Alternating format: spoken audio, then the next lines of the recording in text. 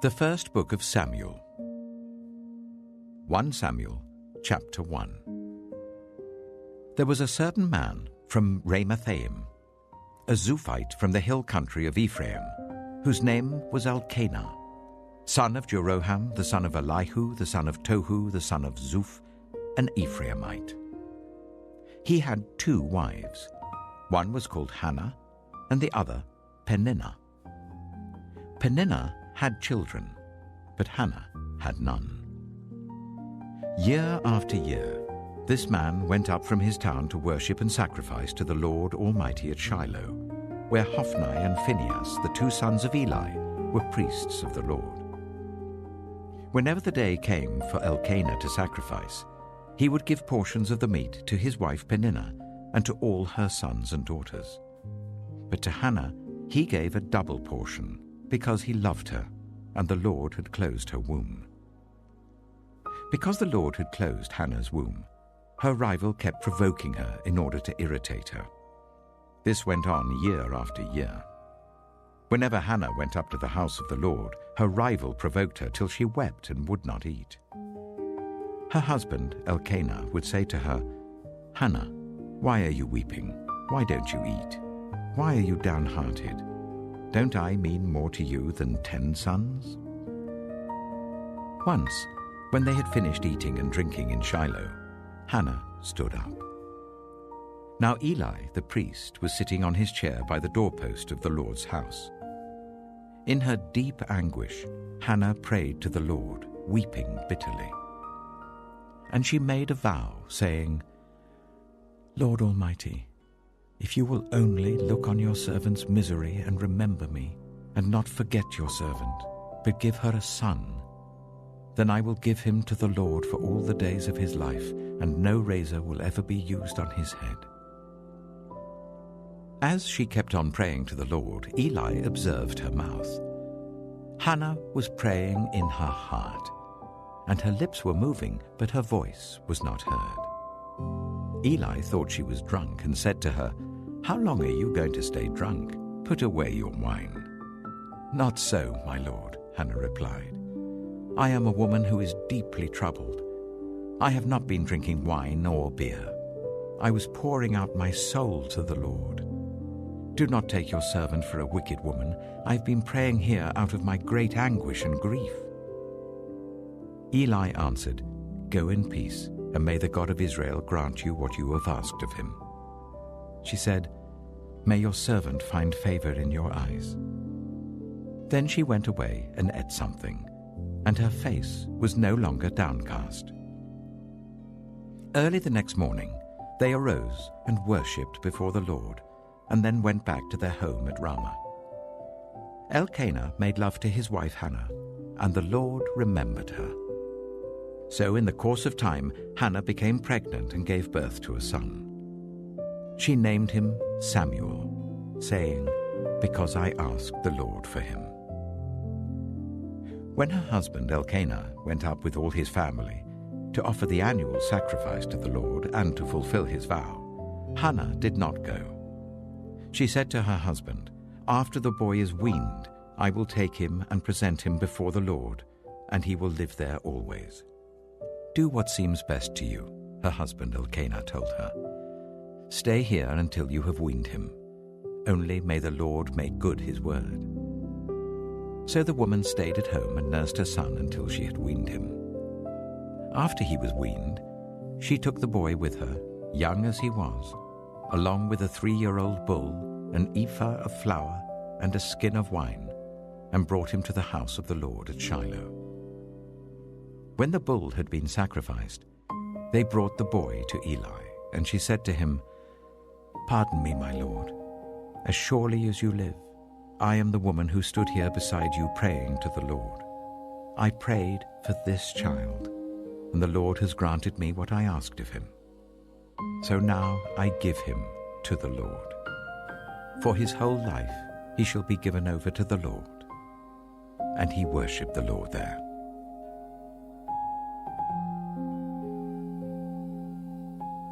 1 Samuel chapter 2.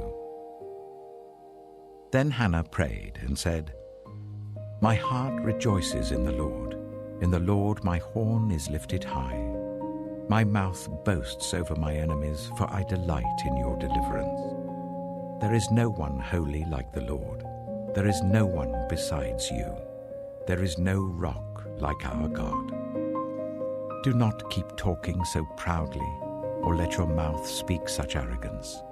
For the Lord is a God who knows, and by him deeds are weighed. The bows of the warriors are broken, but those who stumbled are armed with strength. Those who were full hire themselves out for food, but those who were hungry are hungry no more. She who was barren has borne 7 children, but she who has had many sons pines away. The Lord brings death and makes alive. He brings down to the grave and raises up. The Lord sends poverty and wealth. He humbles and he exalts. He raises the poor from the dust and lifts the needy from the ash heap. He seats them with princes and makes them inherit a throne of honor. For the foundations of the earth are the Lord's. On them he has set the world. He will guard the feet of his faithful servants, but the wicked will be silenced in the place of darkness. It is not by strength that one prevails. Those who oppose the Lord will be broken. The Most High will thunder from heaven. The Lord will judge the ends of the earth. He will give strength to his king and exalt the horn of his anointed. Then Elkanah went home to Ramah, but the boy ministered before the Lord under Eli the priest. Eli's sons were scoundrels. They had no regard for the Lord. Now it was the practice of the priests that whenever any of the people offered a sacrifice, the priest's servant would come with a 3-pronged fork in his hand while the meat was being boiled, and would plunge the fork into the pan or kettle or cauldron or pot. Whatever the fork brought up, the priest would take for himself. This is how they treated all the Israelites who came to Shiloh. But even before the fat was burned, the priest's servant would come and say to the person who was sacrificing, "Give the priest some meat to roast. He won't accept boiled meat from you, but only raw." If the person said to him, "Let the fat be burned first, and then take whatever you want," the servant would answer, "No, hand it over now. If you don't, I'll take it by force." This sin of the young men was very great in the Lord's sight, for they were treating the Lord's offering with contempt. But Samuel was ministering before the Lord, a boy wearing a linen ephod. Each year his mother made him a little robe and took it to him when she went up with her husband to offer the annual sacrifice.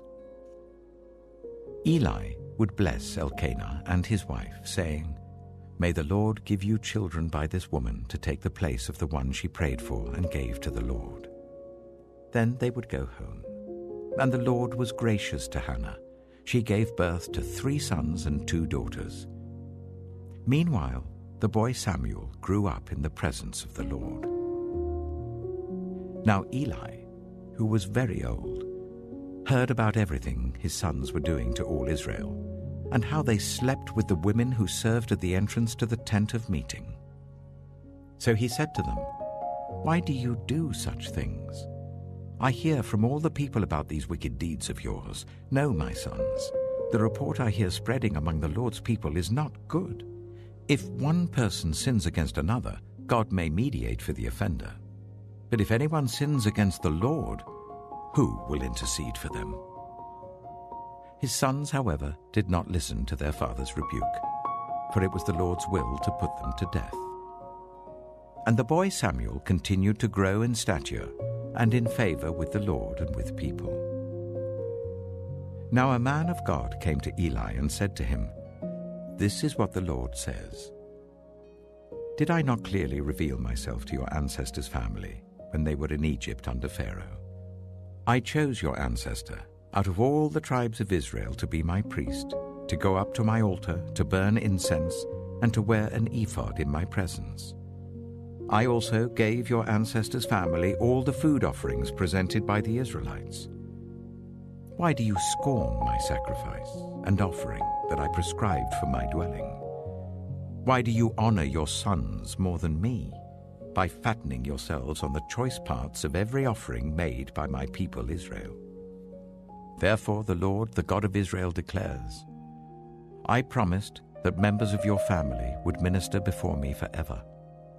But now the Lord declares, far be it from me. Those who honor me, I will honor, but those who despise me will be disdained.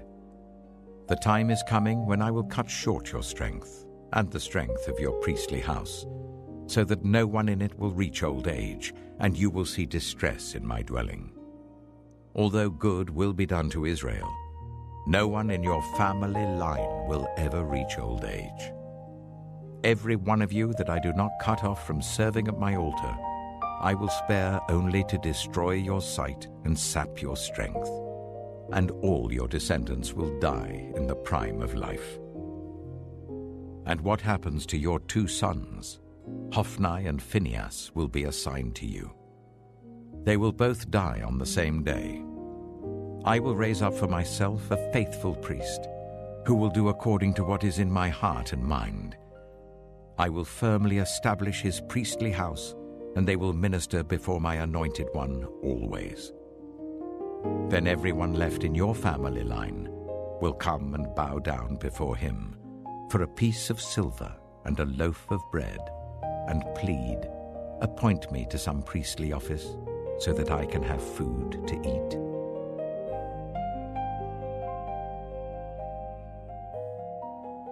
Samuel chapter 3. The boy Samuel ministered before the Lord under Eli. In those days the word of the Lord was rare. There were not many visions. One night, Eli, whose eyes were becoming so weak that he could barely see, was lying down in his usual place. The lamp of God had not yet gone out, and Samuel was lying down in the house of the Lord where the ark of God was. Then the Lord called Samuel. Samuel answered, Here I am. And he ran to Eli and said, Here I am, you called me. But Eli said, I did not call. Go back and lie down. So he went and lay down. Again the Lord called Samuel. Then Samuel got up and went to Eli and said, Here I am, you called me. My son, Eli said, I did not call. Go back and lie down. Now Samuel did not yet know the Lord. The word of the Lord had not yet been revealed to him. A third time the Lord called, Samuel. And Samuel got up and went to Eli and said, Here I am, you called me. Then Eli realized that the Lord was calling the boy. So Eli told Samuel, Go and lie down, and if he calls you, say, Speak, Lord, for your servant is listening. So Samuel went and lay down in his place. The Lord came and stood there, calling as at the other times, Samuel, Samuel. Then Samuel said, Speak, for your servant is listening. And the Lord said to Samuel, See, I am about to do something in Israel that will make the ears of everyone who hears about it tingle. At that time, I will carry out against Eli everything I spoke against his family, from beginning to end. For I told him that I would judge his family forever, because of the sin he knew about. His sons uttered blasphemies against God, and he failed to restrain them. Therefore I swore to the house of Eli, the guilt of Eli's house will never be atoned for by sacrifice or offering. Samuel lay down until morning, and then opened the doors of the house of the Lord. He was afraid to tell Eli the vision, but Eli called him and said, Samuel, my son. Samuel answered, Here I am. What was it he said to you? Eli asked. Do not hide it from me. May God deal with you, be it ever so severely, if you hide from me anything he told you. So Samuel told him everything, hiding nothing from him. Then Eli said, He is the Lord. Let him do what is good in his eyes.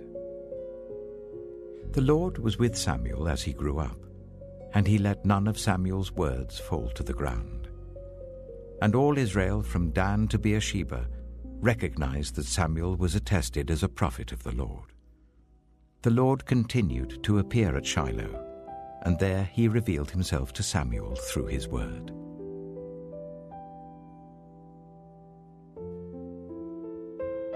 Samuel chapter 4. And Samuel's word came to all Israel. Now the Israelites went out to fight against the Philistines. The Israelites camped at Ebenezer, and the Philistines at Aphek. The Philistines deployed their forces to meet Israel, and as the battle spread, Israel was defeated by the Philistines, who killed about 4,000 of them on the battlefield. When the soldiers returned to camp, the elders of Israel asked, "Why did the Lord bring defeat on us today before the Philistines? Let us bring the ark of the Lord's covenant from Shiloh, so that he may go with us and save us from the hand of our enemies." So the people sent men to Shiloh, and they brought back the ark of the covenant of the Lord Almighty, who is enthroned between the cherubim. And Eli's 2 sons, Hophni and Phinehas, were there with the ark of the covenant of God. When the ark of the Lord's covenant came into the camp, all Israel raised such a great shout that the ground shook. Hearing the uproar, the Philistines asked, "What's all this shouting in the Hebrew camp?" When they learned that the ark of the Lord had come into the camp, the Philistines were afraid. "A god has come into the camp," they said. "Oh no, nothing like this has happened before. We're doomed. Who will deliver us from the hand of these mighty gods? They are the gods who struck the Egyptians with all kinds of plagues in the wilderness. Be strong, Philistines. Be men, or you will be subject to the Hebrews as they have been to you. Be men and fight." So the Philistines fought, and the Israelites were defeated, and every man fled to his tent. The slaughter was very great. Israel lost 30,000 foot soldiers. The ark of God was captured, and Eli's 2 sons, Hophni and Phinehas, died. That same day, a Benjaminite ran from the battle line and went to Shiloh with his clothes torn and dust on his head. When he arrived, there was Eli sitting on his chair by the side of the road, watching, because his heart feared for the ark of God. When the man entered the town and told what had happened, the whole town sent up a cry. Eli heard the outcry and asked, "What is the meaning of this uproar?" The man hurried over to Eli, who was 98 years old, and whose eyes had failed so that he could not see. He told Eli, "I have just come from the battle line. I fled from it this very day." Eli asked, "What happened, my son?" The man who brought the news replied, "Israel fled before the Philistines, and the army has suffered heavy losses. Also your 2 sons, Hophni and Phinehas, are dead, and the ark of God has been captured." When he mentioned the ark of God, Eli fell backwards off his chair by the side of the gate. His neck was broken, and he died, for he was an old man, and he was heavy. He had led Israel for 40 years. His daughter-in-law, the wife of Phinehas, was pregnant and near the time of delivery. When she heard the news that the ark of God had been captured and that her father-in-law and her husband were dead, she went into labor and gave birth, but was overcome by her labor pains. As she was dying, the women attending her said, "Don't despair, you've given birth to a son." But she did not respond or pay any attention. She named the boy Ichabod, saying, "The glory has departed from Israel," because of the capture of the ark of God and the deaths of her father-in-law and her husband. She said, "The glory has departed from Israel, for the ark of God has been captured."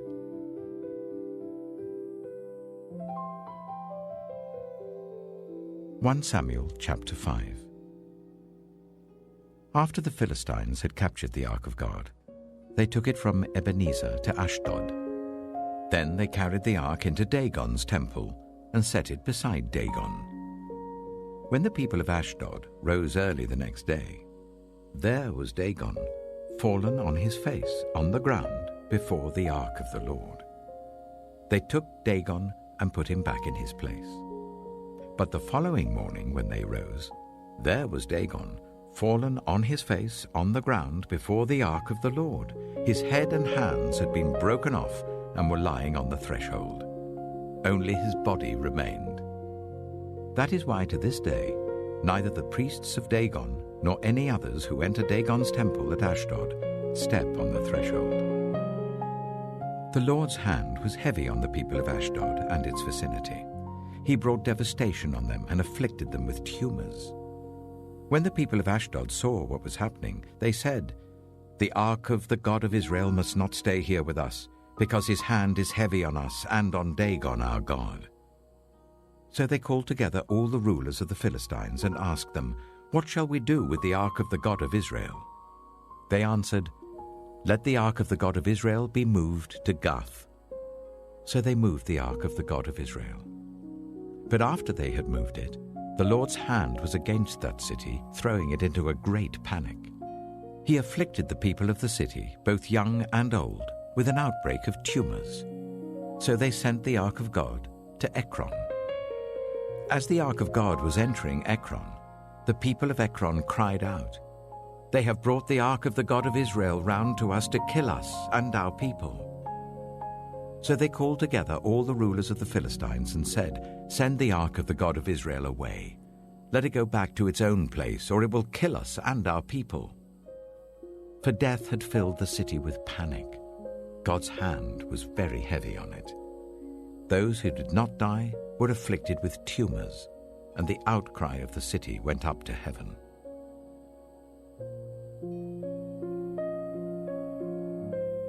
One Samuel chapter 6. When the ark of the Lord had been in Philistine territory for 7 months, the Philistines called for the priests and the diviners and said, "What shall we do with the ark of the Lord? Tell us how we should send it back to its place."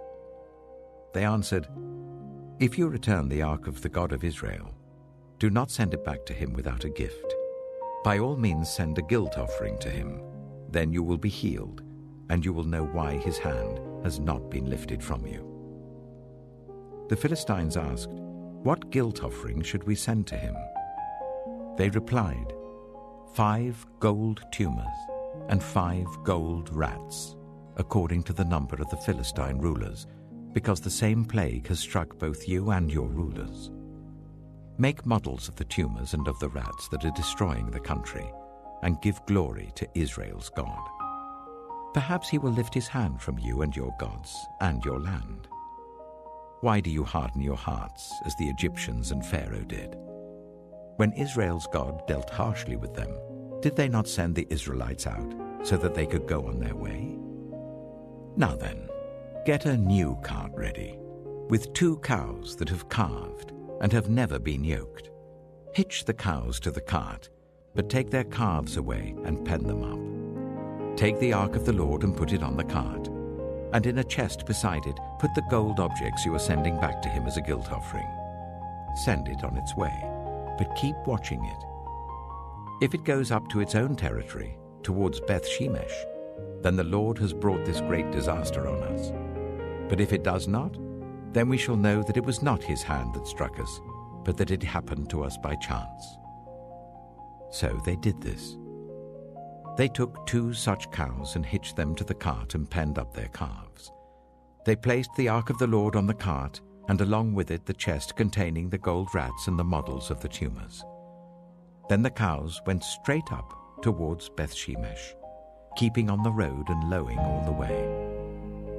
They did not turn to the right or to the left. The rulers of the Philistines followed them as far as the border of Beth Shemesh. Now the people of Beth Shemesh were harvesting their wheat in the valley, and when they looked up and saw the ark, they rejoiced at the sight. The ark came to the field of Joshua of Beth Shemesh, and there it stopped beside a large rock. The people chopped up the wood of the cart and sacrificed the cows as a burnt offering to the Lord. The Levites took down the ark of the Lord together with the chest containing the gold objects and placed them on the large rock. On that day, the people of Beth-shemesh offered burnt offerings and made sacrifices to the Lord. The 5 rulers of the Philistines saw all this and then returned that same day to Ekron. These are the gold tumors the Philistines sent as a guilt offering to the Lord. 1 each for Ashdod, Gaza, Ashkelon, Gath, and Ekron. And the number of the gold rats was according to the number of Philistine towns belonging to the 5 rulers, the fortified towns with their country villages. The large rock on which the Levites set the ark of the Lord is a witness to this day in the field of Joshua of Beth-shemesh. But God struck down some of the inhabitants of Beth-shemesh, putting 70 of them to death because they looked into the ark of the Lord. The people mourned because of the heavy blow the Lord had dealt them. And the people of Beth-shemesh asked, "Who can stand in the presence of the Lord, this holy God? To whom will the ark go up from here?" Then they sent messengers to the people of Kiriath-jearim, saying, "The Philistines have returned the ark of the Lord. Come down and take it up to your town."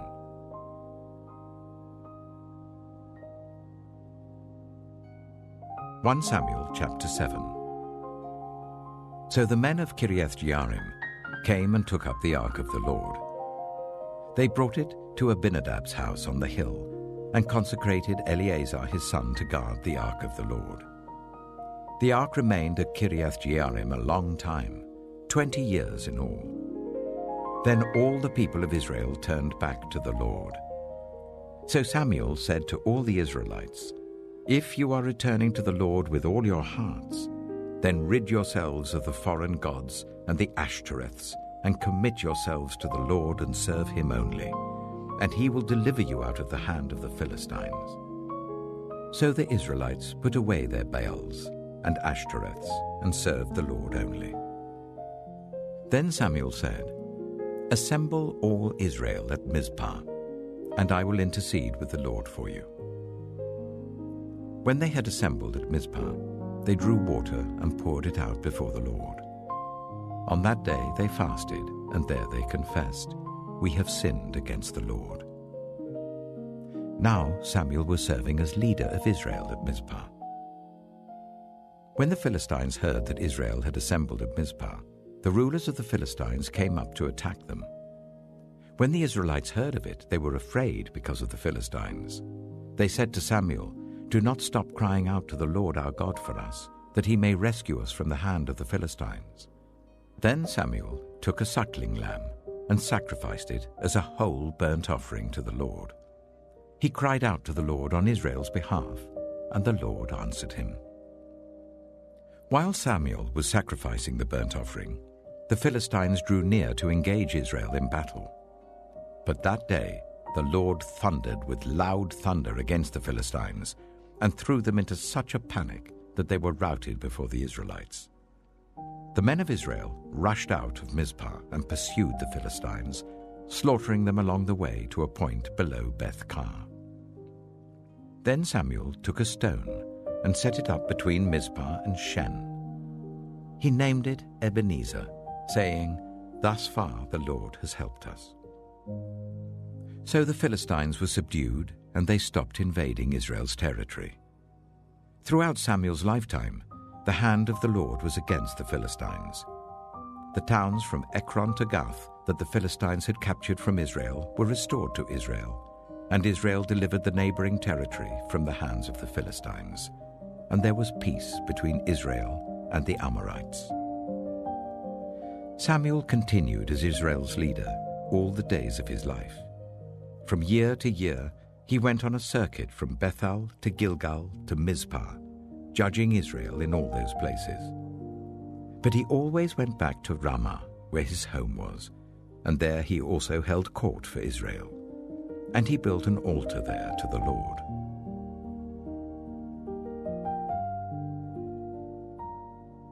(1 Samuel chapter 8). When Samuel grew old, he appointed his sons as Israel's leaders. The name of his firstborn was Joel, and the name of his second was Abijah, and they served at Beersheba. But his sons did not follow his ways.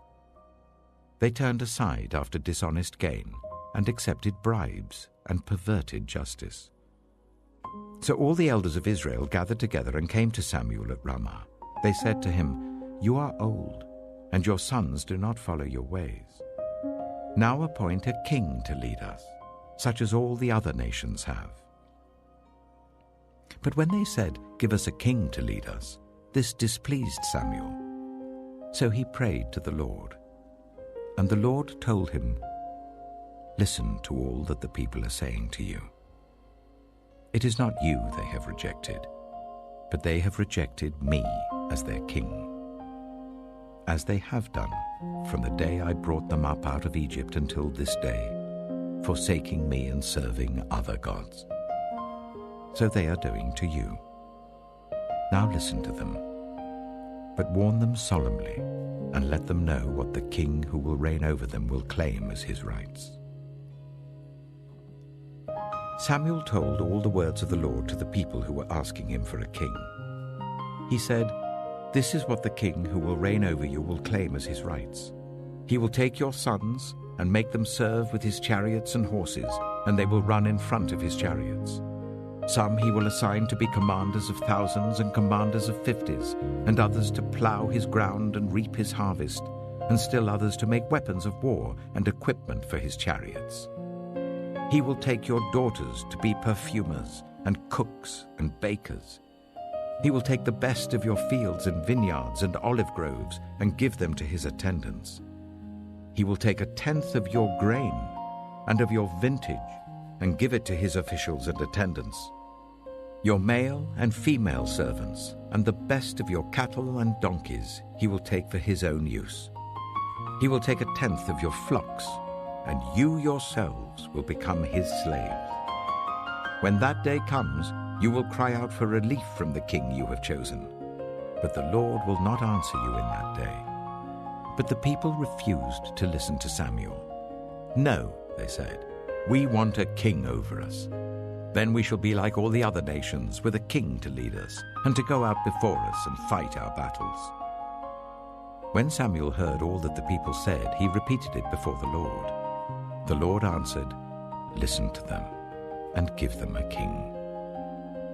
Then Samuel said to the Israelites, "Everyone go back to your own town."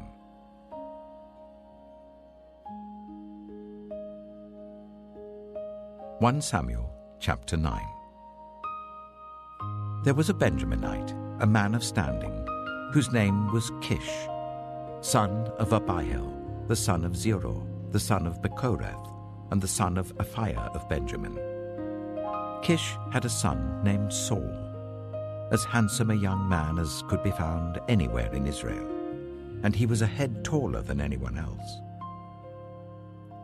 Now the donkeys belonging to Saul's father, Kish, were lost, and Kish said to his son Saul, "Take one of the servants with you and go and look for the donkeys." So he passed through the hill country of Ephraim and through the area around Shalisha, but they did not find them. They went on into the district of Shealim, but the donkeys were not there. Then he passed through the territory of Benjamin, but they did not find them. When they reached the district of Zaph, Saul said to the servant who was with him, "Come, let's go back, or my father will stop thinking about the donkeys and start worrying about us." But the servant replied, "Look, in this town there is a man of God. He is highly respected, and everything he says comes true. Let's go there now. Perhaps he will tell us what way to take." Saul said to his servant, "If we go, what can we give the man? The food in our sacks is gone. We have no gift to take to the man of God. What do we have?" The servant answered him again. "Look," he said, "I have 1/4 of a shekel of silver. I will give it to the man of God, so that he will tell us what way to take." Formerly in Israel, if someone went to inquire of God, they would say, "Come, let us go to the seer," because the prophet of today used to be called a seer. "Good," Saul said to his servant. "Come, let's go." So they set out for the town where the man of God was. As they were going up the hill to the town, they met some young women coming out to draw water, and they asked them, "Is the seer here?" "He is," they answered. "He's ahead of you. Hurry now, he has just come to our town today, for the people have a sacrifice at the high place. As soon as you enter the town, you will find him before he goes up to the high place to eat. The people will not begin eating until he comes, because he must bless the sacrifice. Afterwards, those who are invited will eat. Go up now. You should find him about this time." They went up to the town, and as they were entering it, there was Samuel coming towards them on his way up to the high place. Now the day before Saul came, the Lord had revealed this to Samuel. "About this time tomorrow, I will send you a man from the land of Benjamin. Anoint him ruler over my people Israel. He will deliver them from the hand of the Philistines. I have looked on my people, for their cry has reached me." When Samuel caught sight of Saul, the Lord said to him, "This is the man I spoke to you about. He will govern my people." Saul approached Samuel in the gateway and asked, "Would you please tell me where the seer's house is?" "I am the seer," Samuel replied. "Go up ahead of me to the high place, for today you are to eat with me. And in the morning I will send you on your way and will tell you all that is in your heart. As for the donkeys you lost 3 days ago, do not worry about them. They have been found. And to whom is all the desire of Israel turned, if not to you and your whole family line?" Saul answered, "But am I not a Benjaminite, from the smallest tribe of Israel? And is not my clan the least of all the clans of the tribe of Benjamin? Why do you say such a thing to me?" Then Samuel brought Saul and his servant into the hall, and seated them at the head of those who were invited, about 30 in number. Samuel said to the cook, "Bring the piece of meat I gave you, the one I told you to lay aside." So the cook took up the thigh with what was on it, and set it in front of Saul. Samuel said, "Here is what has been kept for you. Eat, because it was set aside for you for this occasion from the time I said, 'I have invited guests.'" And Saul dined with Samuel that day. After they came down from the high place to the town, Samuel talked with Saul on the roof of his house. They rose about daybreak, and Samuel called to Saul on the roof, "Get ready, and I will send you on your way." When Saul got ready, he and Samuel went outside together. As they were going down to the edge of the town, Samuel said to Saul, "Tell the servant to go on ahead of us." And the servant did so. "But you stay here for a while, so that I may give you a message from God."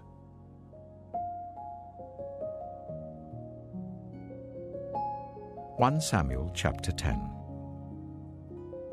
Then Samuel took a flask of olive oil and poured it on Saul's head and kissed him, saying, "Has not the Lord anointed you ruler over his inheritance? When you leave me today, you will meet 2 men near Rachel's tomb at Zelzah, on the border of Benjamin. They will say to you, 'The donkeys you set out to look for have been found.' And now your father has stopped thinking about them and is worried about you. He is asking, 'What shall I do about my son?' Then you will go on from there until you reach the great tree of Tabor. 3 men going up to worship God at Bethel will meet you there. One will be carrying 3 young goats, another 3 loaves of bread, and another a skin of wine. They will greet you and offer you 2 loaves of bread, which you will accept from them. After that, you will go to Gibeah of God, where there is a Philistine outpost. As you approach the town, you will meet a procession of prophets coming down from the high place, with lyres, tambourines, pipes, and harps being played before them, and they will be prophesying. The Spirit of the Lord will come powerfully upon you, and you will prophesy with them, and you will be changed into a different person. Once these signs are fulfilled, do whatever your hand finds to do, for God is with you. Go down ahead of me to Gilgal. I will surely come down to you to sacrifice burnt offerings and fellowship offerings. But you must wait 7 days until I come to you and tell you what you are to do." As Saul turned to leave Samuel, God changed Saul's heart, and all these signs were fulfilled that day. When he and his servant arrived at Gibeah, a procession of prophets met him. The Spirit of God came powerfully upon him, and he joined in their prophesying. When all those who had formerly known him saw him prophesying with the prophets, they asked each other, "What is this that has happened to the son of Kish? Is Saul also among the prophets?" A man who lived there answered, "And who is their father?" So it became a saying, "Is Saul also among the prophets?" After Saul stopped prophesying, he went to the high place. Now Saul's uncle asked him and his servant, "Where have you been?" "Looking for the donkeys," he said. "But when we saw they were not to be found, we went to Samuel." Saul's uncle said, "Tell me what Samuel said to you."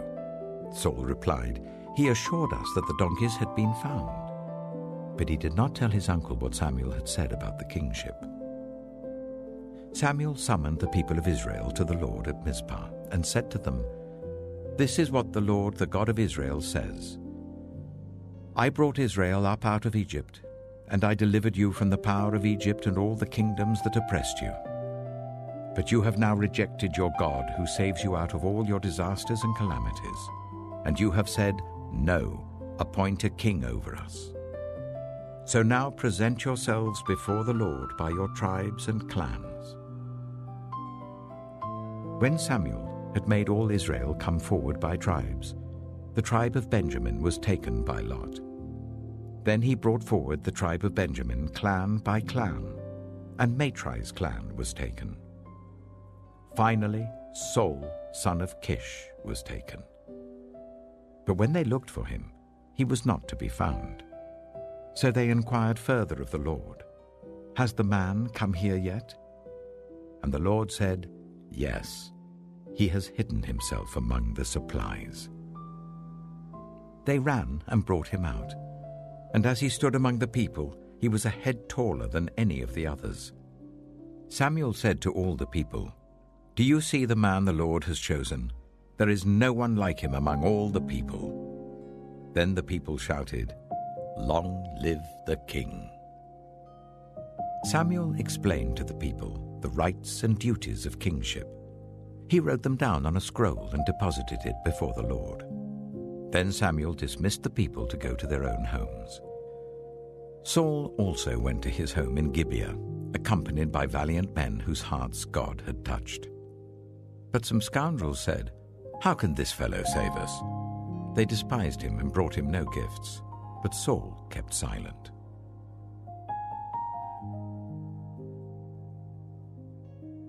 1 Samuel chapter 11. Nahash the Ammonite went up and besieged Jabesh-Gilead. And all the men of Jabesh said to him, "Make a treaty with us, and we will be subject to you." But Nahash the Ammonite replied, "I will make a treaty with you only on the condition that I gouge out the right eye of every one of you, and so bring disgrace on all Israel." The elders of Jabesh said to him, "Give us 7 days so that we can send messengers throughout Israel.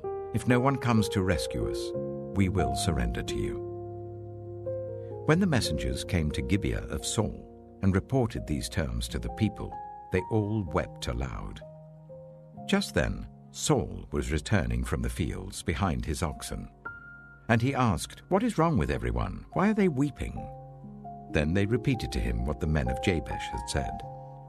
When Saul heard their words, the Spirit of God came powerfully upon him, and he burned with anger.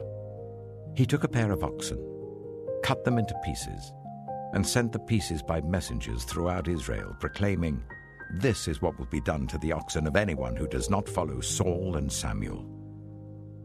Then the terror of the Lord fell on the people, and they came out together as one. When Saul mustered them at Bezek, the men of Israel numbered 300,000, and those of Judah 30,000. They told the messengers who had come, "Say to the men of Jabesh Gilead, by the time the sun is hot tomorrow, you will be rescued." When the messengers went and reported this to the men of Jabesh, they were elated. They said to the Ammonites, "Tomorrow we will surrender to you, and you can do to us whatever you like." The next day, Saul separated his men into 3 divisions. During the last watch of the night, they broke into the camp of the Ammonites and slaughtered them until the heat of the day. Those who survived were scattered, so that no 2 of them were left together. The people then said to Samuel, "Who was it that asked, 'Shall Saul reign over us?' Turn these men over to us, so that we may put them to death." But Saul said, "No one will be put to death today, for this day the Lord has rescued Israel." Then Samuel said to the people, "Come, let us go to Gilgal, and there renew the kingship." So all the people went to Gilgal and made Saul king in the presence of the Lord. There they sacrificed fellowship offerings before the Lord, and Saul and all the Israelites held a great celebration.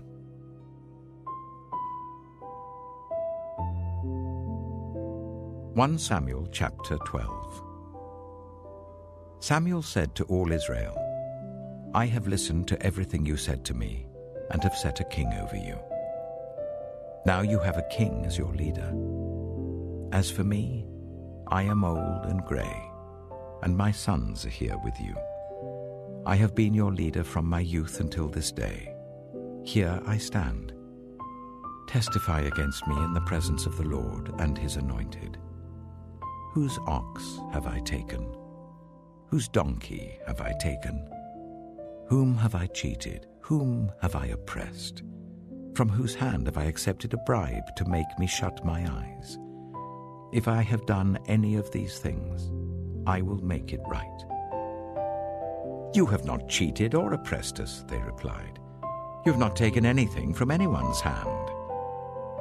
Samuel said to them, "The Lord is witness against you, and also his anointed is witness this day, that you have not found anything in my hand." "He is witness," they said. Then Samuel said to the people, "It is the Lord who appointed Moses and Aaron, and brought your ancestors up out of Egypt. Now then, stand here, because I'm going to confront you with evidence before the Lord as to all the righteous acts performed by the Lord for you and your ancestors. After Jacob entered Egypt, they cried to the Lord for help, and the Lord sent Moses and Aaron, who brought your ancestors out of Egypt and settled them in this place. But they forgot the Lord their God. So he sold them into the hands of Sisera, the commander of the army of Hazor, and into the hands of the Philistines and the king of Moab, who fought against them.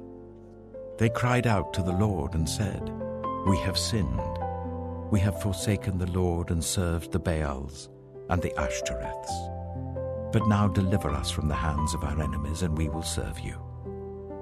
Then the Lord sent Jerubbaal, Barak, Jephthah, and Samuel, and he delivered you from the hands of your enemies all around you, so that you lived in safety. But when you saw that Nahash, king of the Ammonites, was moving against you, you said to me, "No, we want a king to rule over us," even though the Lord your God was your king. Now, here is the king you have chosen, the one you asked for.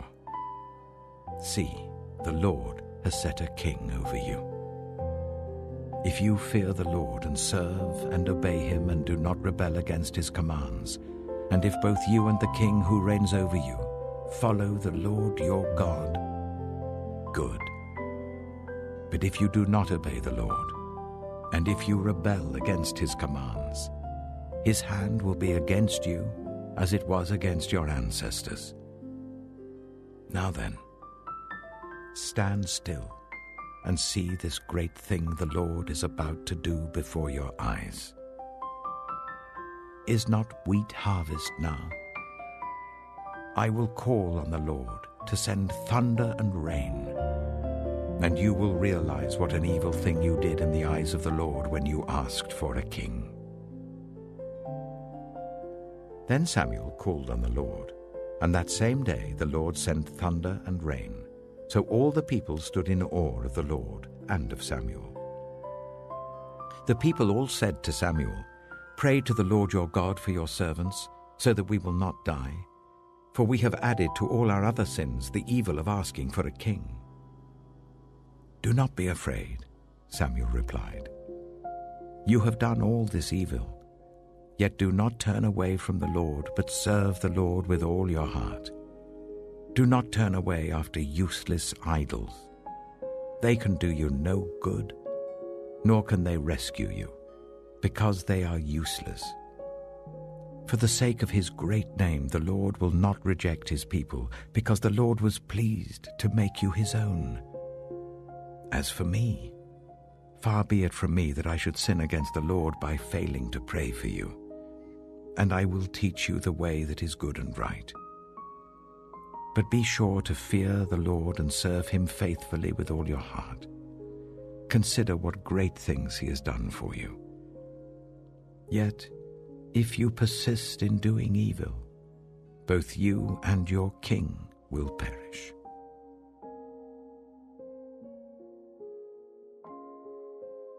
(1 Samuel chapter 13). Saul was 30 years old when he became king, and he reigned over Israel for 42 years. Saul chose 3,000 men from Israel. 2,000 were with him at Michmash in the hill country of Bethel, and 1,000 were with Jonathan at Gibeah in Benjamin. The rest of the men he sent back to their homes. Jonathan attacked the Philistine outpost at Geba, and the Philistines heard about it. Then Saul had the trumpet blown throughout the land and said, "Let the Hebrews hear." So all Israel heard the news. Saul has attacked the Philistine outpost, and now Israel has become obnoxious to the Philistines. And the people were summoned to join Saul at Gilgal. The Philistines assembled to fight Israel, with 3,000 chariots, 6,000 charioteers, and soldiers as numerous as the sand on the seashore. They went up and camped at Michmash, east of Bethaven. When the Israelites saw that their situation was critical and that their army was hard pressed, they hid in caves and thickets among the rocks, and in pits and cisterns. Some Hebrews even crossed the Jordan to the land of Gad and Gilead. Saul remained at Gilgal, and all the troops with him were quaking with fear. He waited for 7 days, the time set by Samuel. But Samuel did not come to Gilgal, and Saul's men began to scatter. So he said, "Bring me the burnt offering and the fellowship offerings." And Saul offered up the burnt offering. Just as he finished making the offering, Samuel arrived, and Saul went out to greet him. "What have you done?" asked Samuel. Saul replied, "When I saw that the men were scattering, and that you did not come at the set time, and that the Philistines were assembling at Michmash, I thought, now the Philistines will come down against me at Gilgal, and I have not sought the Lord's favor. So I felt compelled to offer the burnt offering." "Oh, you have done a foolish thing," Samuel said. "You have not kept the command the Lord your God gave you. If you had, he would have established your kingdom over Israel for all time. But now your kingdom will not endure. The Lord has sought out a man after his own heart, and appointed him ruler of his people, because you have not kept the Lord's command." Then Samuel left Gilgal and went up to Gibeah in Benjamin. And Saul counted the men who were with him. They numbered about 600. Saul and his son Jonathan and the men with them were staying at Gibeah of Benjamin, while the Philistines camped at Michmash. Raiding parties went out from the Philistine camp in 3 detachments. One turned towards Ophrah in the vicinity of Shual, another towards Beth-horon, and the third towards the borderland overlooking the valley of Zeboim, facing the wilderness. Not a blacksmith could be found in the whole land of Israel, because the Philistines had said, "Otherwise the Hebrews will make swords and spears." So all Israel went down to the Philistines to have their plowshares, mattocks, axes, and sickles sharpened. The price was 2/3 of a shekel for sharpening plowshares and mattocks, and 1/3 of a shekel for sharpening forks and axes, and for repointing goads. So on the day of the battle, not a soldier with Saul and Jonathan had a sword or spear in his hand.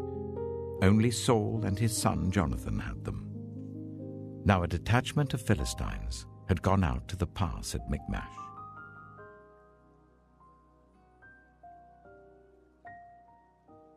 Samuel chapter 14. One day, Jonathan, son of Saul, said to his young armor-bearer, "Come, let's go over to the Philistine outpost on the other side." But he did not tell his father. Saul was staying on the outskirts of Gibeah, under a pomegranate tree in Migron. With him were about 600 men, among whom was Ahijah, who was wearing an ephod. He was a son of Ichabod's brother, Ahitub, son of Phinehas, the son of Eli, the Lord's priest in Shiloh. No one was aware that Jonathan had left. On each side of the pass that Jonathan intended to cross to reach the Philistine outpost was a cliff. One was called Bozez, and the other Sineh. One cliff stood to the north towards Michmash, the other to the south towards Geba. Jonathan said to his young armor-bearer, "Come, let's go over to the outpost of those uncircumcised men. Perhaps the Lord will act on our behalf. Nothing can hinder the Lord from saving, whether by many or by few." "Do all that you have in mind," his armor-bearer said. "Go ahead. I am with you, heart and soul." Jonathan said, "Come on then. We will cross over towards them and let them see us. If they say to us, 'Wait there until we come to you,' we will stay where we are and not go up to them. But if they say, 'Come up to us,' we will climb up, because that will be our sign that the Lord has given them into our hands." So both of them showed themselves to the Philistine outpost. "Look," said the Philistines, "the Hebrews are crawling out of the holes they were hiding in." The men of the outpost shouted to Jonathan and his armor-bearer, "Come up to us and we'll teach you a lesson." So Jonathan said to his armor-bearer, "Climb up after me. The Lord has given them into the hand of Israel." Jonathan climbed up using his hands and feet, with his armor-bearer right behind him. The Philistines fell before Jonathan, and his armor-bearer followed and killed behind him. In that first attack, Jonathan and his armor-bearer killed some 20 men in an area of about half an acre. Then panic struck the whole army, those in the camp and field and those in the outposts and raiding parties, and the ground shook. It was a panic sent by God. Saul's lookouts at Gibeah in Benjamin saw the army melting away in all directions. Then Saul said to the men who were with him, "Muster the forces and see who has left us." When they did, it was Jonathan and his armor-bearer who were not there. Saul said to Ahijah, "Bring the ark of God." At that time it was with the Israelites. While Saul was talking to the priest, the tumult in the Philistine camp increased more and more. So Saul said to the priest, "Withdraw your hand." Then Saul and all his men assembled and went to the battle. They found the Philistines in total confusion, striking each other with their swords. Those Hebrews who had previously been with the Philistines and had gone up with them to their camp went over to the Israelites who were with Saul and Jonathan. When all the Israelites who had hidden in the hill country of Ephraim heard that the Philistines were on the run, they joined the battle in hot pursuit. So on that day the Lord saved Israel, and the battle moved on beyond Beth-aven. Now the Israelites were in distress that day, because Saul had bound the people under an oath, saying, "Cursed be anyone who eats food before evening comes, before I have avenged myself on my enemies." So none of the troops tasted food. The entire army entered the woods, and there was honey on the ground. When they went into the woods, they saw the honey oozing out. Yet no one put his hand to his mouth because they feared the oath. But Jonathan had not heard that his father had bound the people with the oath, so he reached out the end of the staff that was in his hand and dipped it into the honeycomb. He raised his hand to his mouth, and his eyes brightened. Then one of the soldiers told him, "Your father bound the army under a strict oath, saying, 'Cursed be anyone who eats food today.' That is why the men are faint." Jonathan said, "My father has made trouble for the country. See how my eyes brightened when I tasted a little of this honey? How much better it would have been if the men had eaten today some of the plunder they took from their enemies. Would not the slaughter of the Philistines have been even greater?" That day, after the Israelites had struck down the Philistines from Michmash to Ajalon, they were exhausted. They pounced on the plunder, and taking sheep, cattle, and calves, they butchered them on the ground and ate them, together with the blood. Then someone said to Saul, "Look, the men are sinning against the Lord by eating meat that has blood in it." "You have broken faith," he said. "Roll a large stone over here at once." Then he said, "Go out among the men and tell them, 'Each of you bring me your cattle and sheep and slaughter them here and eat them. Do not sin against the Lord by eating meat with blood still in it.'" So everyone brought his ox that night and slaughtered it there. Then Saul built an altar to the Lord. It was the first time he had done this. Saul said, "Let us go down and pursue the Philistines by night and plunder them till dawn, and let us not leave one of them alive." "Do whatever seems best to you," they replied. But the priest said, "Let us inquire of God here." So Saul asked God, "Shall I go down and pursue the Philistines? Will you give them into Israel's hand?" But God did not answer him that day.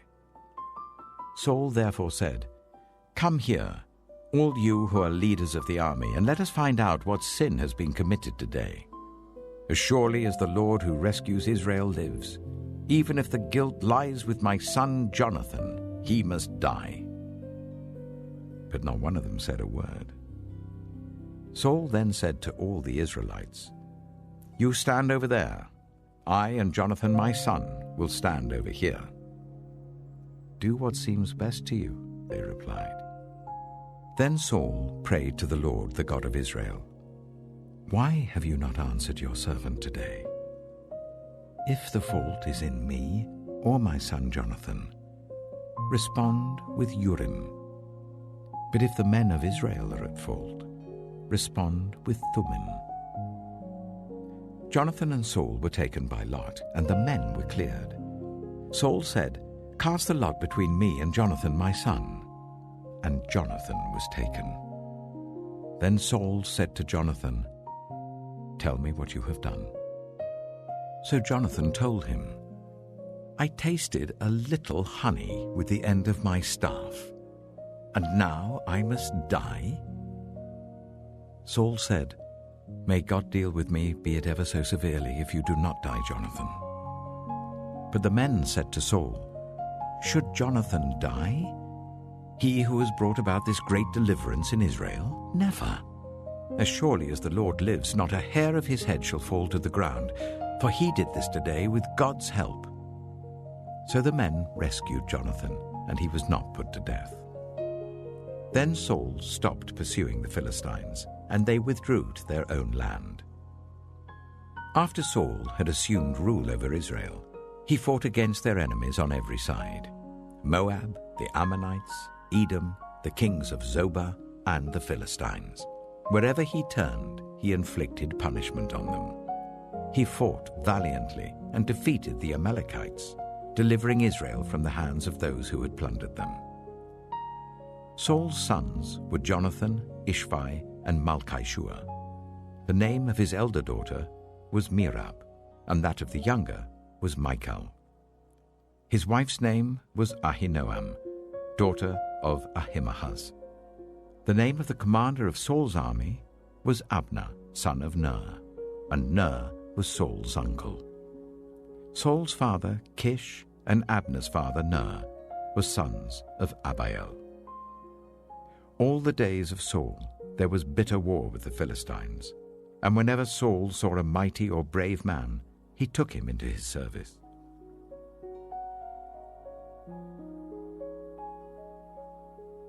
Samuel chapter 15.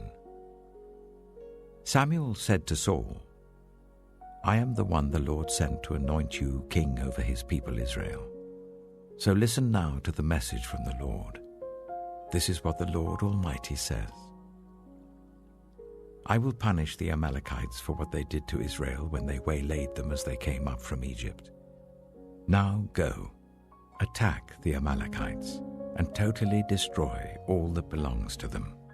Do not spare them. Put to death men and women, children and infants, cattle and sheep, camels and donkeys." So Saul summoned the men and mustered them at Telaim, 200,000 foot soldiers and 10,000 from Judah. Saul went to the city of Amalek and set an ambush in the ravine.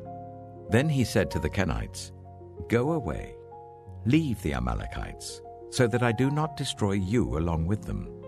For you showed kindness to all the Israelites when they came up out of Egypt." So the Kenites moved away from the Amalekites. Then Saul attacked the Amalekites all the way from Havilah to Shur, near the eastern border of Egypt. He took Agag, king of the Amalekites, alive, and all his people he totally destroyed with the sword.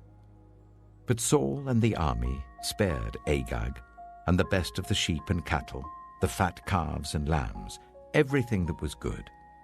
These they were unwilling to destroy completely, but everything that was despised and weak they totally destroyed. Then the word of the Lord came to Samuel. "I regret that I have made Saul king, because he has turned away from me and has not carried out my instructions." Samuel was angry, and he cried out to the Lord all that night. Early in the morning, Samuel got up and went to meet Saul, but he was told, "Saul has gone to Carmel. There he has set up a monument in his own honor and has turned and gone on down to Gilgal." When Samuel reached him, Saul said, "The Lord bless you. I have carried out the Lord's instructions." But Samuel said, "What then is this bleating of sheep in my ears? What is this lowing of cattle that I hear?" Saul answered, "The soldiers brought them from the Amalekites. They spared the best of the sheep and cattle to sacrifice to the Lord your God, but we totally destroyed the rest." "Enough," Samuel said to Saul. "Let me tell you what the Lord said to me last night." "Tell me," Saul replied. Samuel said, "Although you were once small in your own eyes, did you not become the head of the tribes of Israel? The Lord anointed you king over Israel, and he sent you on a mission, saying, 'Go and completely destroy those wicked people, the Amalekites. Wage war against them until you have wiped them out.' Why did you not obey the Lord? Why did you pounce on the plunder and do evil in the eyes of the Lord?" "But I did obey the Lord," Saul said. "I went on the mission the Lord assigned me. I completely destroyed the Amalekites and brought back Agag, their king. The soldiers took sheep and cattle from the plunder, the best of what was devoted to God, in order to sacrifice them to the Lord your God at Gilgal." But Samuel replied, "Does the Lord delight in burnt offerings and sacrifices as much as in obeying the Lord? To obey is better than sacrifice, and to heed is better than the fat of rams.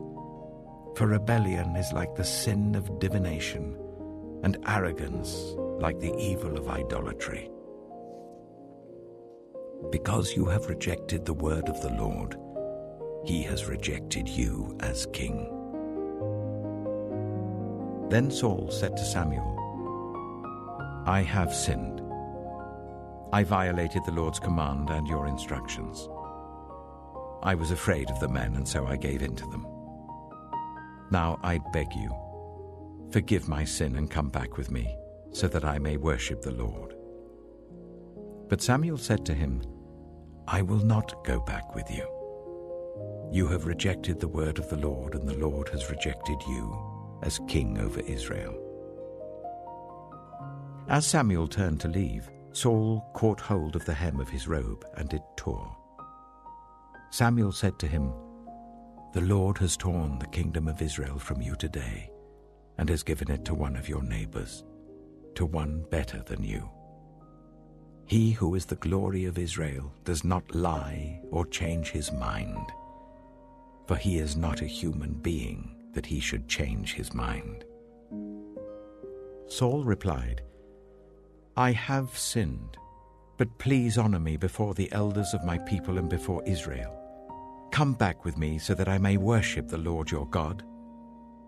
So Samuel went back with Saul, and Saul worshipped the Lord.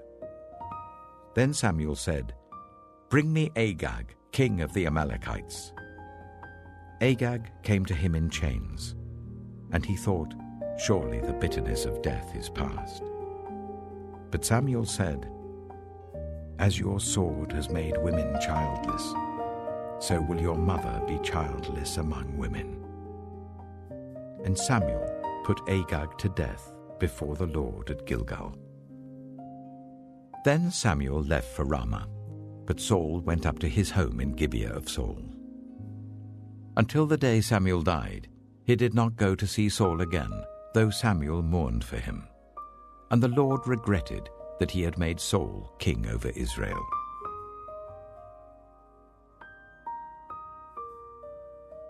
(1 Samuel chapter 16). The Lord said to Samuel, "How long will you mourn for Saul, since I have rejected him as king over Israel? Fill your horn with oil and be on your way. I am sending you to Jesse of Bethlehem. I have chosen one of his sons to be king." But Samuel said, "How can I go? If Saul hears about it, he will kill me." The Lord said, "Take a heifer with you and say, 'I have come to sacrifice to the Lord.' Invite Jesse to the sacrifice, and I will show you what to do. You are to anoint for me the one I indicate." Samuel did what the Lord said. When he arrived at Bethlehem, the elders of the town trembled when they met him. They asked, "Do you come in peace?" Samuel replied, "Yes, in peace. I have come to sacrifice to the Lord. Consecrate yourselves and come to the sacrifice with me." Then he consecrated Jesse and his sons and invited them to the sacrifice. When they arrived, Samuel saw Eliab and thought, "Surely the Lord's anointed stands here before the Lord." But the Lord said to Samuel, "Do not consider his appearance or his height, for I have rejected him. The Lord does not look at the things people look at. People look at the outward appearance, but the Lord looks at the heart." Then Jesse called Abinadab and made him pass in front of Samuel. But Samuel said, "The Lord has not chosen this one either." Jesse then made Shammah pass by, but Samuel said, "Nor has the Lord chosen this one." Jesse made 7 of his sons pass before Samuel, but Samuel said to him, "The Lord has not chosen these." So he asked Jesse, "Are these all the sons you have?" "There is still the youngest," Jesse answered. "He's tending the sheep." Samuel said, "Send for him. We will not sit down until he arrives." So he sent for him and had him brought in. He was glowing with health and had a fine appearance and handsome features. Then the Lord said, "Rise and anoint him. This is the one." So Samuel took the horn of oil and anointed him in the presence of his brothers. And from that day on, the Spirit of the Lord came powerfully upon David. Samuel then went to Ramah. Now the Spirit of the Lord had departed from Saul, and an evil spirit from the Lord tormented him. Saul's attendants said to him, "See, an evil spirit from God is tormenting you. Let our Lord command his servants here to search for someone who can play the lyre." He will play when the evil spirit from God comes on you, and you will feel better." So Saul said to his attendants, "Find someone who plays well and bring him to me." One of the servants answered, "I've seen a son of Jesse of Bethlehem who knows how to play the lyre. He is a brave man and a warrior. He speaks well and is a fine-looking man, and the Lord is with him." Then Saul sent messengers to Jesse and said, "Send me your son David, who is with the sheep." So Jesse took a donkey loaded with bread, a skin of wine, and a young goat, and sent them with his son David to Saul. David came to Saul and entered his service. Saul liked him very much, and David became one of his armor-bearers. Then Saul sent word to Jesse, saying, "Allow David to remain in my service, for I am pleased with him." Whenever the Spirit from God came on Saul, David would take up his lyre and play. Then relief would come to Saul. He would feel better, and the evil spirit would leave him.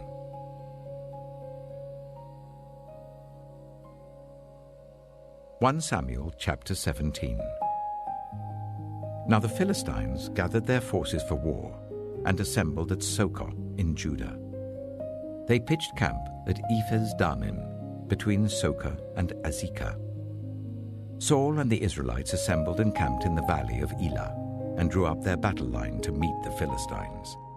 The Philistines occupied one hill, and the Israelites another, with the valley between them. A champion named Goliath, who was from Gath, came out of the Philistine camp.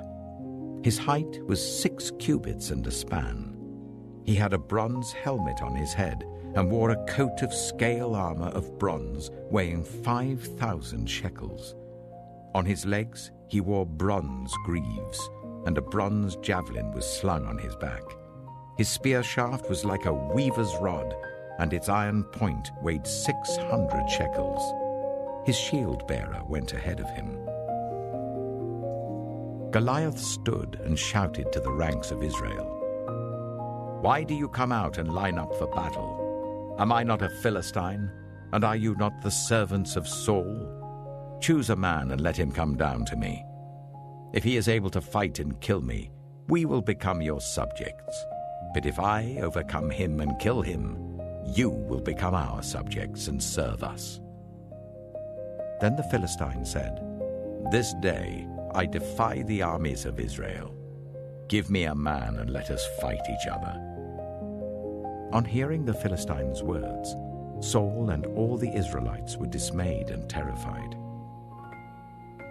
Now David was the son of an Ephrathite named Jesse, who was from Bethlehem in Judah.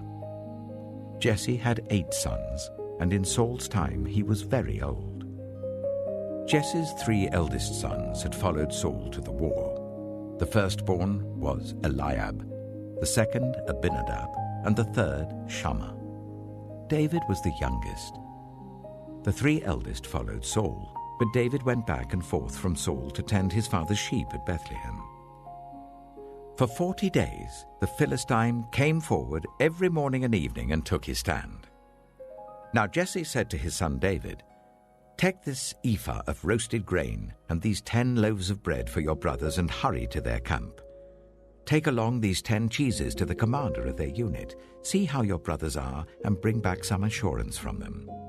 They are with Saul and all the men of Israel in the valley of Elah, fighting against the Philistines." Early in the morning, David left the flock in the care of a shepherd, loaded up and set out as Jesse had directed. He reached the camp as the army was going out to its battle positions, shouting the war cry. Israel and the Philistines were drawing up their lines facing each other. David left his things with the keeper of supplies, ran to the battle lines, and asked his brothers how they were. As he was talking with them, Goliath, the Philistine champion from Gath, stepped out from his lines and shouted his usual defiance, and David heard it. Whenever the Israelites saw the man, they all fled from him in great fear. Now the Israelites had been saying, "Do you see how this man keeps coming out? He comes out to defy Israel. The king will give great wealth to the man who kills him. He will also give him his daughter in marriage, and will exempt his family from taxes in Israel." David asked the men standing near him, "What will be done for the man who kills this Philistine and removes this disgrace from Israel? Who is this uncircumcised Philistine that he should defy the armies of the living God?" They repeated to him what they had been saying, and told him, "This is what will be done for the man who kills him." When Eliab, David's eldest brother, heard him speaking with the men, he burned with anger at him and asked, "Why have you come down here? And with whom did you leave those few sheep in the wilderness? I know how conceited you are and how wicked your heart is. You came down only to watch the battle." "Now what have I done?" said David. "Can't I even speak?" He then turned away to someone else and brought up the same matter, and the men answered him as before. What David said was overheard and reported to Saul, and Saul sent for him. David said to Saul, "Let no one lose heart on account of this Philistine. Your servant will go and fight him." Saul replied, "You are not able to go out against this Philistine and fight him. You're only a young man, and he has been a warrior from his youth." But David said to Saul, "Your servant has been keeping his father's sheep. When a lion or a bear came and carried off a sheep from the flock, I went after it, struck it, and rescued the sheep from its mouth. When it turned on me, I seized it by its hair, struck it, and killed it. Your servant has killed both the lion and the bear. This uncircumcised Philistine will be like one of them, because he has defied the armies of the living God.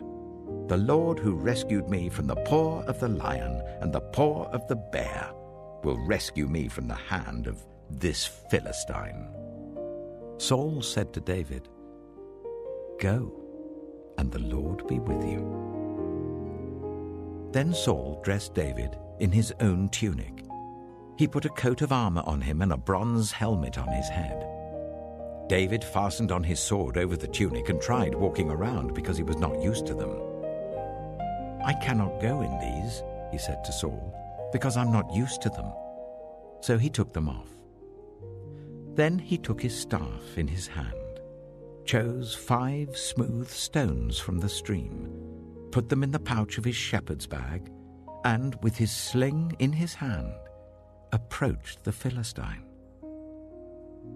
Meanwhile, the Philistine, with his shield-bearer in front of him, kept coming closer to David. He looked David over and saw that he was little more than a boy, glowing with health and handsome, and he despised him. He said to David, "Am I a dog that you come at me with sticks?"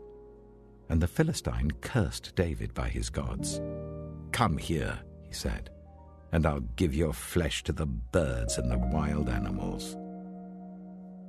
David said to the Philistine, "You come against me with sword and spear and javelin, but I come against you in the name of the Lord Almighty, the God of the armies of Israel, whom you have defied.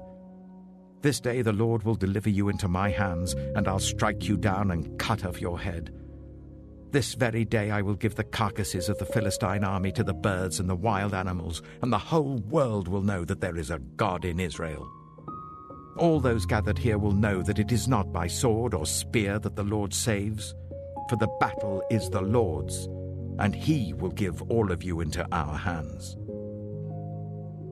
As the Philistine moved closer to attack him, David ran quickly towards the battle line to meet him. Reaching into his bag and taking out a stone, he slung it and struck the Philistine on the forehead. The stone sank into his forehead, and he fell face down on the ground. So David triumphed over the Philistine with a sling and a stone. Without a sword in his hand, he struck down the Philistine and killed him. David ran and stood over him. He took hold of the Philistine's sword and drew it from the sheath. After he killed him, he cut off his head with the sword. When the Philistines saw that their hero was dead, they turned and ran. Then the men of Israel and Judah surged forward with a shout and pursued the Philistines to the entrance of Gath and to the gates of Ekron. Their dead were strewn along the Shearaim road to Gath and Ekron. When the Israelites returned from chasing the Philistines, they plundered their camp. David took the Philistines' head and brought it to Jerusalem. He put the Philistines' weapons in his own tent. As Saul watched David going out to meet the Philistine, he said to Abner, commander of the army, "Abner, whose son is that young man?" Abner replied, "As surely as you live, your majesty, I don't know." The king said, "Find out whose son this young man is."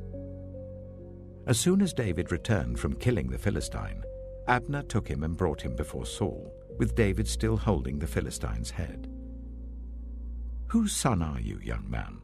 Saul asked him.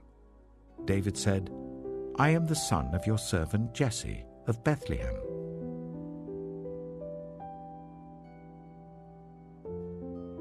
1 Samuel chapter 18.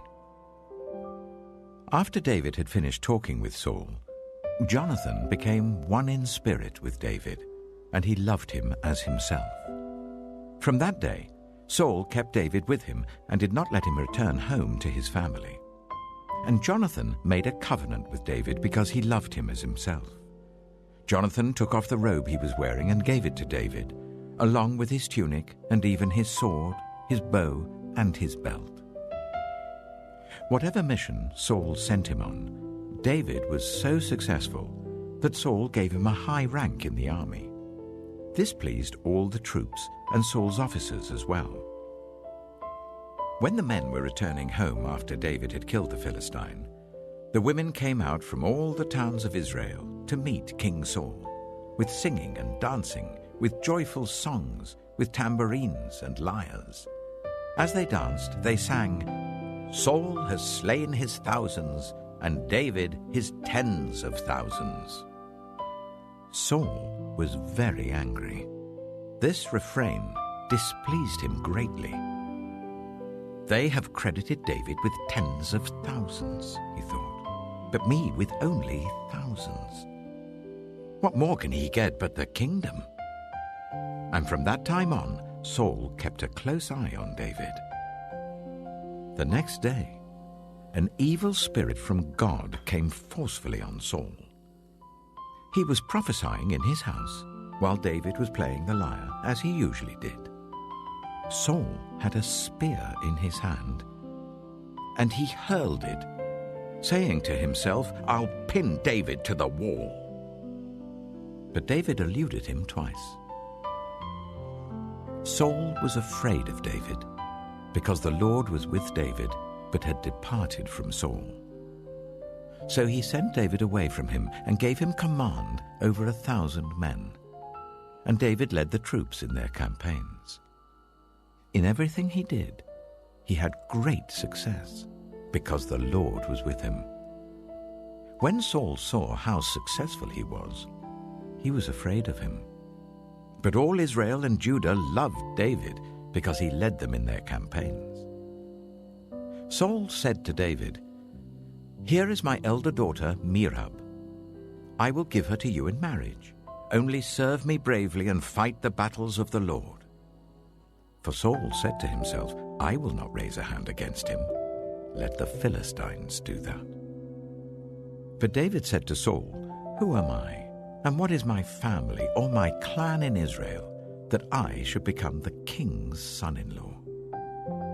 So when the time came for Merab, Saul's daughter, to be given to David, she was given in marriage to Adriel of Meholah. Now Saul's daughter, Michal, was in love with David, and when they told Saul about it, he was pleased. "I will give her to him," he thought, "so that she may be a snare to him, and so that the hand of the Philistines may be against him." So Saul said to David, "Now you have a second opportunity to become my son-in-law." Then Saul ordered his attendants, "Speak to David privately and say, 'Look, the king likes you, and his attendants all love you. Now become his son-in-law.'" They repeated these words to David, But David said, "Do you think it is a small matter to become the king's son-in-law?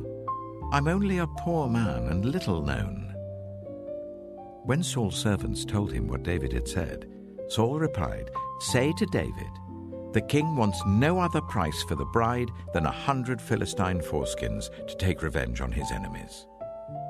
Saul's plan was for David to fall by the hands of the Philistines. When the attendants told David these things, he was pleased to become the king's son-in-law. So before the allotted time elapsed, David took his men with him and went out and killed 200 Philistines and brought back their foreskins. They counted out the full number to the king so that David might become the king's son-in-law. Then Saul gave him his daughter Michal in marriage. When Saul realized that the Lord was with David and that his daughter Michal loved David, Saul became still more afraid of him, and he remained his enemy for the rest of his days. The Philistine commanders continued to go out to battle, and as often as they did, David met with more success than the rest of Saul's officers, and his name became well known.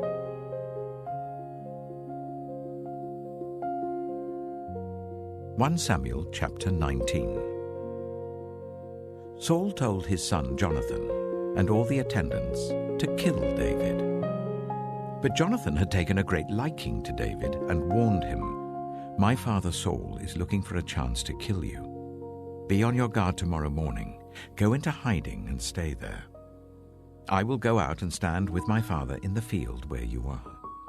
I'll speak to him about you and will tell you what I find out." Jonathan spoke well of David to Saul his father and said to him, "Let not the king do wrong to his servant David. He has not wronged you, and what he has done has benefited you greatly. He took his life in his hands when he killed the Philistine. The Lord won a great victory for all Israel, and you saw it and were glad. Why then would you do wrong to an innocent man like David by killing him for no reason?" Saul listened to Jonathan and took this oath, "As surely as the Lord lives, David will not be put to death." So Jonathan called David and told him the whole conversation. He brought him to Saul, and David was with Saul as before.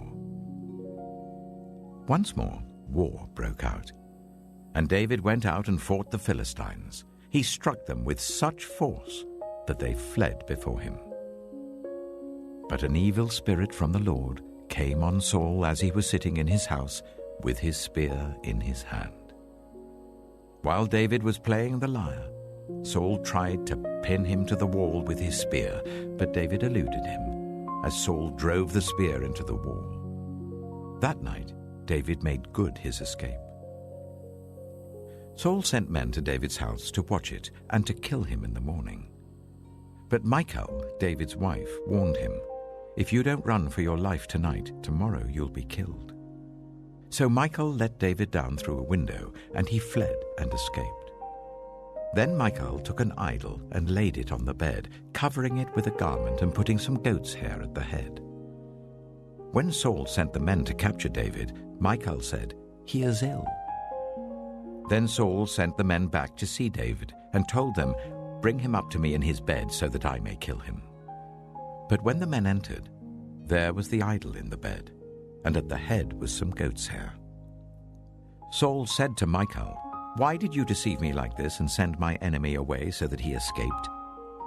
Michal told him, "He said to me, 'Let me get away. Why should I kill you?'" When David had fled and made his escape, he went to Samuel at Ramah and told him all that Saul had done to him. Then he and Samuel went to Naioth and stayed there. Word came to Saul, "David is in Naioth at Ramah." So he sent men to capture him. But when they saw a group of prophets prophesying, with Samuel standing there as their leader, the Spirit of God came on Saul's men, and they also prophesied. Saul was told about it, and he sent more men, and they prophesied too. Saul sent men a third time, and they also prophesied. Finally, he himself left for Ramah and went to the great cistern at Sikhu. And he asked, "Where are Samuel and David?" "Over in Naioth at Ramah," they said. So Saul went to Naioth at Ramah, but the Spirit of God came even on him. And he walked along prophesying until he came to Naioth. He stripped off his garments, and he too prophesied in Samuel's presence. He lay naked all that day and all that night. That is why people say, "Is Saul also among the prophets?"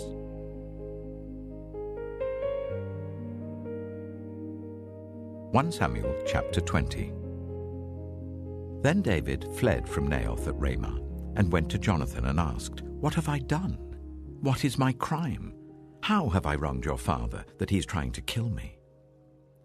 "Never," Jonathan replied. "You're not going to die.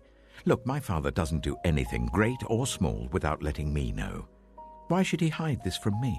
It isn't so." But David took an oath and said, "Your father knows very well that I have found favor in your eyes. And he has said to himself, 'Jonathan must not know this, or he will be grieved.' Yet as surely as the Lord lives and as you live, there is only a step between me and death." Jonathan said to David, "Whatever you want me to do, I'll do for you." So David said, "Look, tomorrow is the new moon feast, and I am supposed to dine with the king. But let me go and hide in the field until the evening of the day after tomorrow. If your father misses me at all, tell him, 'David earnestly asked my permission to hurry to Bethlehem, his hometown, because an annual sacrifice is being made there for his whole clan.' If he says, 'Very well,' then your servant is safe. But if he loses his temper, you can be sure that he is determined to harm me. As for you, show kindness to your servant, for you have brought him into a covenant with you before the Lord. If I am guilty, then kill me yourself. Why hand me over to your father?" "Never," Jonathan said. "If I had the least inkling that my father was determined to harm you, wouldn't I tell you?" David asked, "Who will tell me if your father answers you harshly?" "Come," Jonathan said, "let's go out into the field." So they went there together. Then Jonathan said to David, "I swear by the Lord, the God of Israel, that I will surely sound out my father by this time the day after tomorrow. If he is favorably disposed towards you, will I not send you word and let you know? But if my father intends to harm you, may the Lord deal with me, be it ever so severely, if I do not let you know and send you away in peace. May the Lord be with you, as he has been with my father. But show me unfailing kindness like the Lord's kindness as long as I live, so that I may not be killed. And do not ever cut off your kindness from my family, not even when the Lord has cut off every one of David's enemies from the face of the earth."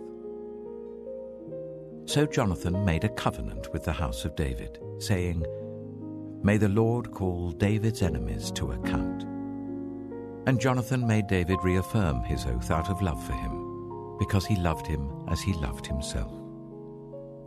Then Jonathan said to David, "Tomorrow is the new moon feast. You will be missed, because your seat will be empty. The day after tomorrow, towards evening, go to the place where you hid when this trouble began, and wait by the stone easel. I will shoot 3 arrows to the side of it, as though I were shooting at a target. Then I will send a boy and say, 'Go find the arrows.'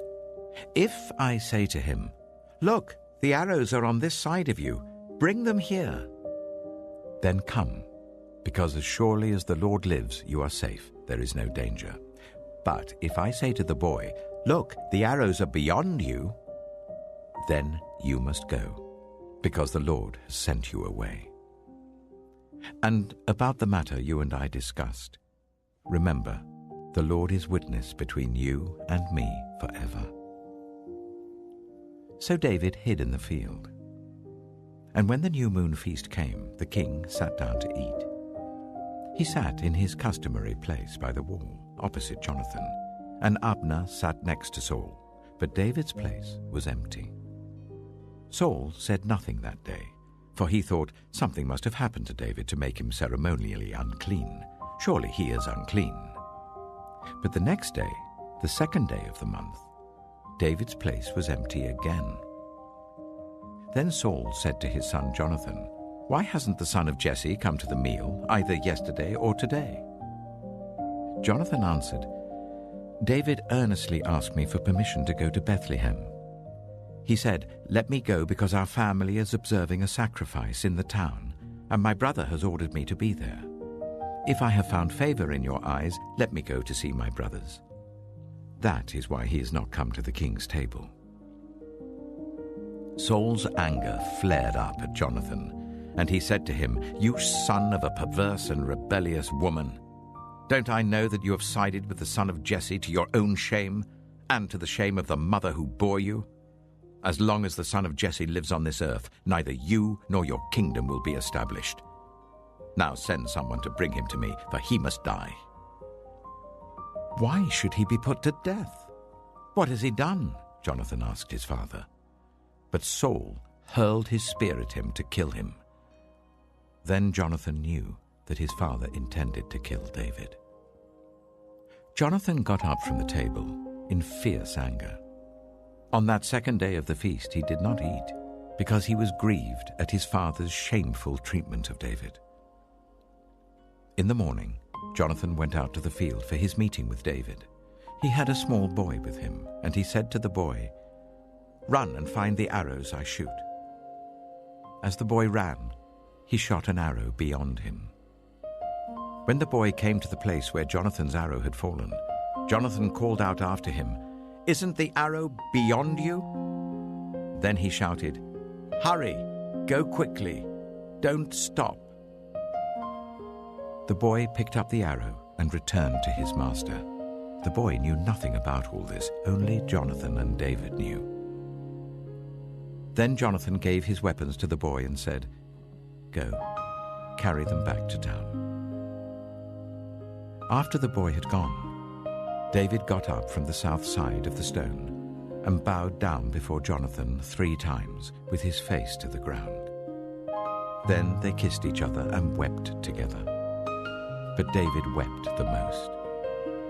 Jonathan said to David, "Go in peace, for we have sworn friendship with each other in the name of the Lord, saying, 'The Lord is witness between you and me, and between your descendants and my descendants forever.'" Then David left, and Jonathan went back to the town.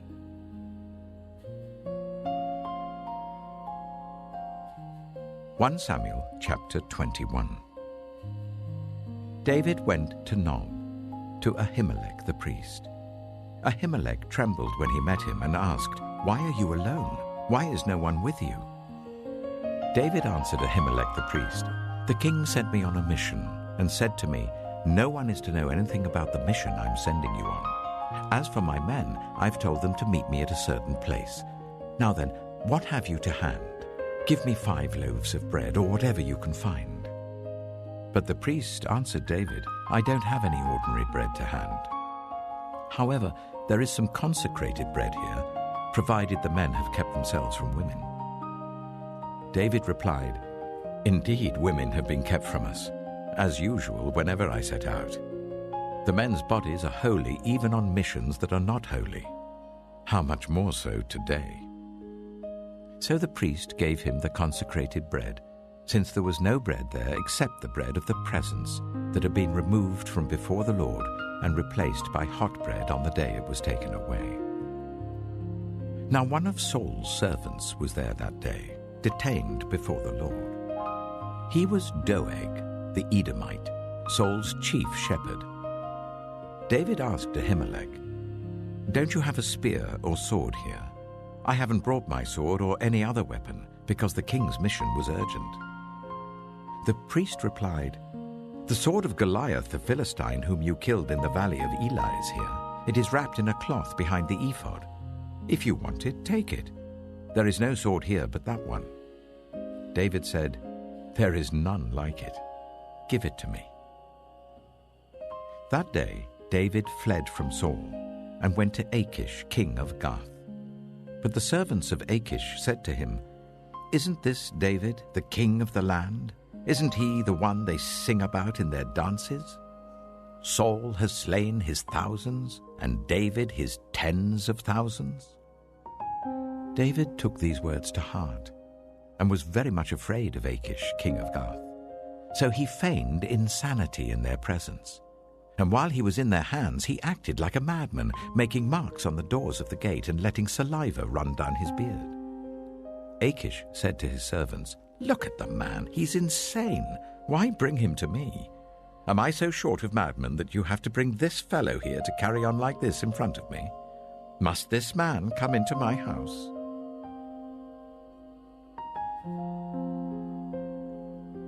1 Samuel chapter 22. David left Gath and escaped to the cave of Adullam. When his brothers and his father's household heard about it, they went down to him there. All those who were in distress or in debt or discontented gathered round him, and he became their commander. About 400 men were with him. From there David went to Mizpah in Moab, and said to the king of Moab, "Would you let my father and mother come and stay with you until I learn what God will do for me?" So he left them with the king of Moab, and they stayed with him as long as David was in the stronghold. But the prophet Gad said to David, "Do not stay in the stronghold. Go into the land of Judah." So David left and went to the forest of Hereth. Now Saul heard that David and his men had been discovered, and Saul was seated, spear in hand, under the tamarisk tree on the hill at Gibeah, with all his officials standing at his side. He said to them, "Listen, men of Benjamin. Will the son of Jesse give all of you fields and vineyards? Will he make all of you commanders of thousands and commanders of hundreds? Is that why you've all conspired against me? No one tells me when my son makes a covenant with the son of Jesse. None of you is concerned about me or tells me that my son has incited my servant to lie in wait for me as he does today." But Doeg the Edomite, who was standing with Saul's officials, said, "I saw the son of Jesse come to Ahimelech, son of Ahitub at Nob. Ahimelech inquired of the Lord for him. He also gave him provisions and the sword of Goliath the Philistine." Then the king sent for the priest Ahimelech, son of Ahitub, and all the men of his family who were the priests at Nob, and they all came to the king. Saul said, "Listen now, son of Ahitub." "Yes, my lord," he answered. Saul said to him, "Why have you conspired against me, you and the son of Jesse, giving him bread and a sword, and inquiring of God for him, so that he has rebelled against me and lies in wait for me, as he does today?" Ahimelech answered the king, "Who of all your servants is as loyal as David, the king's son-in-law, captain of your bodyguard, and highly respected in your household? Was that day the first time I inquired of God for him? Of course not. Let not the king accuse your servant or any of his father's family, for your servant knows nothing at all about this whole affair." But the king said, "You shall surely die, Ahimelech, you and your whole family." Then the king ordered the guards at his side, "Turn and kill the priests of the Lord, because they too have sided with David. They knew he was fleeing, yet they did not tell me." But the king's officials were unwilling to raise a hand to strike the priests of the Lord. The king then ordered Doeg, "You turn and strike down the priests." So Doeg the Edomite turned and struck them down. That day he killed 85 men who wore the linen ephod. He also put to the sword Nob, the town of the priests, with its men and women, its children and infants, and its cattle, donkeys, and sheep. But one son of Ahimelech, son of Ahitub, named Abiathar, escaped and fled to join David. He told David that Saul had killed the priests of the Lord. Then David said to Abiathar, "That day, when Doeg the Edomite was there, I knew he would be sure to tell Saul. I am responsible for the death of your whole family. Stay with me, don't be afraid. The man who wants to kill you is trying to kill me too. You will be safe with me."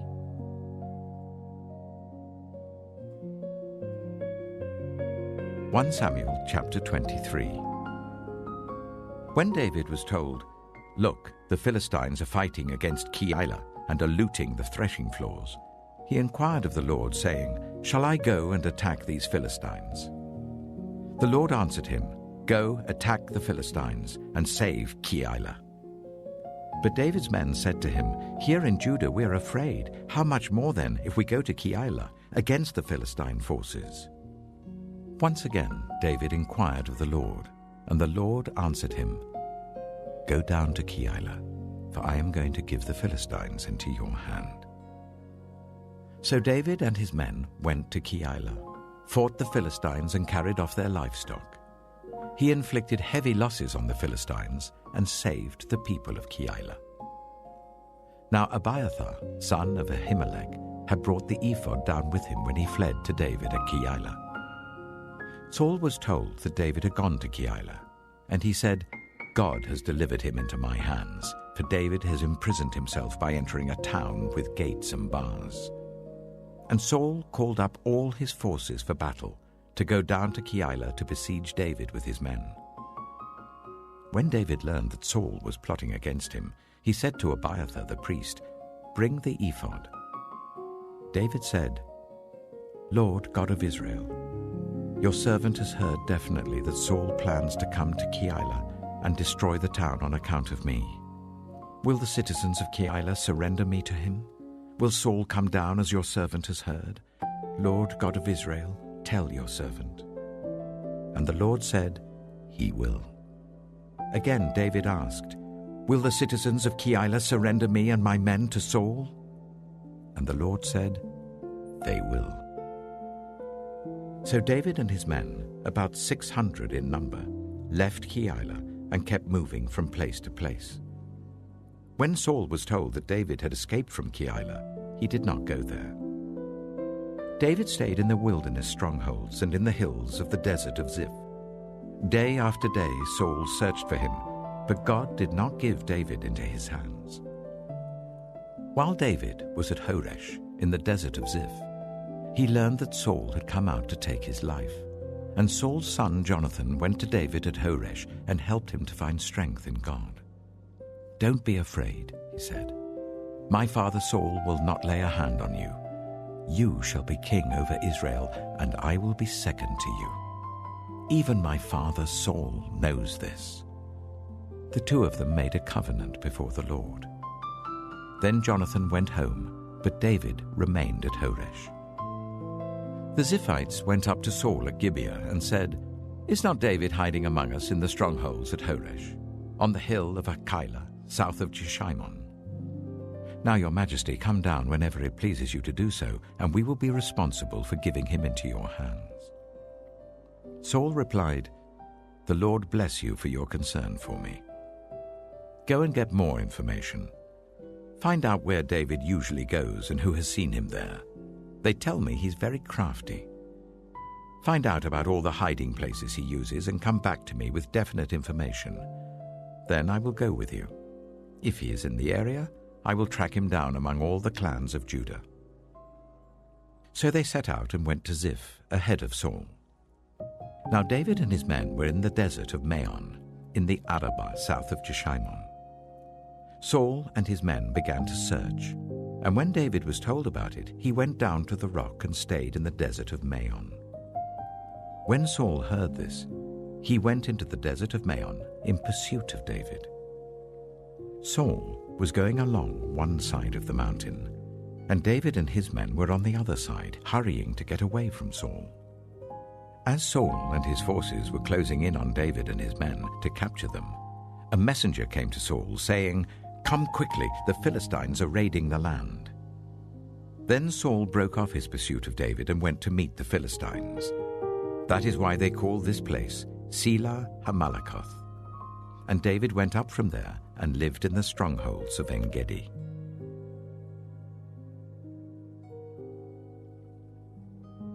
Samuel chapter 24. After Saul returned from pursuing the Philistines, he was told, "David is in the desert of En-gedi."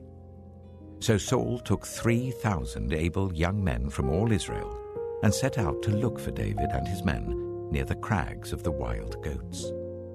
He came to the sheepfolds along the way. A cave was there, and Saul went in to relieve himself. David and his men were far back in the cave. The men said, "This is the day the Lord spoke of when he said to you, 'I will give your enemy into your hands for you to deal with as you wish.'" Then David crept up unnoticed and cut off a corner of Saul's robe. Afterwards, David was conscience-stricken for having cut off a corner of his robe. He said to his men, "The Lord forbid that I should do such a thing to my master, the Lord's anointed, or lay my hand on him. For he is the anointed of the Lord." With these words, David sharply rebuked his men and did not allow them to attack Saul. And Saul left the cave and went his way. Then David went out of the cave and called out to Saul, "My lord the king." When Saul looked behind him, David bowed down and prostrated himself with his face to the ground. He said to Saul, "Why do you listen when men say, 'David is bent on harming you'? This day you have seen with your own eyes how the Lord gave you into my hands in the cave. Some urged me to kill you, but I spared you. I said, 'I will not lay my hand on my Lord because he is the Lord's anointed.' See, my father, look at this piece of your robe in my hand. I cut off the corner of your robe, but did not kill you. See that there is nothing in my hand to indicate that I am guilty of wrongdoing or rebellion. I have not wronged you, but you are hunting me down to take my life. May the Lord judge between you and me, and may the Lord avenge the wrongs you have done to me, but my hand will not touch you. As the old saying goes, 'From evildoers come evil deeds,' so my hand will not touch you. Against whom has the king of Israel come out? Who are you pursuing? A dead dog? A flea? May the Lord be our judge and decide between us. May he consider my cause and uphold it. May he vindicate me by delivering me from your hand." When David finished saying this, Saul asked, "Is that your voice, David, my son?" And he wept aloud. "You are more righteous than I," he said. "You have treated me well, but I have treated you badly. You have just now told me about the good you did to me. The Lord gave me into your hands, but you did not kill me. When a man finds his enemy, does he let him get away unharmed? May the Lord reward you well for the way you've treated me today. I know that you will surely be king, and that the kingdom of Israel will be established in your hands. Now swear to me by the Lord that you will not kill off my descendants or wipe out my name from my father's family." So David gave his oath to Saul. Then Saul returned home, but David and his men went up to the stronghold.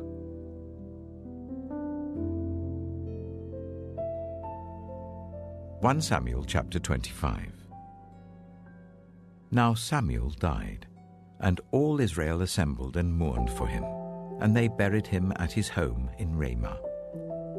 Then David moved down into the desert of Paran. A certain man in Maon, who had property there at Carmel, was very wealthy. He had 1,000 goats and 3,000 sheep, which he was shearing in Carmel. His name was Nabal, and his wife's name was Abigail. She was an intelligent and beautiful woman, but her husband was surly and mean in his dealings. He was a Calebite. While David was in the wilderness, he heard that Nabal was shearing sheep.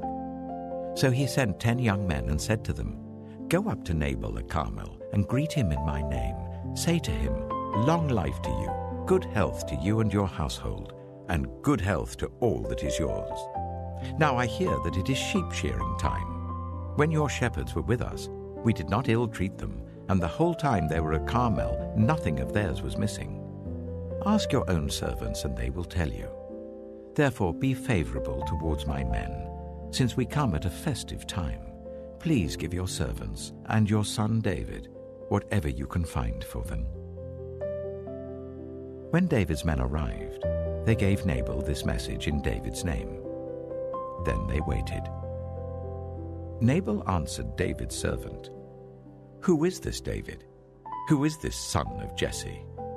Many servants are breaking away from their masters these days. Why should I take my bread and water and the meat I've slaughtered for my shearers and give it to men coming from who knows where?" David's men turned round and went back. When they arrived, they reported every word. David said to his men, "Each of you strap on your sword." So they did, and David strapped his on as well. About 400 men went up with David, while 200 stayed with the supplies. One of the servants told Abigail, Nabal's wife, "David sent messengers from the wilderness to give our master his greetings, but he hurled insults at them. Yet these men were very good to us.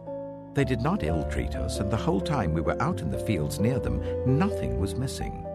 Night and day, they were a wall around us the whole time we were herding our sheep near them. Now think it over and see what you can do, because disaster is hanging over our master and his whole household. He is such a wicked man that no one can talk to him." Abigail acted quickly. She took 200 loaves of bread, 2 skins of wine, 5 dressed sheep, 5 seahs of roasted grain, 100 cakes of raisins, and 200 cakes of pressed figs, and loaded them on donkeys. Then she told her servants, "Go on ahead, I'll follow you." But she did not tell her husband Nabal. As she came riding on her donkey into a mountain ravine, there were David and his men descending towards her, and she met them. David had just said, "It's been useless, all my watching over this fellow's property in the wilderness, so that nothing of his was missing. He has paid me back evil for good. May God deal with David, be it ever so severely, if by morning I leave alive one male of all who belong to him." When Abigail saw David, she quickly got off her donkey and bowed down before David with her face to the ground. She fell at his feet and said, "Pardon your servant, my lord, and let me speak to you. Hear what your servant has to say. Please pay no attention, my lord, to that wicked man Nabal. He is just like his name. His name means fool, and folly goes with him. As for me, your servant, I did not see the men my lord sent. And now, my lord, as surely as the Lord your God lives and as you live, since the Lord has kept you from bloodshed and from avenging yourself with your own hands, may your enemies and all who are intent on harming my lord be like Nabal. And let this gift which your servant has brought to my lord be given to the men who follow you. Please forgive your servant's presumption. The Lord your God will certainly make a lasting dynasty for my lord, because you fight the Lord's battles, and no wrongdoing will be found in you as long as you live. Even though someone is pursuing you to take your life, the life of my lord will be bound securely in the bundle of the living by the Lord your God, but the lives of your enemies he will hurl away as from the pocket of a sling. When the Lord has fulfilled for my lord every good thing he promised concerning him, and has appointed him ruler over Israel, my lord will not have on his conscience the staggering burden of needless bloodshed or of having avenged himself. And when the Lord your God has brought my lord success, remember your servant." David said to Abigail, "Praise be to the Lord, the God of Israel, who has sent you today to meet me. May you be blessed for your good judgment and for keeping me from bloodshed this day and from avenging myself with my own hands. Otherwise, as surely as the Lord, the God of Israel, lives, who has kept me from harming you, if you had not come quickly to meet me, not one male belonging to Nabal would have been left alive by daybreak." Then David accepted from her hand what she had brought to him and said, "Go home in peace. I have heard your words and granted your request." When Abigail went to Nabal, he was in the house holding a banquet like that of a king. He was in high spirits and very drunk. So she told him nothing at all until daybreak. Then, in the morning, when Nabal was sober, His wife told him all these things, and his heart failed him, and he became like a stone. About 10 days later, the Lord struck Nabal, and he died. When David heard that Nabal was dead, he said, "Praise be to the Lord, who has upheld my cause against Nabal for treating me with contempt. He has kept his servant from doing wrong, and has brought Nabal's wrongdoing down on his own head." Then David sent word to Abigail, asking her to become his wife. His servants went to Carmel and said to Abigail, "David has sent us to you to take you to become his wife." She bowed down with her face to the ground and said, "I am your servant, and am ready to serve you and wash the feet of my Lord's servants." Abigail quickly got on a donkey, and attended by her 5 female servants, went with David's messengers and became his wife. David had also married Ahinoam of Jezreel, and they were both his wives. But Saul had given his daughter Michal, David's wife, to Paltiel, son of Laish, who was from Galim.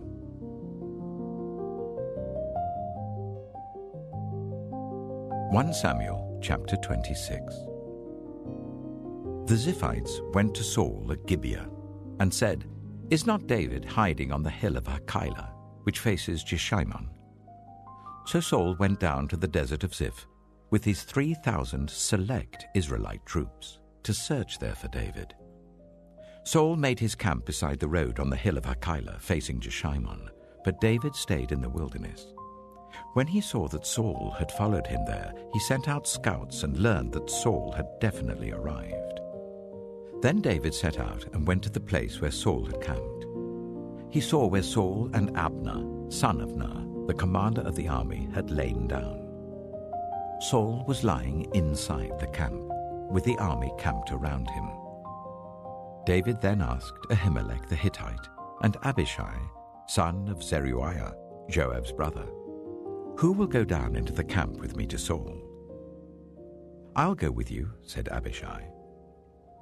So David and Abishai went to the army by night, and there was Saul, lying asleep inside the camp with his spear stuck in the ground near his head. Abner and the soldiers were lying round him. Abishai said to David, "Today God has given your enemy into your hands.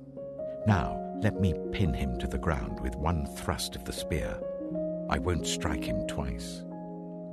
But David said to Abishai, "Don't destroy him. Who can lay a hand on the Lord's anointed and be guiltless? As surely as the Lord lives," he said, "the Lord himself will strike him, or his time will come and he will die, or he will go into battle and perish. But the Lord forbid that I should lay a hand on the Lord's anointed. Now get the spear and water jug that are near his head, and let's go." So David took the spear and water jug near Saul's head, and they left. No one saw or knew about it, nor did anyone wake up. They were all sleeping, because the Lord had put them into a deep sleep. Then David crossed over to the other side and stood on top of the hill some distance away. There was a wide space between them. He called out to the army and to Abner, son of Ner, "Aren't you going to answer me, Abner?" Abner replied, "Who are you who calls to the king?" David said, "You're a man, aren't you? And who is like you in Israel? Why didn't you guard your lord the king? Someone came to destroy your lord the king. What you have done is not good. As surely as the Lord lives, you and your men must die, because you did not guard your master, the Lord's anointed. Look around you.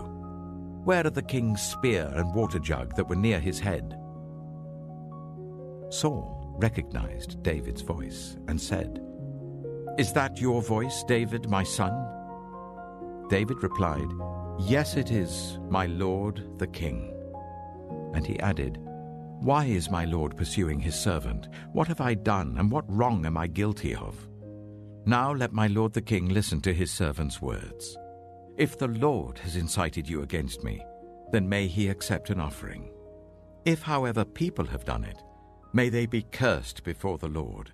They have driven me today from my share in the Lord's inheritance and have said, 'Go serve other gods.' Now, do not let my blood fall to the ground far from the presence of the Lord. The king of Israel has come out to look for a flea as one hunts a partridge in the mountains." Then Saul said, "I have sinned. Come back, David, my son. Because you considered my life precious today, I will not try to harm you again. Surely I have acted like a fool and have been terribly wrong." "Here is the king's spear," David answered. "Let one of your young men come over and get it. The Lord rewards everyone for their righteousness and faithfulness. The Lord gave you into my hands today, but I would not lay a hand on the Lord's anointed. As surely as I valued your life today, so may the Lord value my life and deliver me from all trouble." Then Saul said to David, "May you be blessed, David, my son. You will do great things and surely triumph." So David went on his way, and Saul returned home.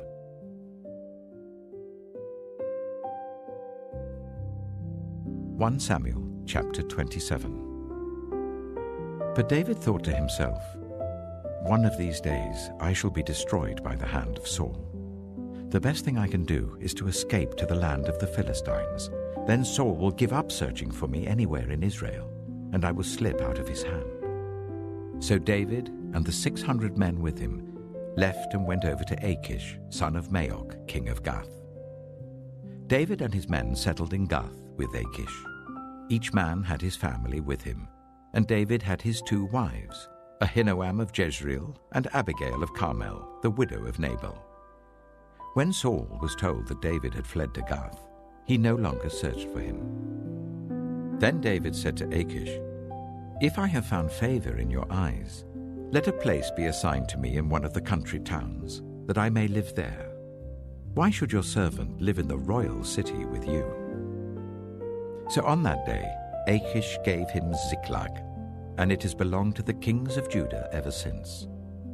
David lived in Philistine territory for 1 year and 4 months. Now David and his men went up and raided the Geshurites, the Girzites, and the Amalekites. From ancient times, these people had lived in the land extending to Shur and Egypt. Whenever David attacked an area, he did not leave a man or woman alive, but took sheep and cattle, donkeys and camels, and clothes. Then he returned to Achish. When Achish asked, "Where did you go raiding today?" David would say, "Against the Negev of Judah," or "Against the Negev of Jerahmeel," or "Against the Negev of the Kenites." He did not leave a man or woman alive to be brought to Gath, for he thought they might inform on us and say, "This is what David did." And such was his practice as long as he lived in Philistine territory. Achish trusted David and said to himself, "He has become so obnoxious to his people, the Israelites, that he will be my servant for life."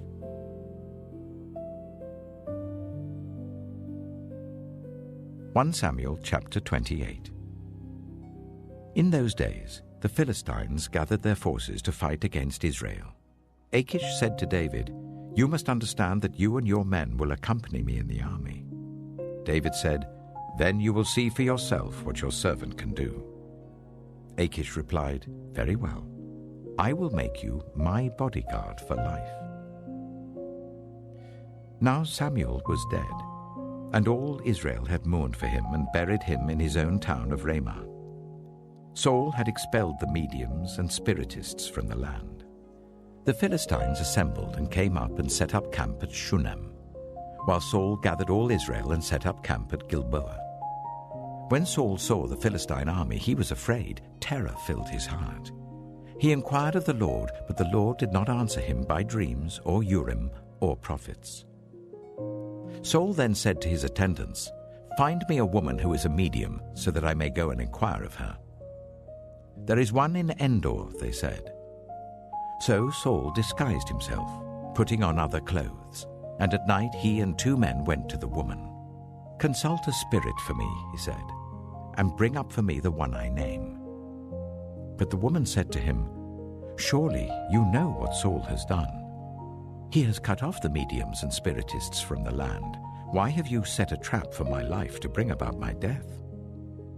Saul swore to her by the Lord, "As surely as the Lord lives, you will not be punished for this." Then the woman asked, "Whom shall I bring up for you?" "Bring up Samuel," he said. When the woman saw Samuel, she cried out at the top of her voice and said to Saul, "Why have you deceived me? You are Saul." The king said to her, "Don't be afraid. What do you see?" The woman said, "I see a ghostly figure coming up out of the earth." "What does he look like?" he asked. "An old man wearing a robe is coming up," she said. Then Saul knew it was Samuel, and he bowed down and prostrated himself with his face to the ground. Samuel said to Saul, "Why have you disturbed me by bringing me up?" "I am in great distress," Saul said. "The Philistines are fighting against me, and God has departed from me. He no longer answers me either by prophets or by dreams. So I have called on you to tell me what to do." Samuel said, "Why do you consult me, now that the Lord has departed from you and become your enemy? The Lord has done what he predicted through me. The Lord has torn the kingdom out of your hands and given it to one of your neighbors, to David. Because you did not obey the Lord or carry out his fierce wrath against the Amalekites, the Lord has done this to you today. The Lord will deliver both Israel and you into the hands of the Philistines, and tomorrow you and your sons will be with me.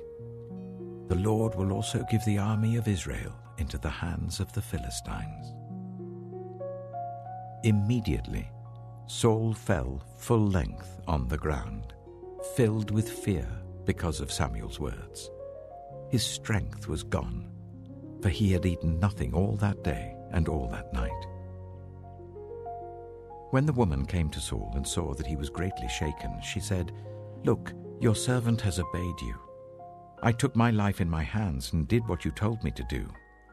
Now please listen to your servant and let me give you some food, so that you may eat and have the strength to go on your way." He refused and said, "I will not eat." But his men joined with the woman in urging him, and he listened to them.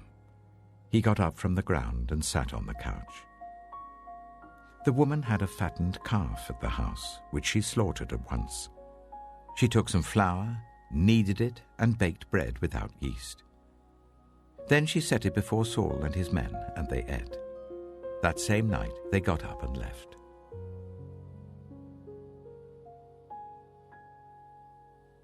1 Samuel chapter 29. The Philistines gathered all their forces at Aphek, and Israel camped by the spring in Jezreel. As the Philistine rulers marched with their units of hundreds and thousands, David and his men were marching at the rear with Achish.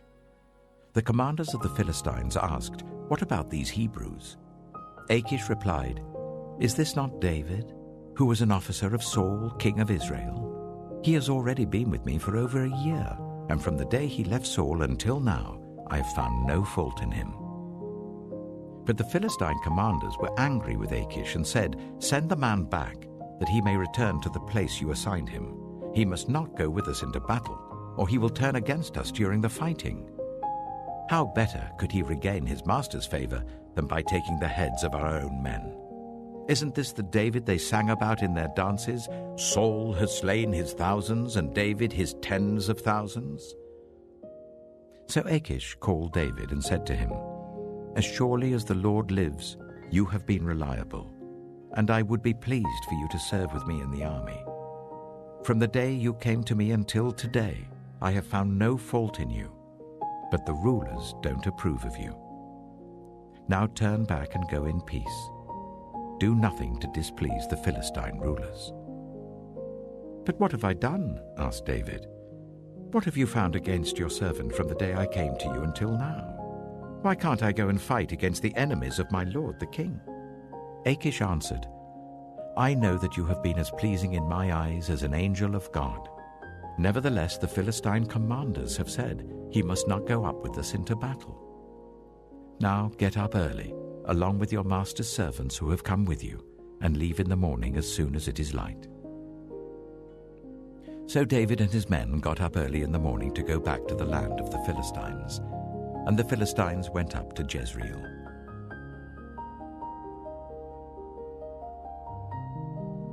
1 Samuel chapter 30. David and his men reached Ziklag on the third day. Now the Amalekites had raided the Negev and Ziklag. They had attacked Ziklag and burned it, and had taken captive the women and everyone else in it, both young and old. They killed none of them, but carried them off as they went on their way. When David and his men reached Ziklag, they found it destroyed by fire, and their wives and sons and daughters taken captive. So David and his men wept aloud until they had no strength left to weep. David's 2 wives had been captured, Ahinoam of Jezreel and Abigail, the widow of Nabal of Carmel. David was greatly distressed because the men were talking of stoning him. Each one was bitter in spirit because of his sons and daughters. But David found strength in the Lord his God. Then David said to Abiathar the priest, the son of Ahimelech, "Bring me the ephod." Abiathar brought it to him, and David inquired of the Lord, "Shall I pursue this raiding party? Will I overtake them?" "Pursue them," he answered. "You will certainly overtake them and succeed in the rescue." David and 600 men with him came to the Bezor valley, where some stayed behind. 200 of them were too exhausted to cross the valley, but David and the other 400 continued the pursuit. They found an Egyptian in a field and brought him to David. They gave him water to drink and food to eat, part of a cake of pressed figs and 2 cakes of raisins. He ate and was revived, for he had not eaten any food or drunk any water for 3 days and 3 nights. David asked him, "Who do you belong to? Where do you come from?" He said, "I am an Egyptian, the slave of an Amalekite. My master abandoned me when I became ill 3 days ago. We raided the Negev of the Kirithites, some territory belonging to Judah, and the Negev of Caleb, and we burned Ziklag." David asked him, "Can you lead me down to this raiding party?" He said, "Swear to me before God that you will not kill me or hand me over to my master, and I will take you down to them."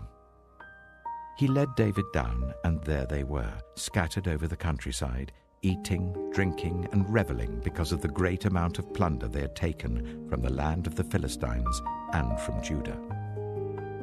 David fought them from dusk until the evening of the next day, and none of them got away except 400 young men who rode off on camels and fled. David recovered everything the Amalekites had taken, including his 2 wives. Nothing was missing. Young or old, boy or girl, plunder or anything else they had taken, David brought everything back. He took all the flocks and herds, and his men drove them ahead of the other livestock, saying, "This is David's plunder." Then David came to the 200 men who had been too exhausted to follow him, and who were left behind at the Bezor valley. They came out to meet David and the men with him. As David and his men approached, he asked them how they were. But all the evil men and troublemakers among David's followers said, "Because they did not go out with us, we will not share with them the plunder we recovered. However, each man may take his wife and children and go." David replied, "No, my brothers, you must not do that with what the Lord has given us. He has protected us and delivered into our hands the raiding party that came against us. Who will listen to what you say? The share of the man who stayed with the supplies is to be the same as that of him who went down to the battle.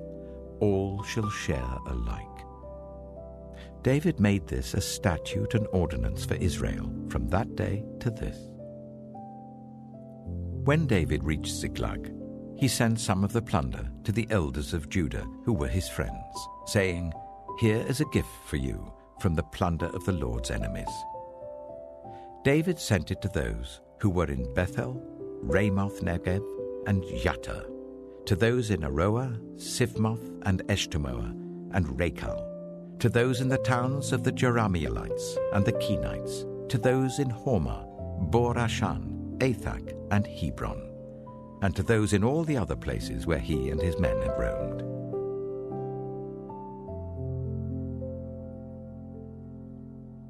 Samuel chapter 31.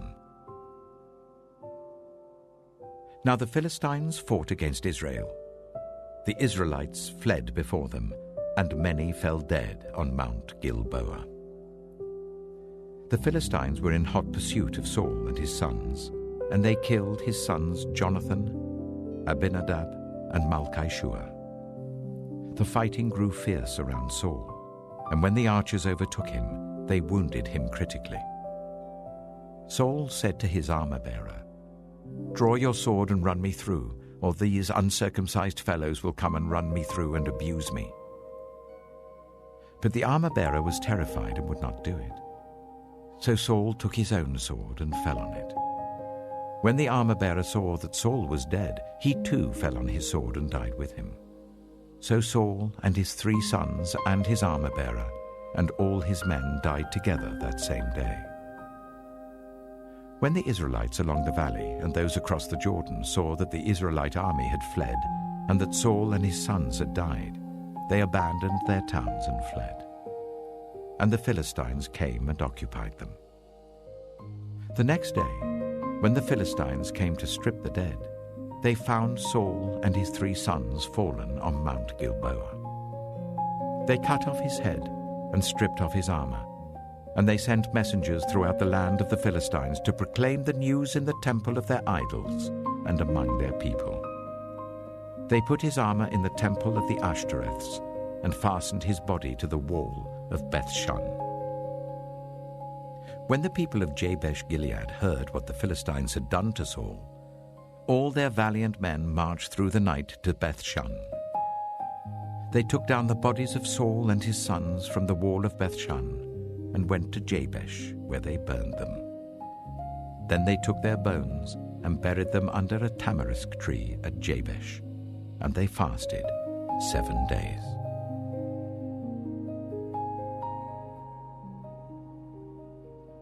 The second book of Samuel. 2 Samuel chapter 1. After the death of Saul, David returned from striking down the Amalekites and stayed in Ziklag 2 days. On the 3rd day, a man arrived from Saul's camp with his clothes torn and dust on his head. When he came to David, he fell to the ground to pay him honor. "Where have you come from?" David asked him. He answered, "I have escaped from the Israelite camp." "What happened?" David asked. "Tell me." "The men fled from the battle," he replied. "Many of them fell and died, and Saul and his son Jonathan are dead."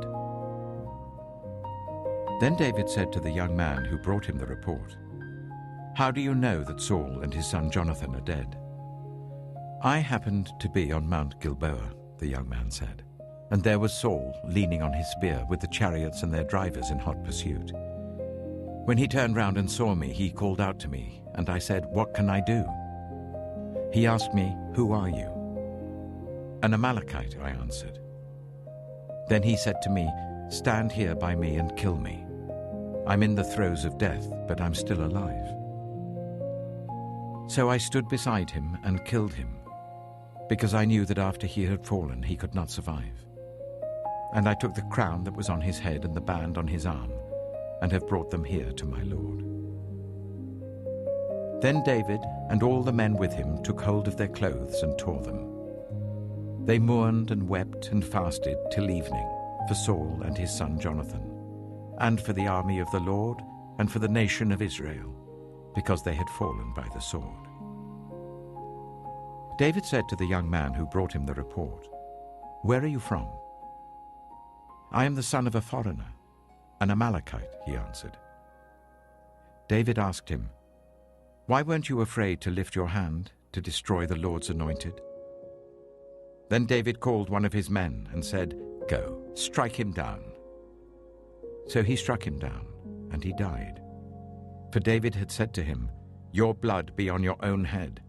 Your own mouth testified against you when you said, 'I killed the Lord's anointed.'" David took up this lament concerning Saul and his son Jonathan, and he ordered that the people of Judah be taught this lament of the bow. It is written in the book of Jasher. "A gazelle lies slain on your heights, Israel. How the mighty have fallen. Tell it not in Gath. Proclaim it not in the streets of Ashkelon, lest the daughters of the Philistines be glad, lest the daughters of the uncircumcised rejoice. Mountains of Gilboa, may you have neither dew nor rain. May no showers fall on your terraced fields. For there the shield of the mighty was despised, the shield of Saul, no longer rubbed with oil. From the blood of the slain, from the flesh of the mighty, the bow of Jonathan did not turn back. The sword of Saul did not return unsatisfied. Saul and Jonathan, in life they were loved and admired, and in death they were not parted. They were swifter than eagles, they were stronger than lions. Daughters of Israel, weep for Saul, who clothed you in scarlet and finery, who adorned your garments with ornaments of gold. How the mighty have fallen in battle. Jonathan lies slain on your heights. I grieve for you, Jonathan, my brother. You were very dear to me. Your love for me was wonderful, more wonderful than that of women. How the mighty have fallen. The weapons of war have perished."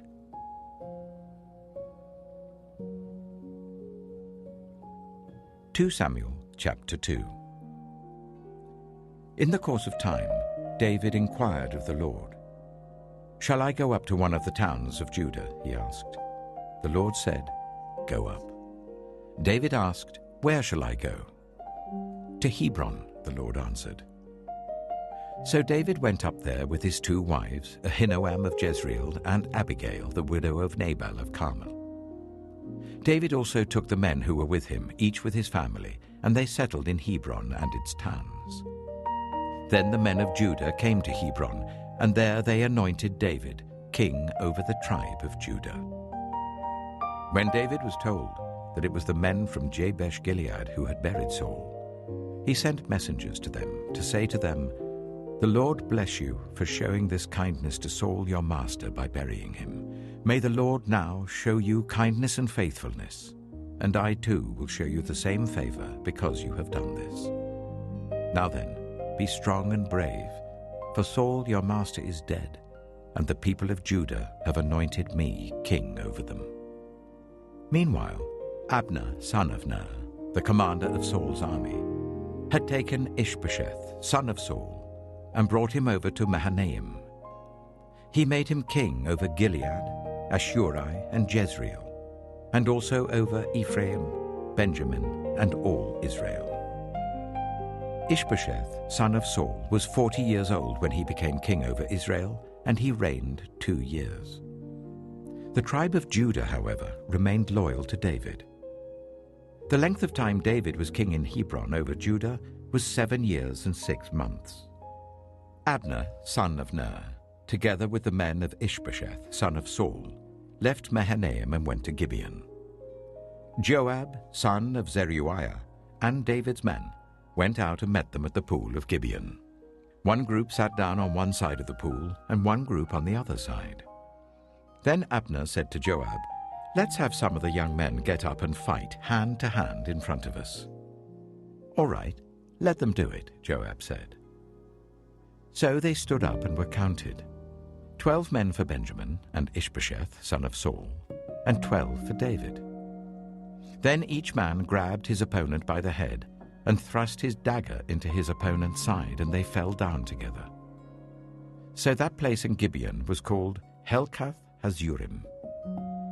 The battle that day was very fierce, and Abner and the Israelites were defeated by David's men. The 3 sons of Zeruiah were there, Joab, Abishai, and Asahel. Now Asahel was as fleet-footed as a wild gazelle. He chased Abner, turning neither to the right nor to the left as he pursued him. Abner looked behind him and asked, "Is that you, Asahel?" "It is," he answered. Then Abner said to him, "Turn aside to the right or to the left. Take on one of the young men and strip him of his weapons." But Asahel would not stop chasing him. Again Abner warned Asahel, "Stop chasing me. Why should I strike you down? How could I look your brother Joab in the face?" But Asahel refused to give up the pursuit. So Abner thrust the butt of his spear into Asahel's stomach, and the spear came out through his back. He fell there and died on the spot. And every man stopped when he came to the place where Asahel had fallen and died. But Joab and Abishai pursued Abner. And as the sun was setting, they came to the hill of Ammah, near Giah, on the way to the wasteland of Gibeon. Then the men of Benjamin rallied behind Abner. They formed themselves into a group and took their stand on top of a hill. Abner called out to Joab, "Must the sword devour forever? Don't you realize that this will end in bitterness? How long before you order your men to stop pursuing their fellow Israelites?" Joab answered, "As surely as God lives, if you had not spoken, the men would have continued pursuing them until morning." So Joab blew the trumpet, and all the troops came to a halt. They no longer pursued Israel, nor did they fight any more. All that night, Abner and his men marched through the Arabah. They crossed the Jordan, continued through the morning hours, and came to Mahanaim. Then Joab stopped pursuing Abner and assembled the whole army. Besides Asahel, 19 of David's men were found missing. But David's men had killed 360 Benjaminites who were with Abner. They took Asahel and buried him in his father's tomb at Bethlehem. Then Joab and his men marched all night and arrived at Hebron by daybreak.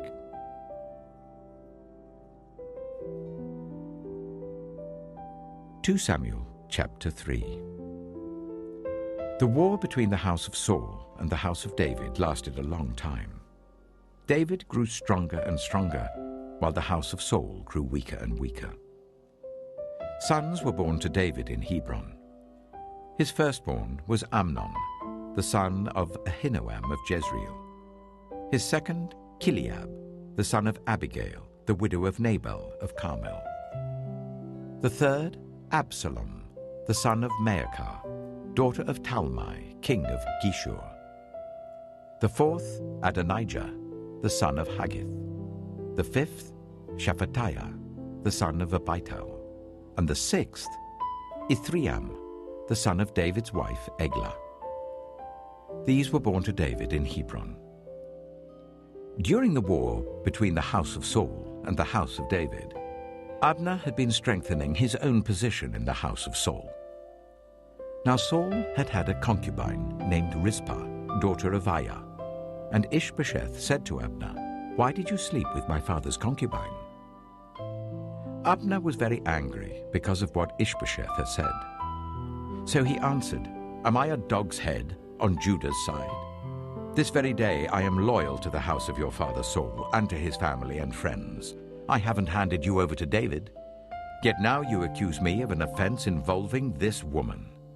May God deal with Abner, be it ever so severely, if I do not do for David what the Lord promised him on oath, and transfer the kingdom from the house of Saul, and establish David's throne over Israel and Judah, from Dan to Beersheba." Ishbosheth did not dare to say another word to Abner, because he was afraid of him. Then Abner sent messengers on his behalf to say to David, "Whose land is it? Make an agreement with me, and I will help you bring all Israel over to you." "Good," said David, "I will make an agreement with you. But I demand one thing of you. Do not come into my presence unless you bring Michal, daughter of Saul, when you come to see me." Then David sent messengers to Ishbosheth, son of Saul, demanding, "Give me my wife Michal, whom I betrothed to myself for the price of 100 Philistine foreskins." So Ishbosheth gave orders and had her taken away from her husband Paltiel, son of Laish. Her husband, however, went with her, weeping behind her all the way to Bahurim. Then Abner said to him, "Go back home." So he went back. Abner conferred with the elders of Israel and said, For some time you have wanted to make David your king. Now do it. For the Lord promised David, 'By my servant David I will rescue my people Israel from the hand of the Philistines and from the hand of all their enemies.'" Abner also spoke to the Benjaminites in person. Then he went to Hebron to tell David everything that Israel and the whole tribe of Benjamin wanted to do. When Abner, who had 20 men with him, came to David at Hebron, David prepared a feast for him and his men. Then Abner said to David, "Let me go at once and assemble all Israel for my lord the king, so that they may make a covenant with you, and that you may rule over all that your heart desires." So David sent Abner away, and he went in peace. Just then, David's men and Joab returned from a raid and brought with them a great deal of plunder. But Abner was no longer with David in Hebron because David had sent him away, and he had gone in peace. When Joab and all the soldiers with him arrived, he was told that Abner, son of Ner, had come to the king, and that the king had sent him away, and that he had gone in peace. So Joab went to the king and said, "What have you done? Look, Abner came to you. Why did you let him go? Now he is gone. You know Abner, son of Ner. He came to deceive you and observe your movements and find out everything you're doing." Joab then left David and sent messengers after Abner, and they brought him back from the cistern at Sirah. But David did not know it. Now when Abner returned to Hebron, Joab took him aside into an inner chamber, as if to speak with him privately. And there, to avenge the blood of his brother Asahel, Joab stabbed him in the stomach, and he died. Later, when David heard about this, he said, "I and my kingdom are forever innocent before the Lord concerning the blood of Abner, son of Ner. May his blood fall on the head of Joab and on his whole family.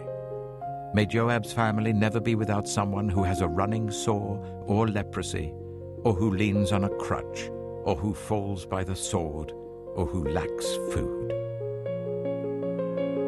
Joab and his brother Abishai murdered Abner because he had killed their brother Asahel in the battle of Gibeon. Then David said to Joab and all the people with him, "Tear your clothes and put on sackcloth and walk in mourning in front of Abner." King David himself walked behind the bier. They buried Abner in Hebron, and the king wept aloud at Abner's tomb. All the people wept also. The king sang this lament for Abner. "Should Abner have died as the lawless die? Your hands were not bound, your feet were not fettered. You fell as one falls before the wicked." And all the people wept over him again. Then they all came and urged David to eat something while it was still day.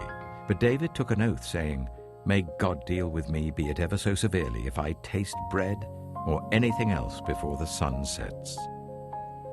All the people took note and were pleased. Indeed, everything the king did pleased them. So on that day all the people there and all Israel knew that the king had no part in the murder of Abner, son of Ner. Then the king said to his men, "Do you not realize that a commander and a great man has fallen in Israel this day? And today, though I am the anointed king, I am weak. And these sons of Zeruiah are too strong for me. May the Lord repay the evildoer according to his evil deeds."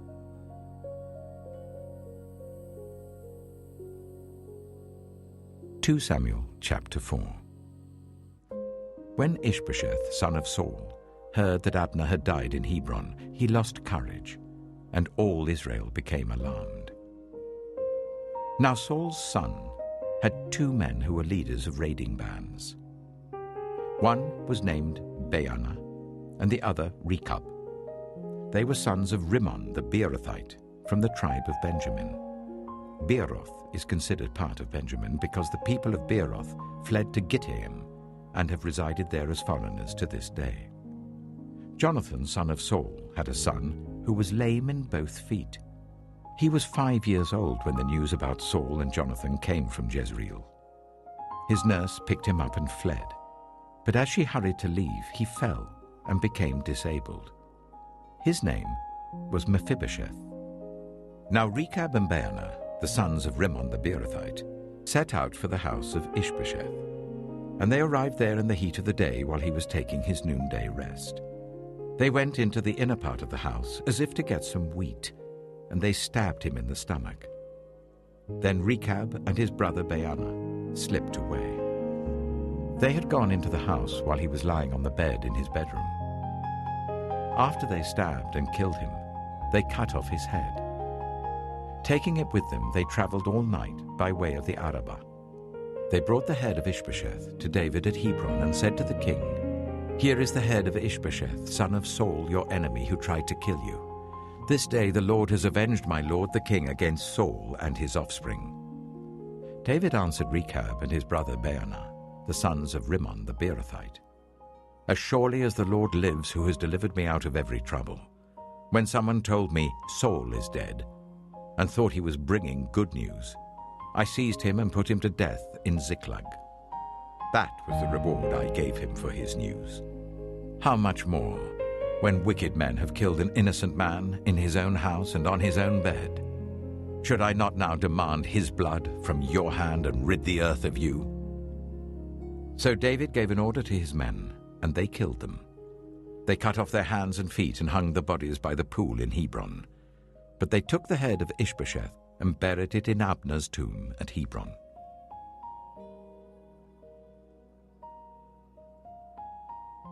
Samuel chapter 5.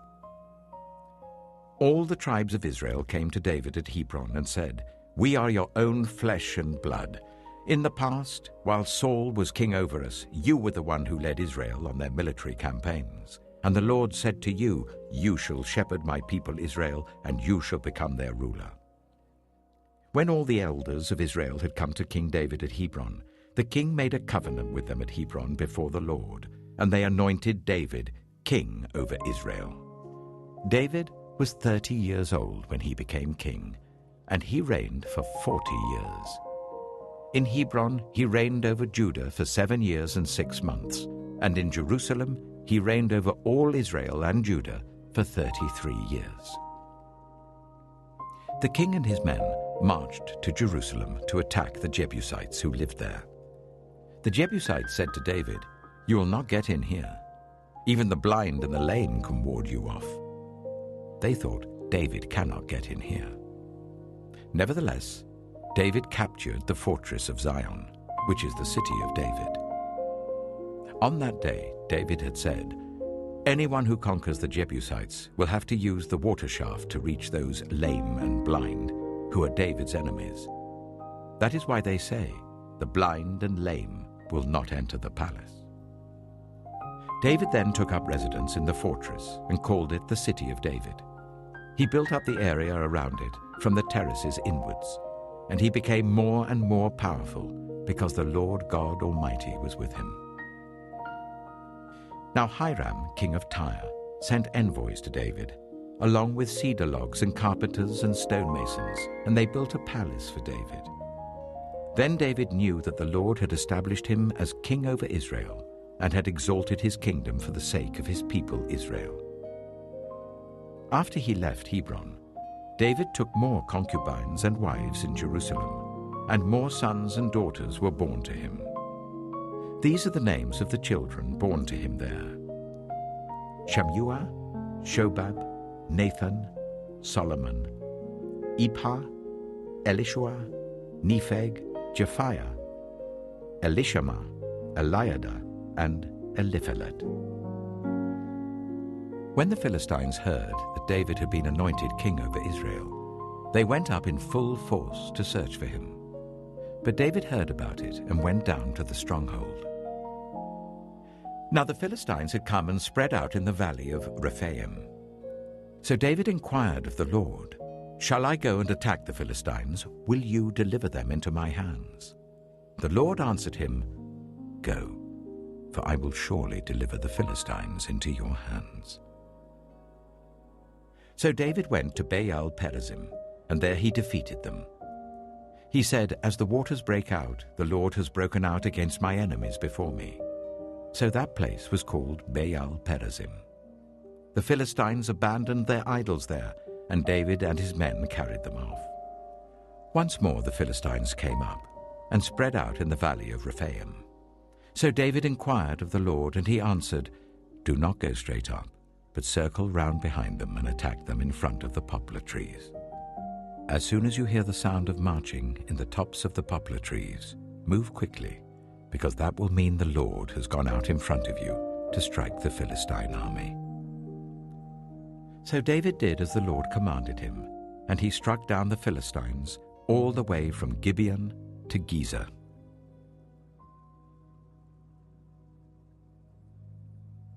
2 Samuel chapter 6. David again brought together all the able young men of Israel, 30,000.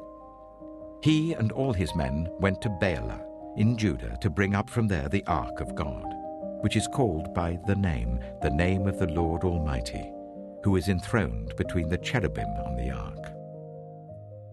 They set the ark of God on a new cart and brought it from the house of Abinadab, which was on the hill.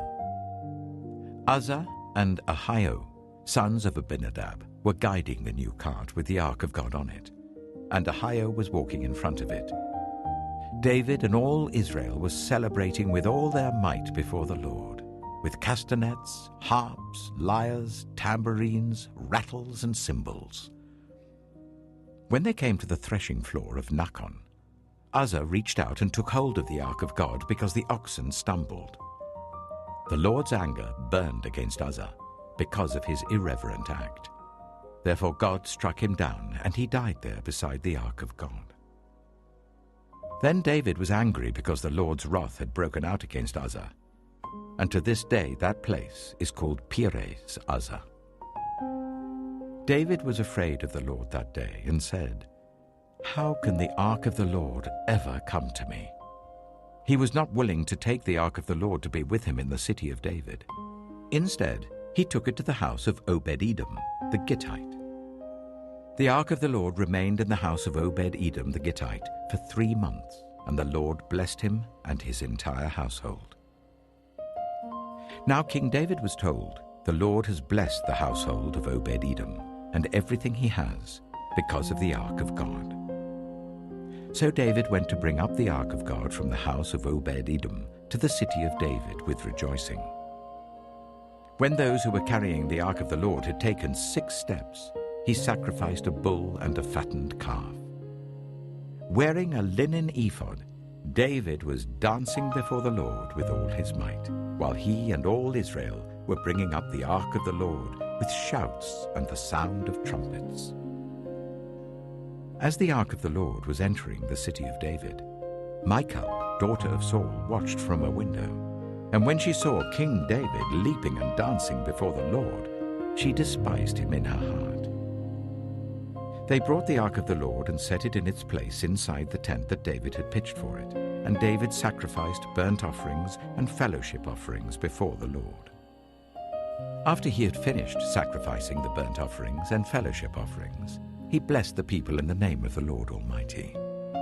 Then he gave a loaf of bread, a cake of dates, and a cake of raisins to each person in the whole crowd of Israelites, both men and women, and all the people went to their homes. When David returned home to bless his household, Michal, daughter of Saul, came out to meet him and said, "How the king of Israel has distinguished himself today, going around half naked in full view of the slave girls of his servants, as any vulgar fellow would." David said to Michal, "It was before the Lord, who chose me rather than your father or anyone from his house when he appointed me ruler over the Lord's people Israel. I will celebrate before the Lord. I will become even more undignified than this. I will be humiliated in my own eyes. But by these slave girls you spoke of, I will be held in honor." And Michal, daughter of Saul, had no children to the day of her death.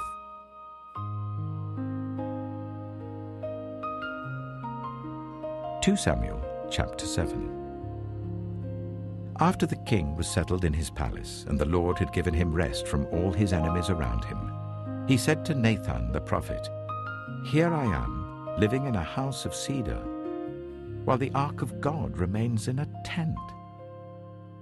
Nathan replied to the king, "Whatever you have in mind, go ahead and do it, for the Lord is with you." But that night the word of the Lord came to Nathan, saying, "Go and tell my servant David, this is what the Lord says. Are you the one to build me a house to dwell in? I have not dwelt in a house from the day I brought the Israelites up out of Egypt to this day. I have been moving from place to place with a tent as my dwelling. Wherever I have moved with all the Israelites, did I ever say to any of their rulers, whom I commanded to shepherd my people Israel, 'Why have you not built me a house of cedar?' Now then, tell my servant David, this is what the Lord Almighty says. I took you from the pasture, from tending the flock, and appointed you ruler over my people Israel. I have been with you wherever you have gone, and I have cut off all your enemies from before you. Now I will make your name great, like the names of the greatest men on earth. And I will provide a place for my people Israel, and will plant them so that they can have a home of their own and no longer be disturbed. Wicked people shall not oppress them any more, as they did at the beginning, and have done ever since the time I appointed leaders over my people Israel. I will also give you rest from all your enemies. The Lord declares to you that the Lord himself will establish a house for you. When your days are over and you rest with your ancestors, I will raise up your offspring to succeed you, your own flesh and blood, and I will establish his kingdom. He is the one who will build a house for my name, and I will establish the throne of his kingdom forever. I will be his father, and he shall be my son. When he does wrong, I will punish him with a rod wielded by men, with floggings inflicted by human hands. But my love will never be taken away from him, as I took it away from Saul, whom I removed from before you. Your house and your kingdom shall endure forever before me. Your throne shall be established forever." Nathan reported to David all the words of this entire revelation. Then King David went in and sat before the Lord, and he said, "Who am I, sovereign Lord? And what is my family, that you have brought me this far? And as if this were not enough in your sight, sovereign Lord, you have also spoken about the future of the house of your servant, and this decree, sovereign Lord, is for a mere human. What more can David say to you? For you know your servant, sovereign Lord. For the sake of your word and according to your will, you have done this great thing and made it known to your servant. How great you are, sovereign Lord! There is no one like you, and there is no God but you, as we have heard with our own ears. And who is like your people Israel, the one nation on earth that God went out to redeem as a people for himself, and to make a name for himself, and to perform great and awesome wonders by driving out nations and their gods from before your people, whom you redeemed from Egypt? You have established your people Israel as your very own forever, and you, Lord, have become their God. And now, Lord God, keep forever the promise you have made concerning your servant and his house. Do as you promised, so that your name will be great forever. Then people will say, the Lord Almighty is God over Israel, and the house of your servant David will be established in your sight. Lord Almighty, God of Israel, you have revealed this to your servant, saying, I will build a house for you. So your servant has found courage to pray this prayer to you. Sovereign Lord, you are God. Your covenant is trustworthy, and you have promised these good things to your servant. Now be pleased to bless the house of your servant, that it may continue forever in your sight. For you, sovereign Lord, have spoken, and with your blessing the house of your servant will be blessed forever.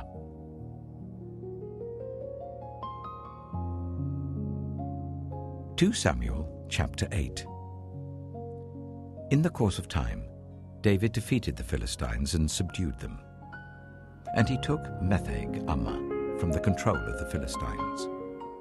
David also defeated the Moabites. He made them lie down on the ground and measured them off with a length of cord.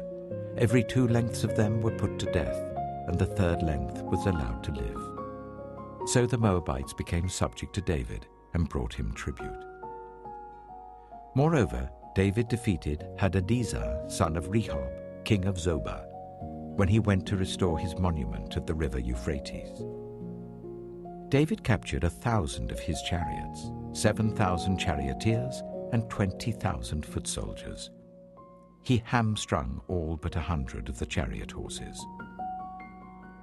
When the Arameans of Damascus came to help Hadadezer, king of Zobah, David struck down 22,000 of them. He put garrisons in the Aramean kingdom of Damascus, and the Arameans became subject to him and brought tribute.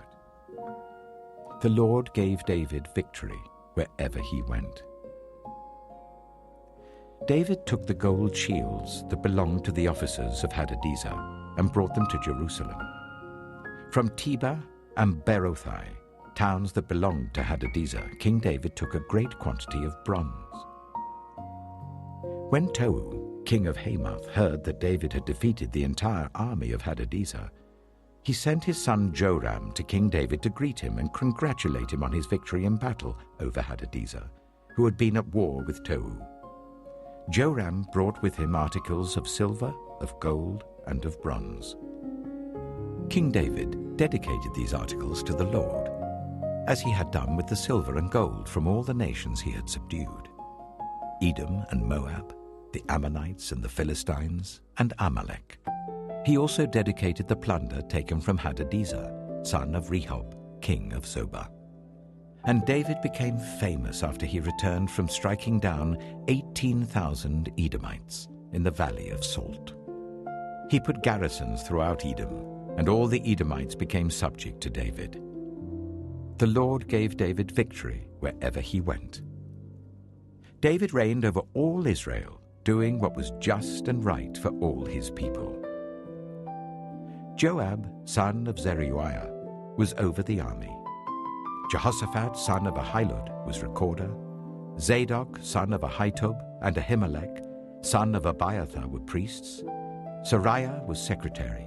Benaiah, son of Jehoiada, was over the Kerethites and Pelethites, and David's sons were priests.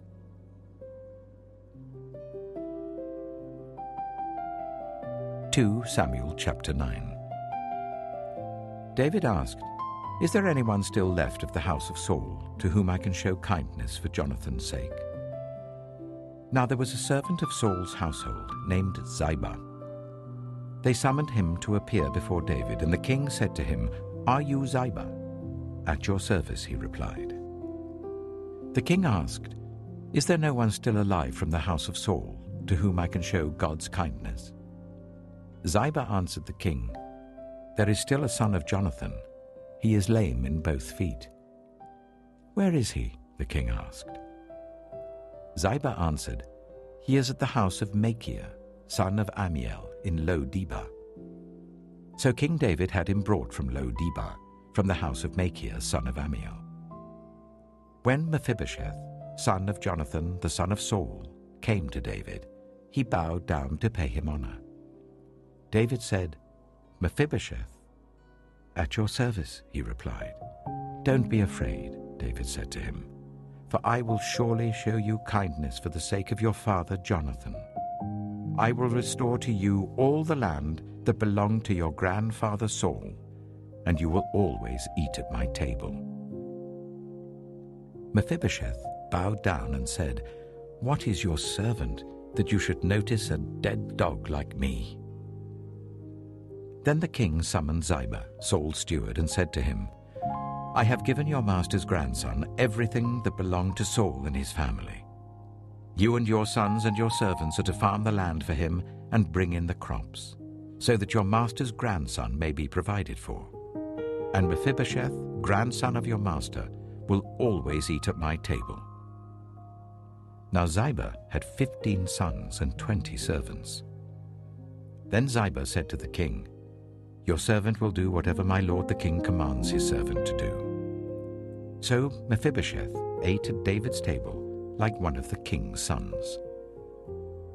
Mephibosheth had a young son named Micah, and all the members of Ziba's household were servants of Mephibosheth. And Mephibosheth lived in Jerusalem because he always ate at the king's table. He was lame in both feet.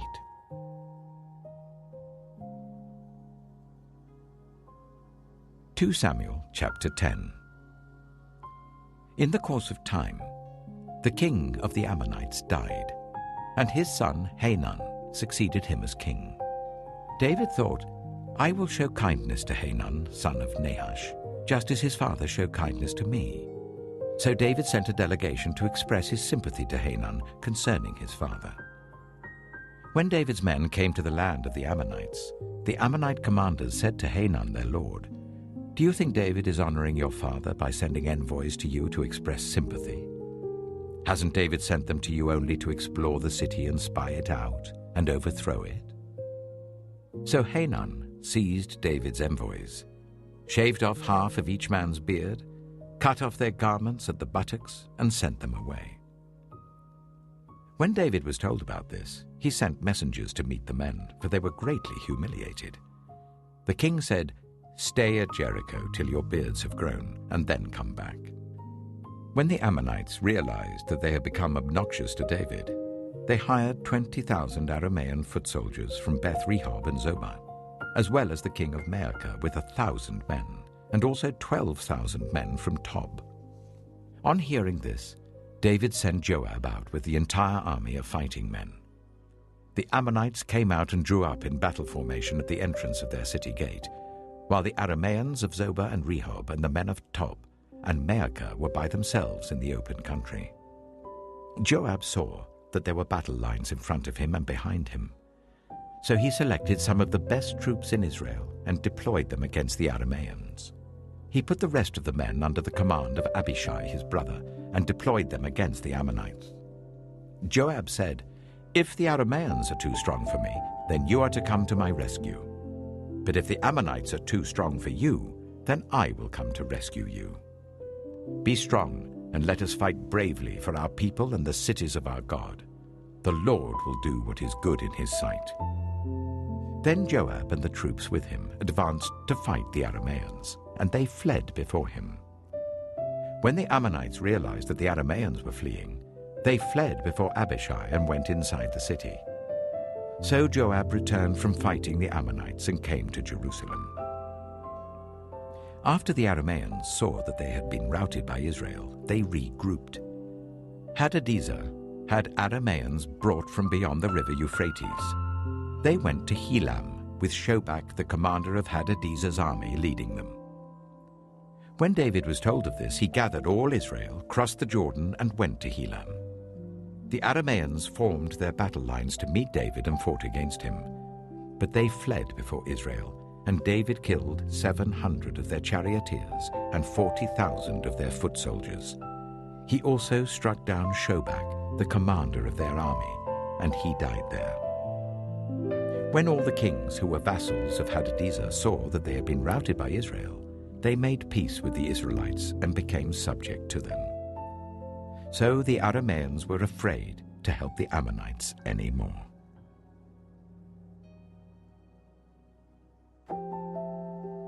(2 Samuel chapter 11). In the spring, at the time when kings go off to war, David sent Joab out with the king's men and the whole Israelite army. They destroyed the Ammonites and besieged Rabbah, but David remained in Jerusalem. One evening, David got up from his bed and walked around on the roof of the palace.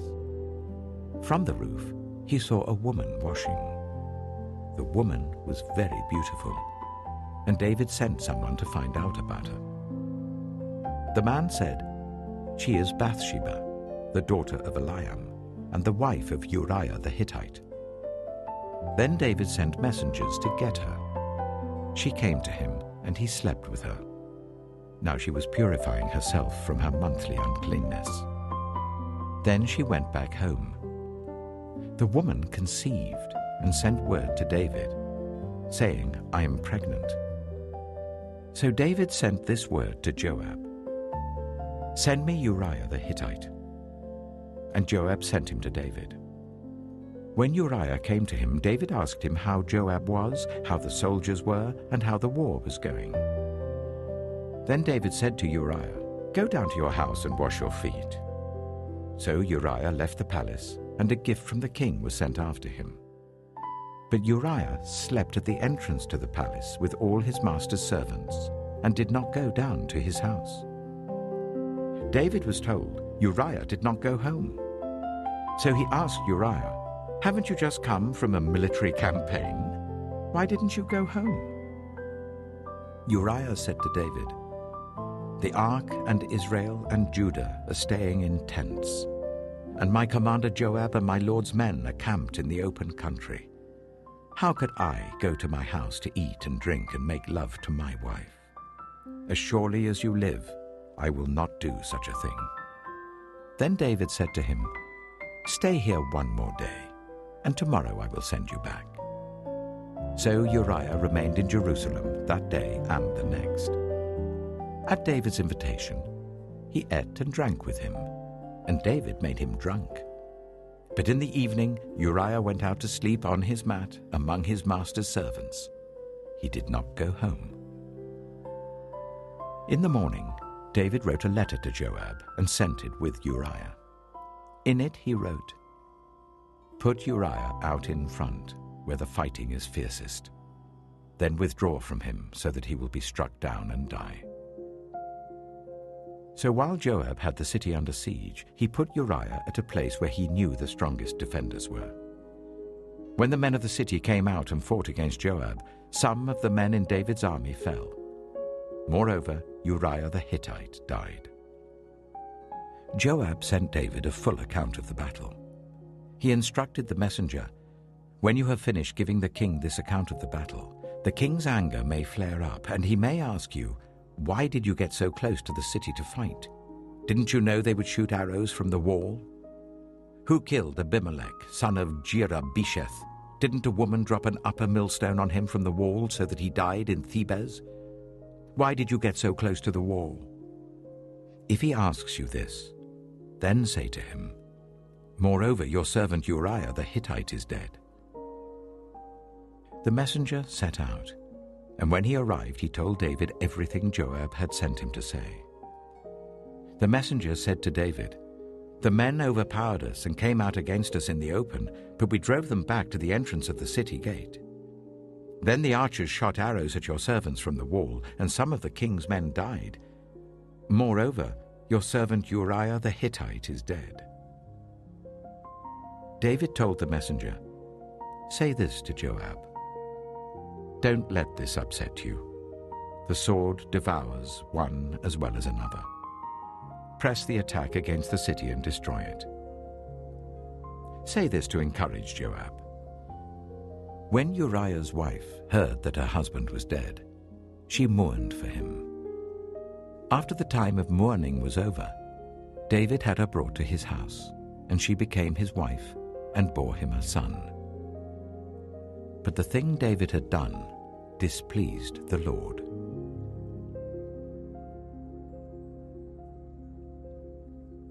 2 Samuel chapter 12. The Lord sent Nathan to David.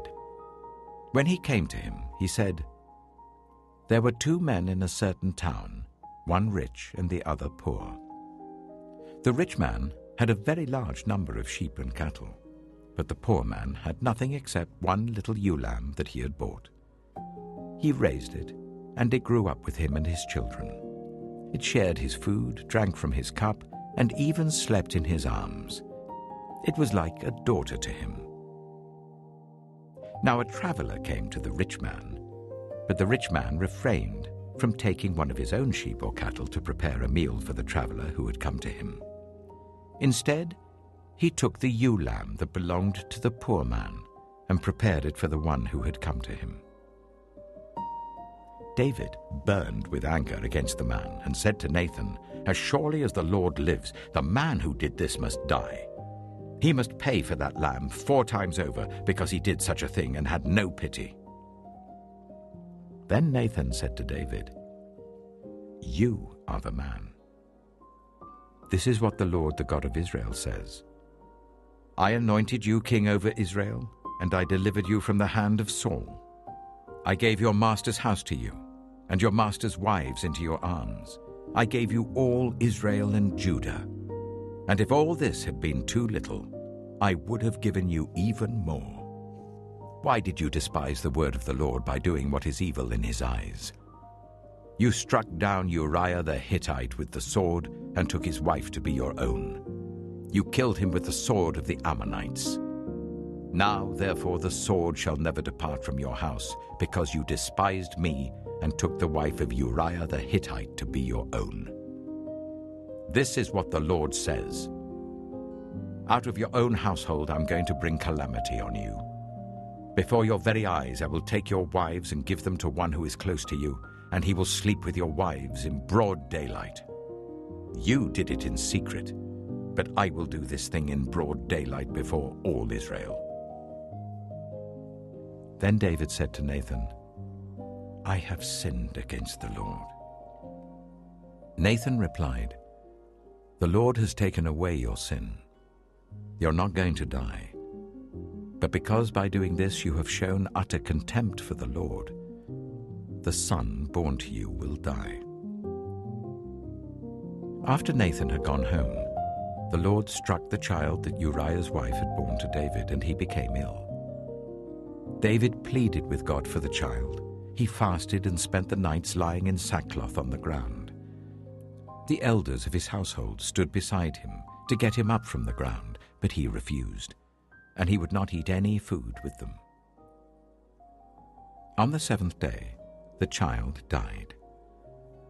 David's attendants were afraid to tell him that the child was dead, for they thought, while the child was still living, he wouldn't listen to us when we spoke to him. How can we now tell him the child is dead? He may do something desperate. David noticed that his attendants were whispering among themselves, and he realized that the child was dead. "Is the child dead?" he asked. "Yes," they replied, "he is dead." Then David got up from the ground. After he had washed, put on lotions and changed his clothes, he went into the house of the Lord and worshipped. Then he went to his own house, and at his request they served him food, and he ate. His attendants asked him, "Why are you acting in this way? While the child was alive, you fasted and wept, but now that the child is dead, you get up and eat." He answered, "While the child was alive, I fasted and wept. I thought, who knows? The Lord may be gracious to me and let the child live. But now that he is dead, why should I go on fasting? Can I bring him back again? I will go to him, but he will not return to me." Then David comforted his wife Bathsheba, and he went to her and made love to her. She gave birth to a son, and they named him Solomon. The Lord loved him, and because the Lord loved him, he sent word through Nathan the prophet to name him Jedidiah. Meanwhile, Joab fought against Rabbah of the Ammonites and captured the royal citadel. Joab then sent messengers to David saying, "I have fought against Rabbah and taken its water supply. Now muster the rest of the troops and besiege the city and capture it. Otherwise I shall take the city, and it will be named after me." So David mustered the entire army and went to Rabbah, and attacked and captured it. David took the crown from their king's head, and it was placed on his own head. It weighed a talent of gold, and it was set with precious stones. David took a great quantity of plunder from the city, and brought out the people who were there, consigning them to labor with saws and with iron picks and axes, and he made them work at brickmaking. David did this to all the Ammonite towns. Then he and his entire army returned to Jerusalem.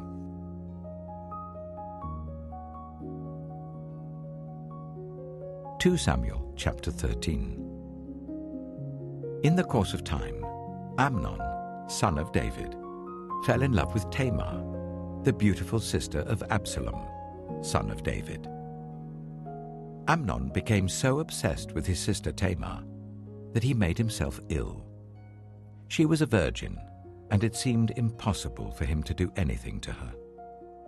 Now Amnon had an advisor named Jonadab, son of Shimeah, David's brother. Jonadab was a very shrewd man. He asked Amnon, "Why do you, the king's son, look so haggard morning after morning? Won't you tell me?"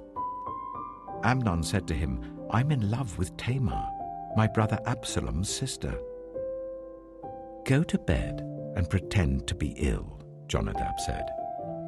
"When your father comes to see you, say to him, 'I would like my sister Tamar to come and give me something to eat.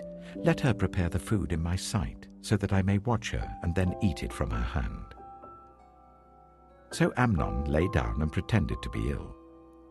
When the king came to see him, Amnon said to him, "I would like my sister Tamar to come and make some special bread in my sight, so that I may eat from her hand." David sent word to Tamar at the palace, "Go to the house of your brother Amnon and prepare some food for him." So Tamar went to the house of her brother Amnon, who was lying down. She took some dough, kneaded it, made the bread in his sight, and baked it. Then she took the pan and served him the bread, but he refused to eat. "Send everyone out of here," Amnon said. So everyone left him. Then Amnon said to Tamar, "Bring the food here into my bedroom, so that I may eat it from your hand." And Tamar took the bread she had prepared and brought it to her brother Amnon in his bedroom. But when she took it to him to eat, he grabbed her and said, "Come to bed with me, my sister." "No, my brother," she said to him, "don't force me. Such a thing should not be done in Israel. Don't do this wicked thing. What about me? Where could I get rid of my disgrace? And what about you? You would be like one of the wicked fools in Israel. Please speak to the king. He will not keep me from being married to you." But he refused to listen to her, and since he was stronger than she, he raped her. Then Amnon hated her with intense hatred. In fact, he hated her more than he had loved her. Amnon said to her, "Get up and get out." "No," she said to him. "Sending me away would be a greater wrong than what you have already done to me." But he refused to listen to her. He called his personal servant and said, "Get this woman out of my sight and bolt the door after her." So his servant put her out and bolted the door after her. She was wearing an ornate robe, for this was the kind of garment the virgin daughters of the king wore. Tamar put ashes on her head and tore the ornate robe she was wearing. She put her hands on her head and went away, weeping aloud as she went. Her brother Absalom said to her, "Has that Amnon, your brother, been with you? Be quiet for now, my sister. He is your brother. Don't take this thing to heart." And Tamar lived in her brother Absalom's house, a desolate woman. When King David heard all this, he was furious. And Absalom never said a word to Amnon, either good or bad. He hated Amnon because he had disgraced his sister Tamar. 2 years later, when Absalom's sheep shearers were at Baal Hazor, near the border of Ephraim, he invited all the king's sons to come there. Absalom went to the king and said, "Your servant has had shearers come. Will the king and his attendants please join me?" "No, my son," the king replied. "All of us should not go. We would only be a burden to you." Although Absalom urged him, he still refused to go but gave him his blessing. Then Absalom said, "If not, please let my brother Amnon come with us." The king asked him, "Why should he go with you?" But Absalom urged him. So he sent with him Amnon and the rest of the king's sons. Absalom ordered his men, "Listen, when Amnon is in high spirits from drinking wine, and I say to you, 'Strike Amnon down,' then kill him. Don't be afraid. Haven't I given you this order? Be strong and brave." So Absalom's men did to Amnon what Absalom had ordered.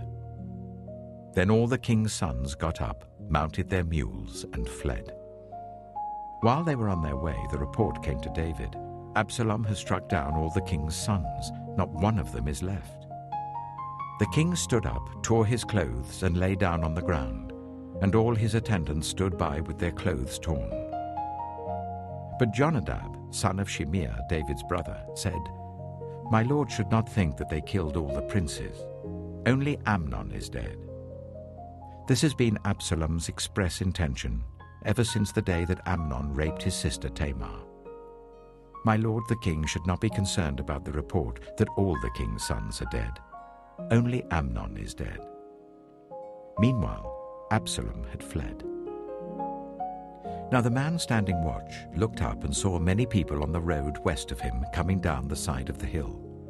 The watchman went and told the king, "I see men in the direction of Horonaim on the side of the hill." Jonadab said to the king, "See, the king's sons have come. It has happened just as your servant said." As he finished speaking, the king's sons came in, wailing loudly. The king too and all his attendants wept very bitterly. Absalom fled and went to Talmai, son of Ammihud, the king of Geshur. But King David mourned many days for his son. After Absalom fled and went to Geshur, he stayed there for 3 years, and King David longed to go to Absalom, for he was consoled concerning Amnon's death.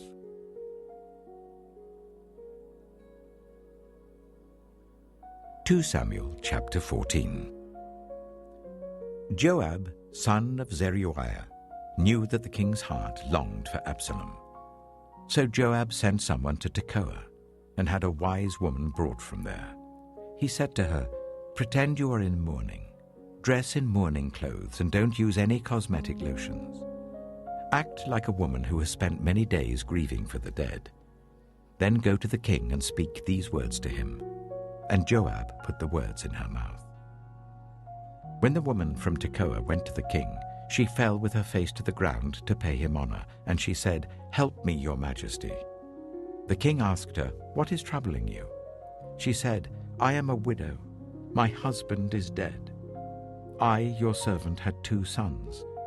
They got into a fight with each other in the field, and no one was there to separate them. One struck the other and killed him.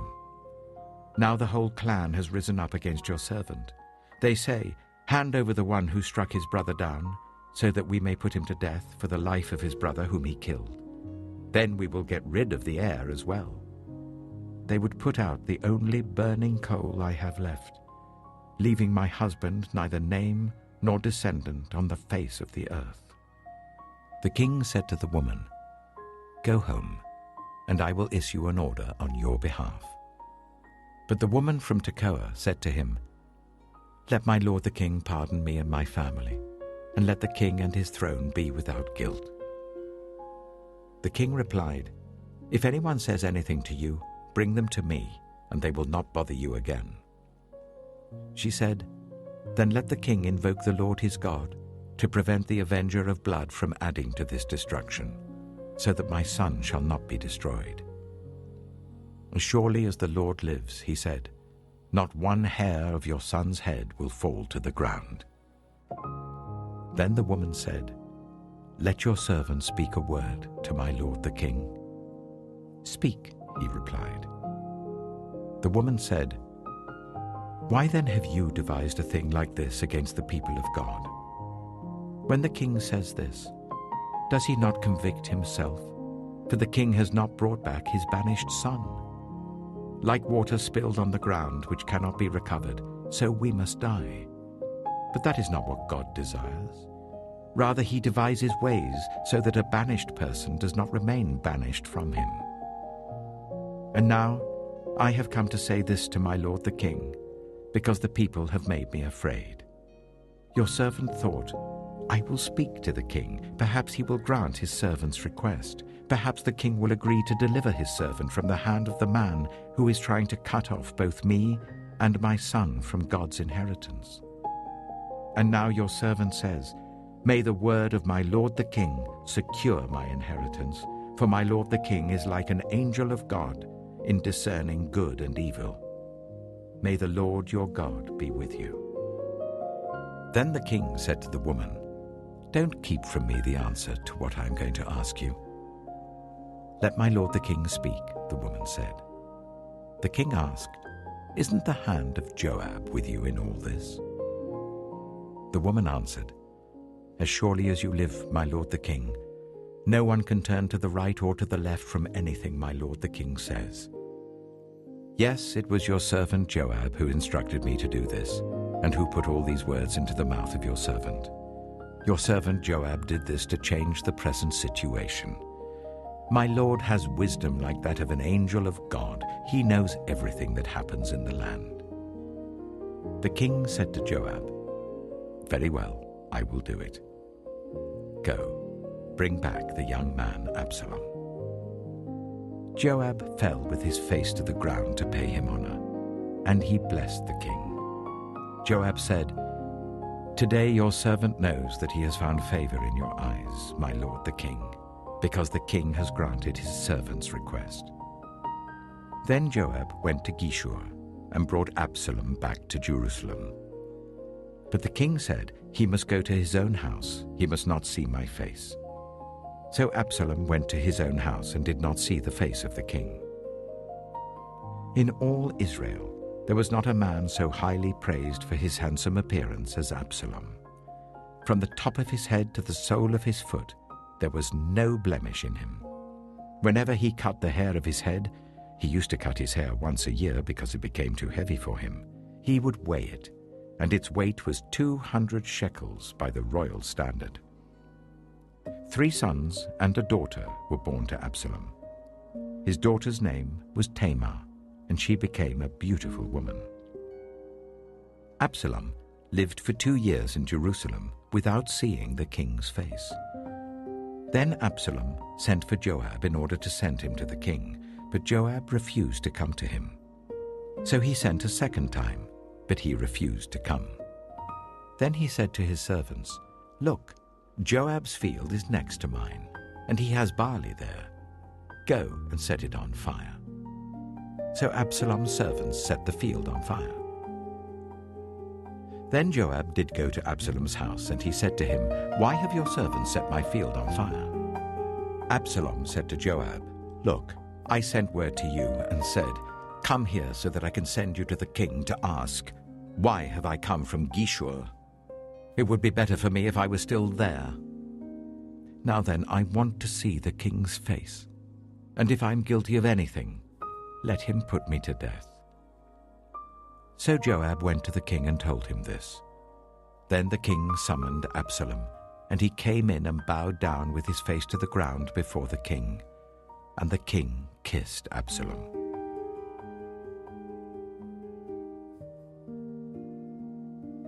2 Samuel chapter 15. In the course of time, Absalom provided himself with a chariot and horses, and with 50 men to run ahead of him. He would get up early and stand by the side of the road leading to the city gate. Whenever anyone came with a complaint to be placed before the king for a decision, Absalom would call out to him, what town are you from? He would answer, your servant is from one of the tribes of Israel. Then Absalom would say to him, look, your claims are valid and proper, but there is no representative of the king to hear you. And Absalom would add, if only I were appointed judge in the land, then everyone who has a complaint or case could come to me, and I would see that they receive justice. Also, whenever anyone approached him to bow down before him, Absalom would reach out his hand, take hold of him, and kiss him. Absalom behaved in this way towards all the Israelites who came to the king asking for justice, and so he stole the hearts of the people of Israel. At the end of 4 years, Absalom said to the king, let me go to Hebron and fulfill a vow I made to the Lord. While your servant was living in Geshur in Aram, I made this vow. If the Lord takes me back to Jerusalem, I will worship the Lord in Hebron." The king said to him, "Go in peace." So he went to Hebron. Then Absalom sent secret messengers throughout the tribes of Israel to say, "As soon as you hear the sound of the trumpets, then say, 'Absalom is king in Hebron.'" 200 men from Jerusalem had accompanied Absalom. They had been invited as guests and went quite innocently, knowing nothing about the matter. While Absalom was offering sacrifices, he also sent for Ahithophel, the Gilonite, David's counselor, to come from Gilo, his hometown. And so the conspiracy gained strength, and Absalom's following kept on increasing. A messenger came and told David, "The hearts of the people of Israel are with Absalom." Then David said to all his officials who were with him in Jerusalem, "Come, we must flee, or none of us will escape from Absalom. We must leave immediately, or he will move quickly to overtake us and bring ruin on us, and put the city to the sword." The king's officials answered him, "Your servants are ready to do whatever our lord the king chooses." The king set out, with his entire household following him. But he left 10 concubines to take care of the palace. So the king set out, with all the people following him, and they halted at the edge of the city. All his men marched past him, along with all the Kerethites and the Pelethites, and all the 600 Gittites who had accompanied him from Gath marched before the king. The king said to Ittai the Gittite, "Why should you come along with us? Go back and stay with King Absalom.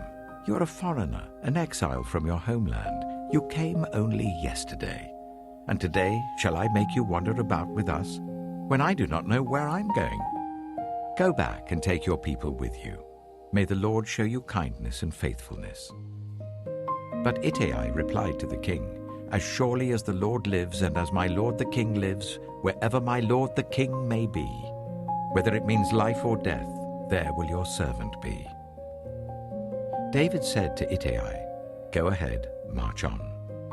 So Ittai the Gittite marched on with all his men and the families that were with him. The whole countryside wept aloud as all the people passed by. The king also crossed the Kidron Valley, and all the people moved on towards the wilderness. Zadok was there too, and all the Levites who were with him were carrying the Ark of the Covenant of God. They set down the Ark of God, and Abiathar offered sacrifices until all the people had finished leaving the city. Then the king said to Zadok, "Take the Ark of God back into the city. If I find favor in the Lord's eyes, he will bring me back and let me see it and his dwelling place again. But if he says I am not pleased with you, then I am ready. Let him do to me whatever seems good to him." The king also said to Zadok the priest, "Do you understand? Go back to the city with my blessing. Take your son Ahimaaz with you, and also Abiathar's son Jonathan.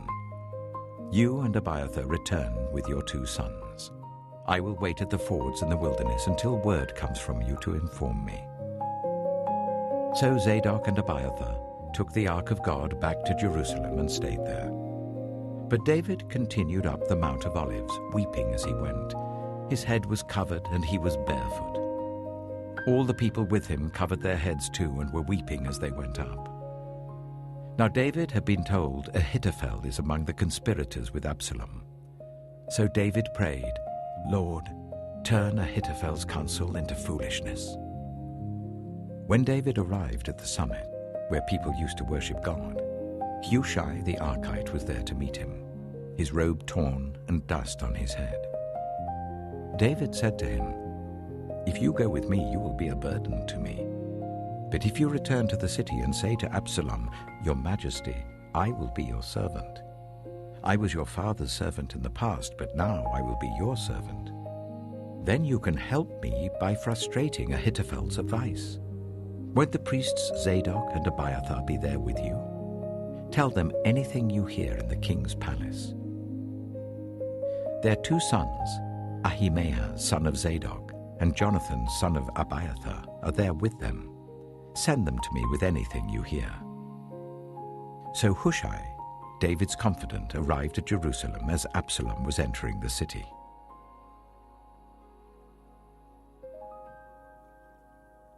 Two Samuel chapter 16. When David had gone a short distance beyond the summit, there was Ziba, the steward of Mephibosheth, waiting to meet him. He had a string of donkeys saddled and loaded with 200 loaves of bread, 100 cakes of raisins, 100 cakes of figs, and a skin of wine. The king asked Ziba, "Why have you brought these?" Ziba answered, "The donkeys are for the king's household to ride on, the bread and fruit are for the men to eat, and the wine is to refresh those who become exhausted in the wilderness." The king then asked, "Where is your master's grandson?" Ziba said to him, "He is staying in Jerusalem because he thinks, 'Today the Israelites will restore to me my grandfather's kingdom.'" Then the king said to Ziba, "All that belonged to Mephibosheth is now yours." "I humbly bow," Ziba said. "May I find favor in your eyes, my lord the king." As King David approached Bahurim, a man from the same clan as Saul's family came out from there. His name was Shimei, the son of Jerah, and he cursed as he came out. He pelted David and all the king's officials with stones, though all the troops in the special guard were on David's right and left. As he cursed, Shimei said, get out, you murderer, you scoundrel. The Lord has repaid you for all the blood you shed in the household of Saul, in whose place you have reigned. The Lord has given the kingdom into the hands of your son Absalom. You have come to ruin because you are a murderer." Then Abishai, son of Zeruiah, said to the king, "Why should this dead dog curse my lord the king? Let me go over and cut off his head." But the king said, "What does this have to do with you, you sons of Zeruiah? If he is cursing because the Lord said to him, 'Curse David,' who can ask, 'Why do you do this?'" David then said to Abishai and all his officials, "My son, my own flesh and blood, is trying to kill me. How much more then this Benjaminite? Leave him alone, let him curse, for the Lord has told him to. It may be that the Lord will look upon my misery and restore to me his covenant blessing instead of his curse today." So David and his men continued along the road, while Shimei was going along the hillside opposite him, cursing as he went and throwing stones at him and showering him with dirt. The king and all the people with him arrived at their destination exhausted, and there he refreshed himself. Meanwhile, Absalom and all the men of Israel came to Jerusalem, and Ahithophel was with him. Then Hushai the Archite, David's confidant, went to Absalom and said to him, "Long live the king! Long live the king!" Absalom said to Hushai, "So this is the love you show your friend? If he's your friend, why didn't you go with him?" Hushai said to Absalom, "No, the one chosen by the Lord, by these people and by all the men of Israel, his I will be, and I will remain with him. Furthermore, whom should I serve? Should I not serve the Son?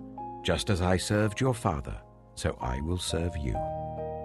Absalom said to Ahithophel, "Give us your advice. What should we do?" Ahithophel answered, "Sleep with your father's concubines, whom he left to take care of the palace. Then all Israel will hear that you have made yourself obnoxious to your father, and the hands of everyone with you will be more resolute." So they pitched a tent for Absalom on the roof, and he slept with his father's concubines in the sight of all Israel. Now in those days, the advice Ahithophel gave was like that of one who inquires of God. That was how both David and Absalom regarded all of Ahithophel's advice.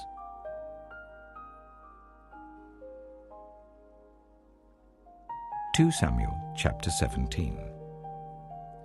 Ahithophel said to Absalom, "I would choose 12,000 men and set out tonight in pursuit of David. I would attack him while he is weary and weak. I would strike him with terror, and then all the people with him will flee. I would strike down only the king, and bring all the people back to you. The death of the man you seek will mean the return of all. All the people will be unharmed." This plan seemed good to Absalom and to all the elders of Israel. But Absalom said, "Summon also Hushai the Archite, so that we can hear what he has to say as well." When Hushai came to him, Absalom said, "Ahithophel has given this advice. Should we do what he says? If not, give us your opinion." Hushai replied to Absalom, "The advice Ahithophel has given is not good this time. You know your father and his men. They're fighters, and as fierce as a wild bear robbed of her cubs. Besides, your father is an experienced fighter. He will not spend the night with the troops. Even now he is hidden in a cave or some other place. If he should attack your troops first, whoever hears about it will say, 'There has been a slaughter among the troops who follow Absalom.' Then even the bravest soldier, whose heart is like the heart of a lion, will melt with fear, for all Israel knows that your father is a fighter and that those with him are brave. So I advise you, let all Israel, from Dan to Beersheba, as numerous as the sand on the seashore, be gathered to you, with you yourself leading them into battle. Then we will attack him wherever he may be found, and we will fall on him as dew settles on the ground. Neither he nor any of his men will be left alive. If he withdraws into a city, then all Israel will bring ropes to that city, and we will drag it down to the valley until not so much as a pebble is left." Absalom and all the men of Israel said, "The advice of Hushai the Archite is better than that of Ahithophel." For the Lord had determined to frustrate the good advice of Ahithophel in order to bring disaster on Absalom. Hushai told Zadok and Abiathar the priests, "Ahithophel has advised Absalom and the elders of Israel to do such and such, but I have advised them to do so and so.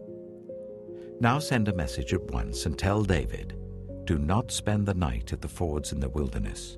Cross over without fail, or the king and all the people with him will be swallowed up.'" Jonathan and Ahimaaz were staying at En-Rogel. A female servant was to go and inform them, and they were to go and tell King David, for they could not risk being seen entering the city. But a young man saw them and told Absalom. So the two of them left at once and went to the house of a man in Bahurim. He had a well in his courtyard, and they climbed down into it. His wife took a covering and spread it out over the opening of the well and scattered corn over it. No one knew anything about it. When Absalom's men came to the woman of the house, they asked, "Where are Ahimaaz and Jonathan?" The woman answered them, "They crossed over the brook." The men searched but found no one, so they returned to Jerusalem. After they had gone, the two climbed out of the well and went to inform King David. They said to him, "Set out and cross the river at once. Ahithophel has advised such and such against you." So David and all the people with him set out and crossed the Jordan. By daybreak, no one was left who had not crossed the Jordan. When Ahithophel saw that his advice had not been followed, he saddled his donkey and set out for his house in his hometown. He put his house in order and then hanged himself. So he died and was buried in his father's tomb. David went to Mahanaim, and Absalom crossed the Jordan with all the men of Israel. Absalom had appointed Amasa over the army in place of Joab. Amasa was the son of Jether, an Ishmaelite who had married Abigail, the daughter of Nahash, the sister of Zeruiah, the mother of Joab. The Israelites and Absalom camped in the land of Gilead. When David came to Mahanaim, Shobai, son of Nahash from Rabbah of the Ammonites, and Machir, son of Amiel from Lo-debar, and Barzillai the Gilead from Rogelim, brought bedding and bowls and articles of pottery. They also brought wheat and barley, flour and roasted grain, beans and lentils, honey and curds, sheep and cheese from cow's milk for David and his people to eat.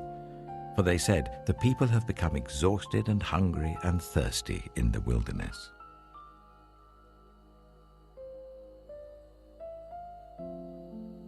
2 Samuel chapter 18. David mustered the men who were with him and appointed over them commanders of thousands and commanders of hundreds. David sent out his troops, a third under the command of Joab, a third under Joab's brother Abishai, son of Zeruiah, and a third under Ittai the Gittite. The king told the troops, "I myself will surely march out with you." But the men said, "You must not go out. If we are forced to flee, they won't care about us. Even if half of us die, they won't care. But you are worth 10,000 of us. It would be better now for you to give us support from the city." The king answered, "I will do whatever seems best to you."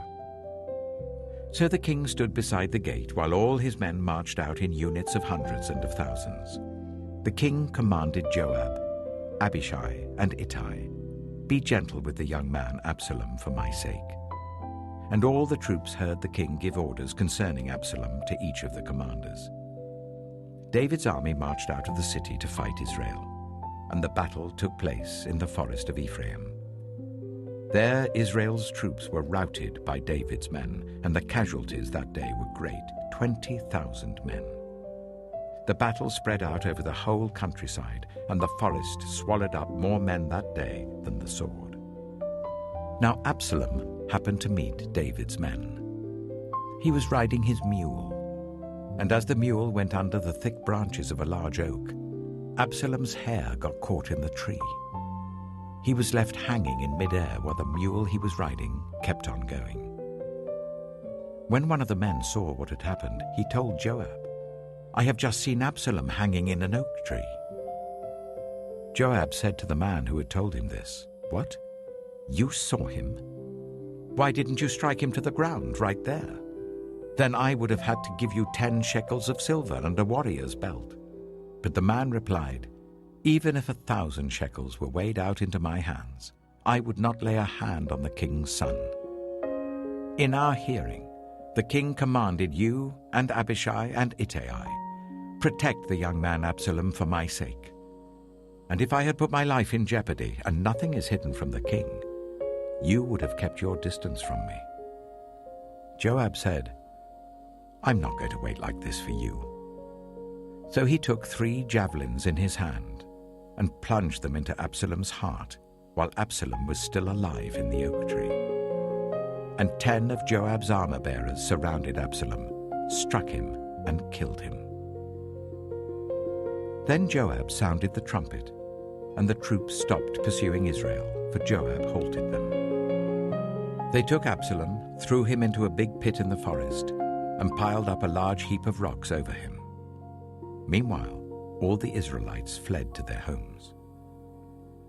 During his lifetime, Absalom had taken a pillar and erected it in the king's valley as a monument to himself, for he thought, "I have no son to carry on the memory of my name." He named the pillar after himself, and it is called Absalom's monument to this day. Now Ahimaaz, son of Zadok, said, "Let me run and take the news to the king that the Lord has vindicated him by delivering him from the hand of his enemies." "You are not the one to take the news today," Joab told him. "You may take the news another time, but you must not do so today, because the king's son is dead." Then Joab said to the Cushite, "Go tell the king what you have seen." The Cushite bowed down before Joab and ran off. Ahimaaz, son of Zadok, again said to Joab, "Come what may, please let me run behind the Cushite." But Joab replied, "My son, why do you want to go? You don't have any news that will bring you a reward." He said, "Come what may, I want to run." So Joab said, "Run." Then Ahimaaz ran by the way of the plain and outran the Cushite. While David was sitting between the inner and outer gates, the watchman went up to the roof of the gateway by the wall. As he looked out, he saw a man running alone. The watchman called out to the king and reported it. The king said, "If he is alone, he must have good news." And the runner came closer and closer. Then the watchman saw another runner, and he called down to the gatekeeper, "Look, another man running alone." The king said, "He must be bringing good news too." The watchman said, "It seems to me that the first one runs like Ahimaaz, son of Zadok." "He's a good man," the king said. "He comes with good news." Then Ahimaaz called out to the king, "All is well." He bowed down before the king with his face to the ground and said, "Praise be to the Lord your God. He has delivered up those who lifted their hands against my lord the king." The king asked, "Is the young man Absalom safe?" Ahimaaz answered, "I saw great confusion, just as Joab was about to send the king's servant and me, your servant, but I don't know what it was." The king said, "Stand aside and wait here." So he stepped aside and stood there. Then the Cushite arrived and said, "My lord the king, hear the good news. The Lord has vindicated you today by delivering you from the hand of all who rose up against you." The king asked the Cushite, "Is the young man Absalom safe?" The Cushite replied, "May the enemies of my lord the king and all who rise up to harm you be like that young man." The king was shaken. He went up to the room over the gateway and wept. As he went, he said, "Oh, my son Absalom, my son Absalom. If only I had died instead of you, O Absalom, my son, my son."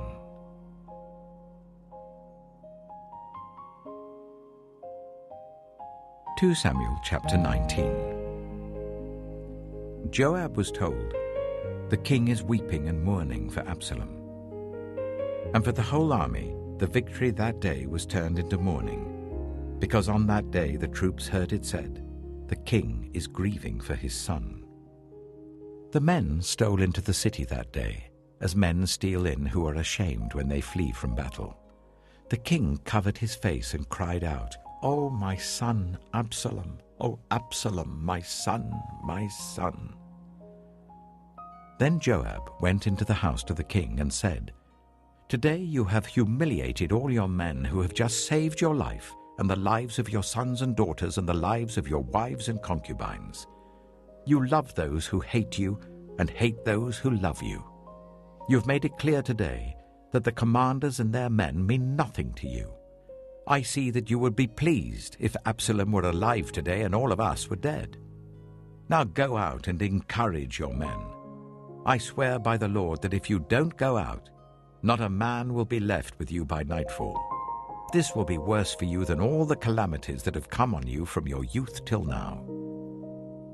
So the king got up and took his seat in the gateway. When the men were told the king is sitting in the gateway, they all came before him. Meanwhile, the Israelites had fled to their homes. Throughout the tribes of Israel, all the people were arguing among themselves, saying, "The king delivered us from the hand of our enemies. He is the one who rescued us from the hand of the Philistines. But now he has fled the country to escape from Absalom, and Absalom, whom we anointed to rule over us, has died in battle. So why do you say nothing about bringing the king back?" King David sent this message to Zadok and Abiathar, the priests. "Ask the elders of Judah, why should you be the last to bring the king back to his palace, since what is being said throughout Israel has reached the king at his quarters? You are my relatives, my own flesh and blood. So why should you be the last to bring back the king? And say to Amasa, are you not my own flesh and blood? May God deal with me, be it ever so severely, if you are not the commander of my army for life, in place of Joab." He won over the hearts of the men of Judah, so that they were all of one mind. They sent word to the king, "Return, you and all your men." Then the king returned and went as far as the Jordan. Now the men of Judah had come to Gilgal to go out and meet the king and bring him across the Jordan. Shimei, son of Gera, the Benjamite from Bahurim, hurried down with the men of Judah to meet King David. With him were 1,000 Benjaminites, along with Ziba, the steward of Saul's household, and his 15 sons and 20 servants. They rushed to the Jordan where the king was. They crossed at the ford to take the king's household over and to do whatever he wished. When Shimei, son of Gera, crossed the Jordan, he fell prostrate before the king and said to him, "May my lord not hold me guilty. Do not remember how your servant did wrong on the day my lord the king left Jerusalem. May the king put it out of his mind. For I, your servant, know that I have sinned. But today I have come here as the first from the tribes of Joseph to come down and meet my lord the king."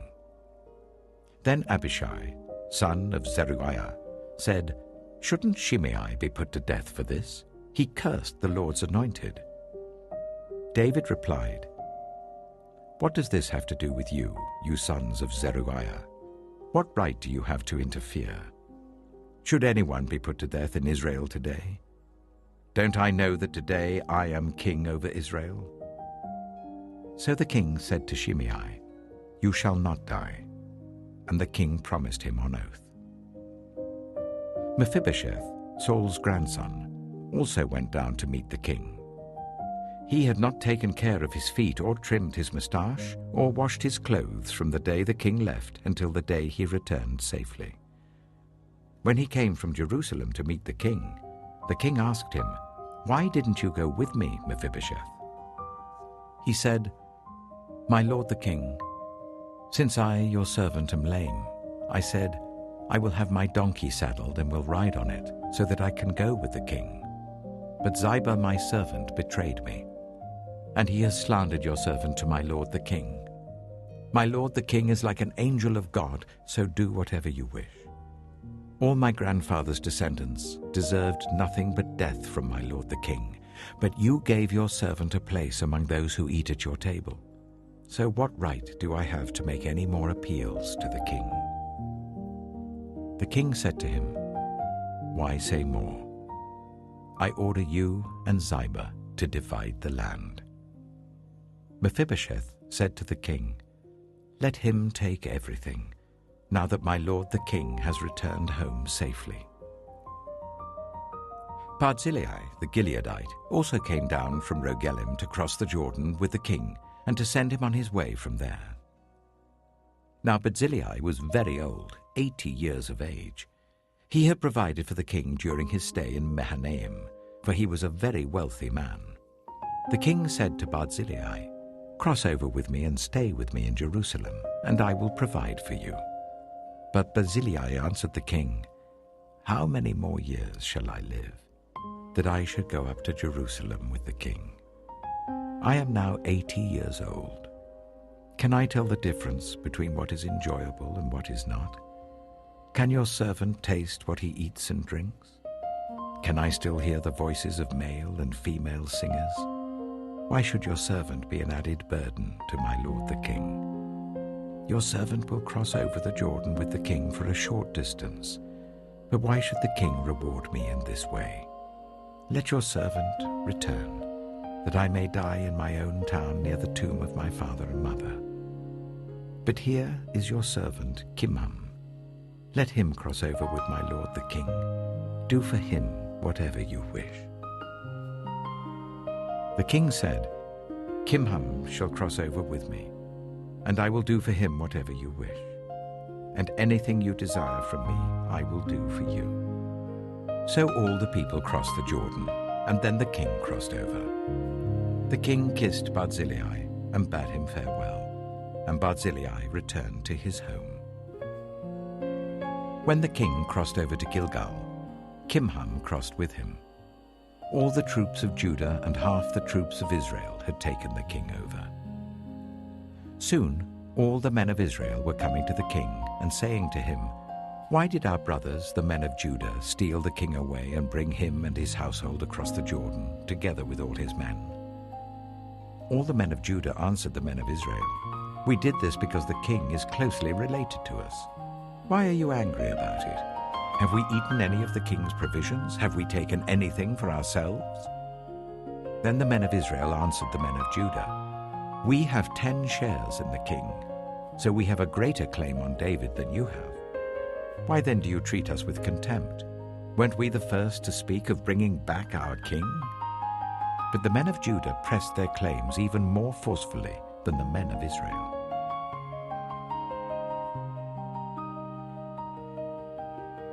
2 Samuel chapter 20.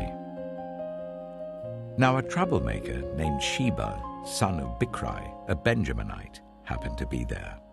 He sounded the trumpet and shouted, "We have no share in David, no part in Jesse's son. Every man to his tent, Israel."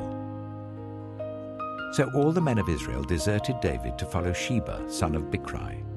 But the men of Judah stayed by their king all the way from the Jordan to Jerusalem. When David returned to his palace in Jerusalem, he took the 10 concubines he had left to take care of the palace and put them in a house under guard. He provided for them but had no sexual relations with them. They were kept in confinement till the day of their death, living as widows. Then the king said to Amasa, "Summon the men of Judah to come to me within 3 days and be here yourself." But when Amasa went to summon Judah, he took longer than the time the king had set for him. David said to Abishai, "Now Sheba, son of Bichri, will do us more harm than Absalom did. Take your master's men and pursue him, or he will find fortified cities and escape from us." So Joab's men and the Kerethites and the Pelethites and all the mighty warriors went out under the command of Abishai. They marched out from Jerusalem to pursue Sheba, son of Bichri. While they were at the great rock in Gibeon, Amasa came to meet them. Joab was wearing his military tunic, and strapped over it at his waist was a belt with a dagger in its sheath. As he stepped forward, it dropped out of its sheath. Joab said to Amasa, "How are you, my brother?" Then Joab took Amasa by the beard with his right hand to kiss him. Amasa was not on his guard against the dagger in Joab's hand, and Joab plunged it into his belly, and his intestines spilled out onto the ground. Without being stabbed again, Amasa died. Then Joab and his brother Abishai pursued Sheba, son of Bichri. One of Joab's men stood beside Amasa and said, "Whoever favors Joab, and whoever is for David, let him follow Joab." Amasa lay wallowing in his blood in the middle of the road, and the man saw that all the troops came to a halt there. When he realized that everyone who came up to Amasa stopped, he dragged him from the road into a field and threw a garment over him. After Amasa had been removed from the road, everyone went on with Joab to pursue Sheba, son of Bichri. Sheba passed through all the tribes of Israel to Abel-Beth-Maachah, and through the entire region of the Bichrites, who gathered together and followed him. All the troops with Joab came and besieged Sheba in Abel-Beth-Maachah. They built a siege ramp up to the city, and it stood against the outer fortifications. While they were battering the wall to bring it down, a wise woman called from the city, "Listen, listen! Tell Joab to come here so that I can speak to him." He went towards her, and she asked, "Are you Joab?" "I am," he answered. She said, "Listen to what your servant has to say."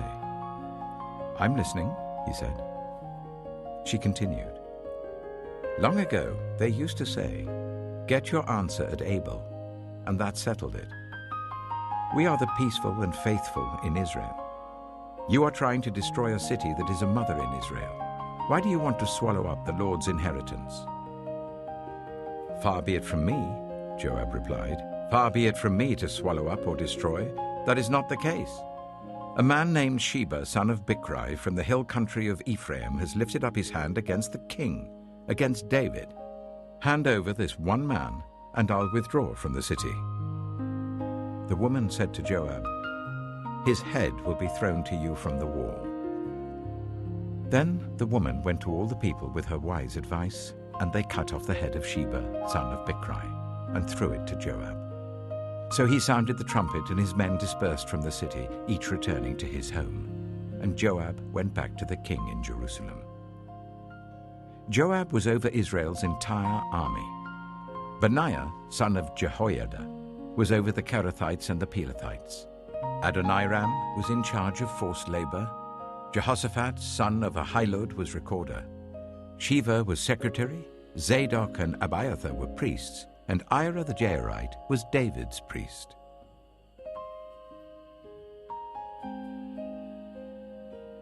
2 Samuel chapter 21. During the reign of David, there was a famine for 3 successive years. So David sought the face of the Lord. The Lord said, "It is on account of Saul and his blood-stained house.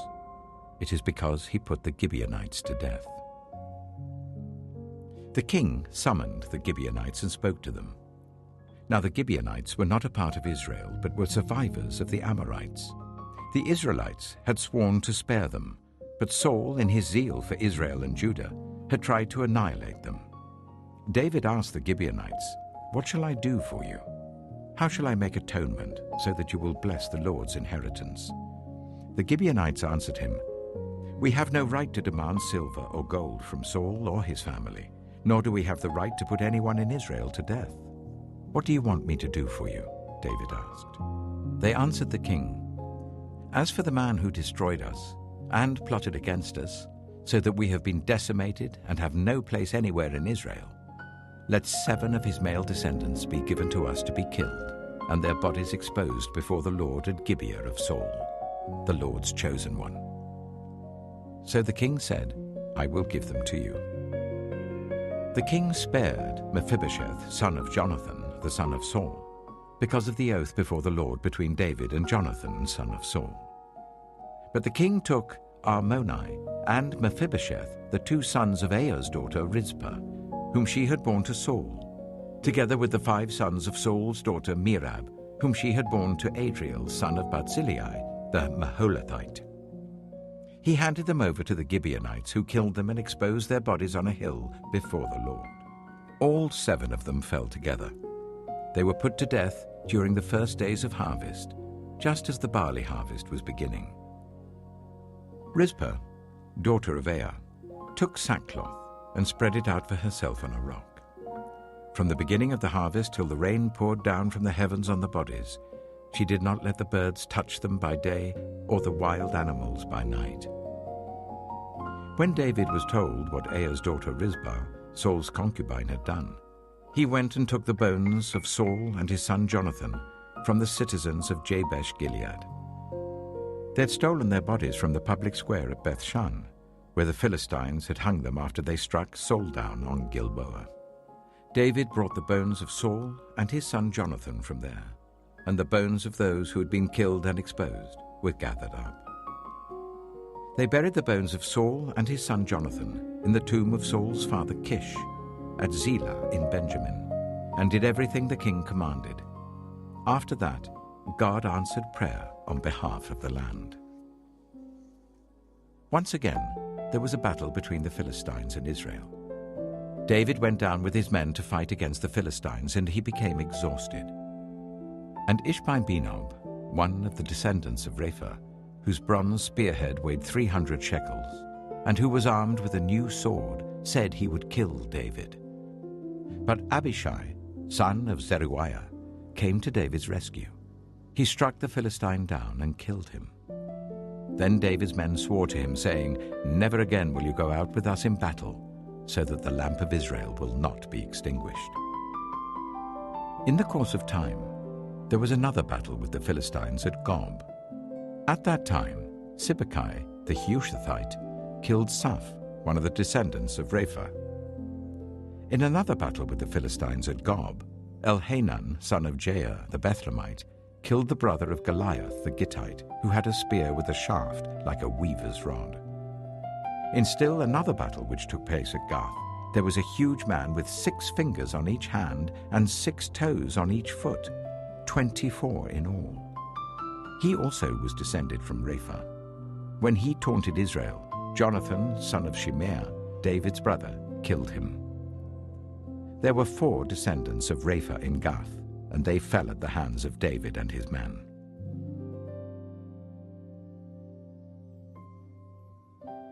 (2 Samuel chapter 22).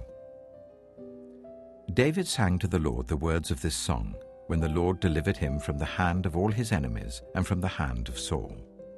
He said, "The Lord is my rock, my fortress and my deliverer. My God is my rock in whom I take refuge, my shield and the horn of my salvation. He is my stronghold, my refuge and my Savior. From violent people you save me.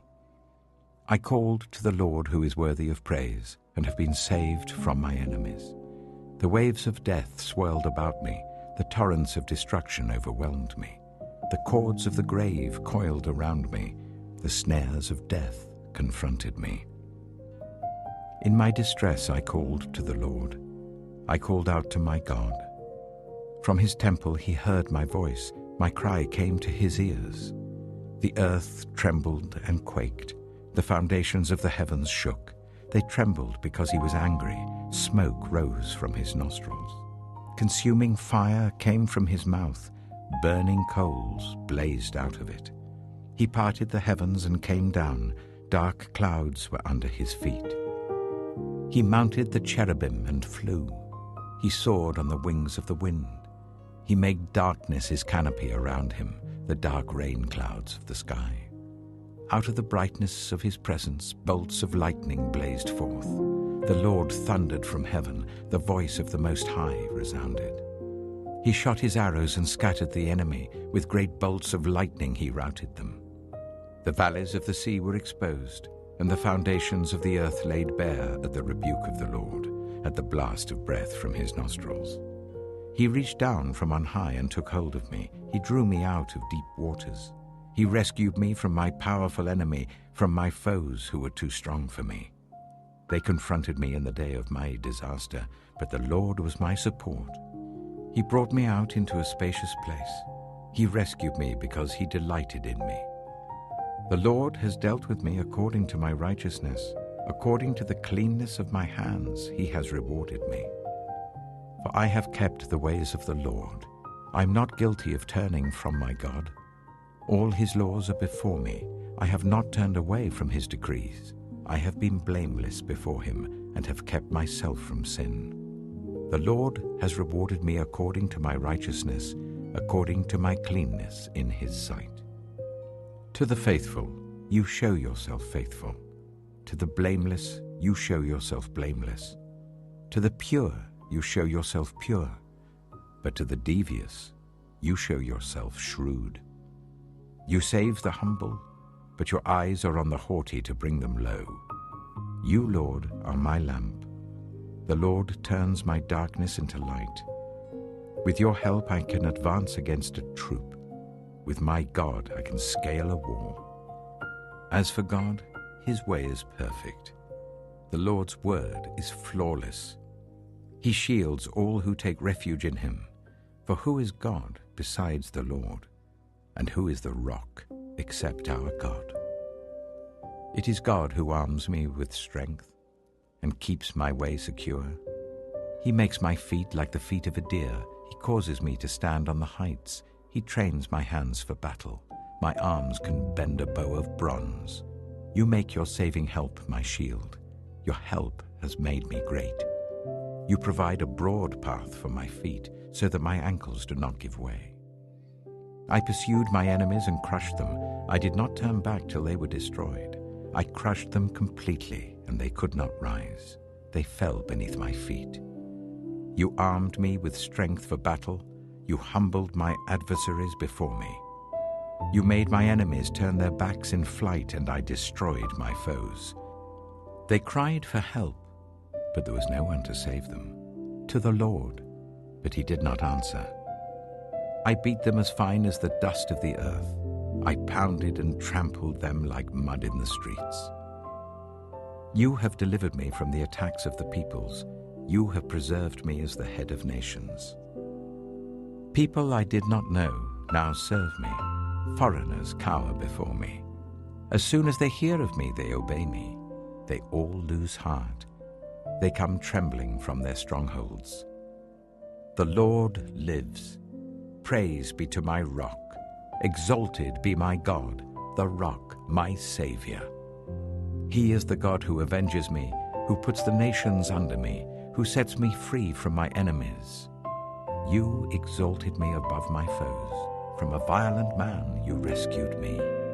Therefore I will praise you, Lord, among the nations. I will sing the praises of your name. He gives his king great victories. He shows unfailing kindness to his anointed, to David, and his descendants forever.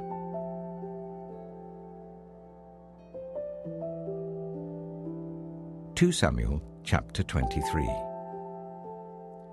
These are the last words of David.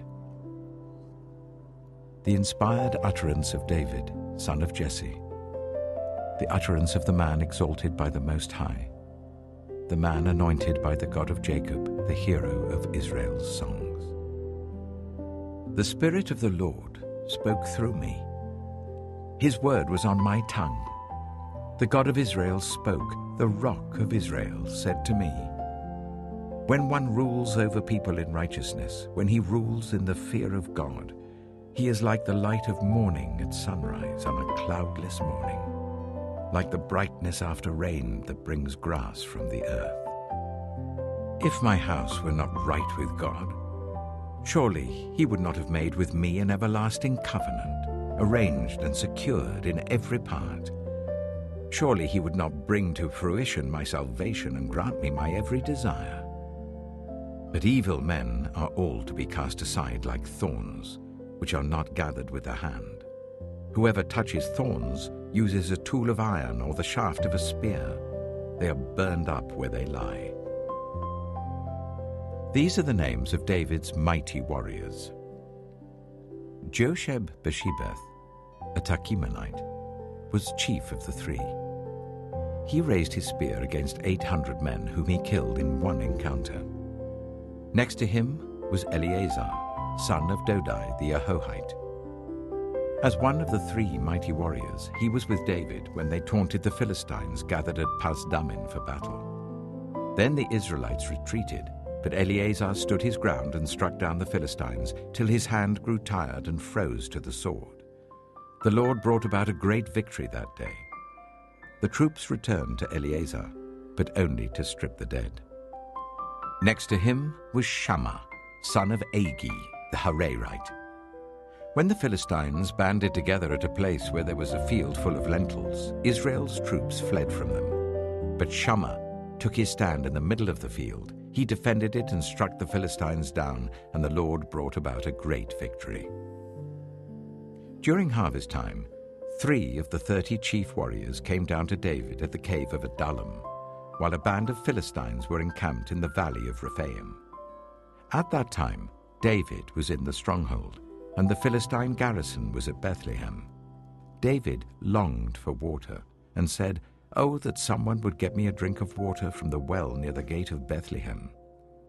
So the 3 mighty warriors broke through the Philistine lines, drew water from the well near the gate of Bethlehem, and carried it back to David.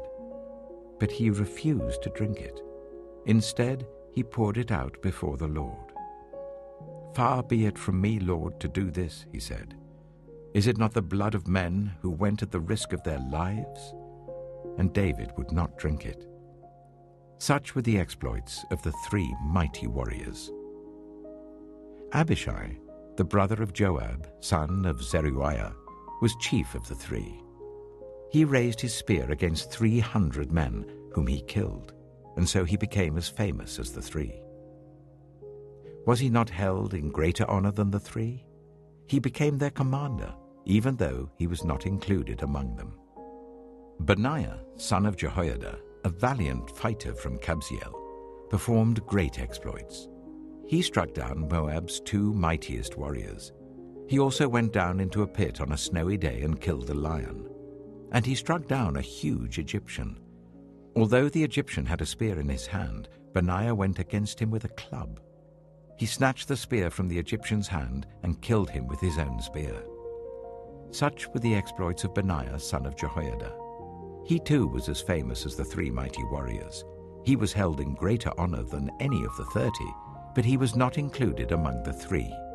And David put him in charge of his bodyguard.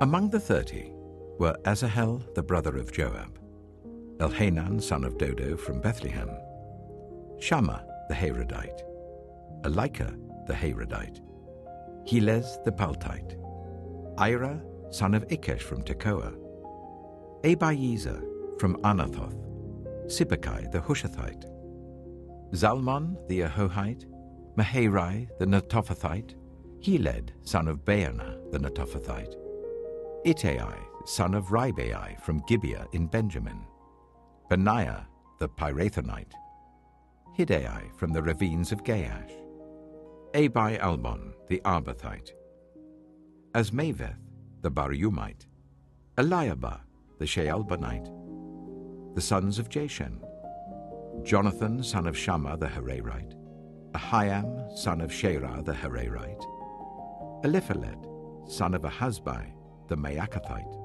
Eliam son of Ahithophel the Gilonite, Hezro the Carmelite, Peorai the Arbite, Igal son of Nathan from Zobah, the son of Hagri, Zelek the Ammonite, Naharai the Beerothite, the armor-bearer of Joab son of Zeruiah, Ira the Ithrite, Gareb the Ithrite, and Uriah the Hittite. There were 37 in all.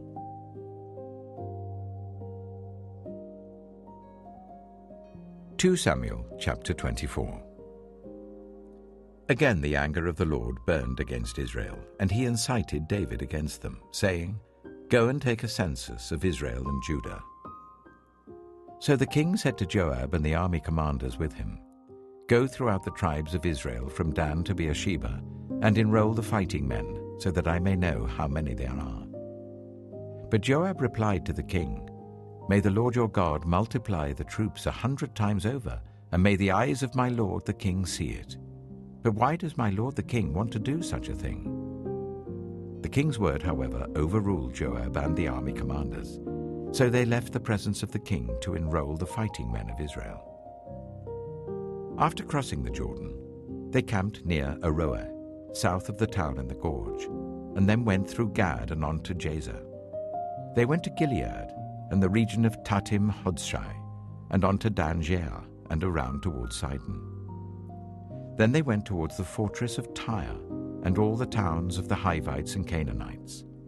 Finally, they went on to Beersheba in the Negev of Judah. After they had gone through the entire land, they came back to Jerusalem at the end of 9 months and 20 days. Joab reported the number of the fighting men to the king. In Israel, there were 800,000 able-bodied men who could handle a sword, and in Judah, 500,000. David was conscience-stricken after he had counted the fighting men, and he said to the Lord, "I have sinned greatly in what I have done. Now, Lord, I beg you, take away the guilt of your servant. I've done a very foolish thing." Before David got up the next morning, the word of the Lord had come to Gad, the prophet, David's seer.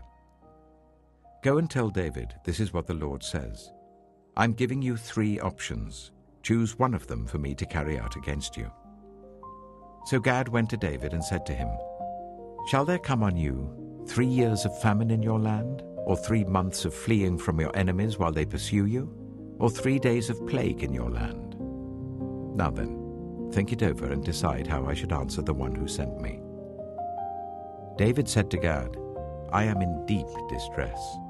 Let us fall into the hands of the Lord, for his mercy is great, but do not let me fall into human hands." So the Lord sent a plague on Israel from that morning until the end of the time designated, and 70,000 of the people from Dan to Beersheba died.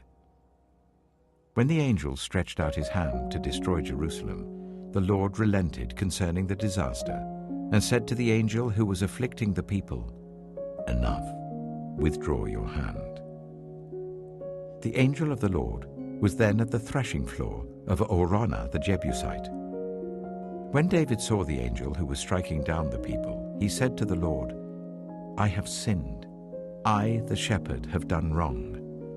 These are but sheep. What have they done? Let your hand fall on me and my family." On that day, Gad went to David and said to him, "Go up and build an altar to the Lord on the threshing floor of Araunah the Jebusite." So David went up as the Lord had commanded through Gad. When Araunah looked and saw the king and his officials coming towards him, he went out and bowed down before the king with his face to the ground. Araunah said, "Why has my lord the king come to his servant?" "To buy your threshing floor," David answered. so that I can build an altar to the Lord, that the plague on the people may be stopped."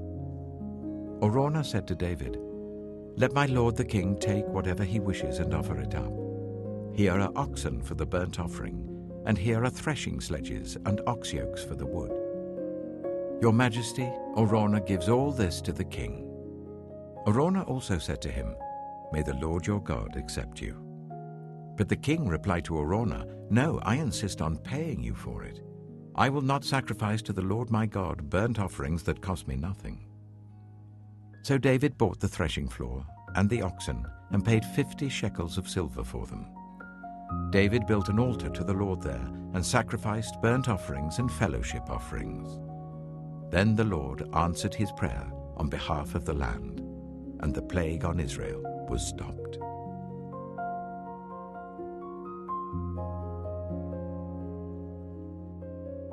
The book of 1 Thessalonians, chapter 1. This letter is from Paul, Silas, and Timothy. It is written to the church in Thessalonica, you who belong to God the Father and the Lord Jesus Christ. May his grace and peace be yours. We always thank God for all of you and pray for you constantly. As we talk to our God and Father about you, we think of your faithful work, your loving deeds, and your continual anticipation of the return of our Lord Jesus Christ.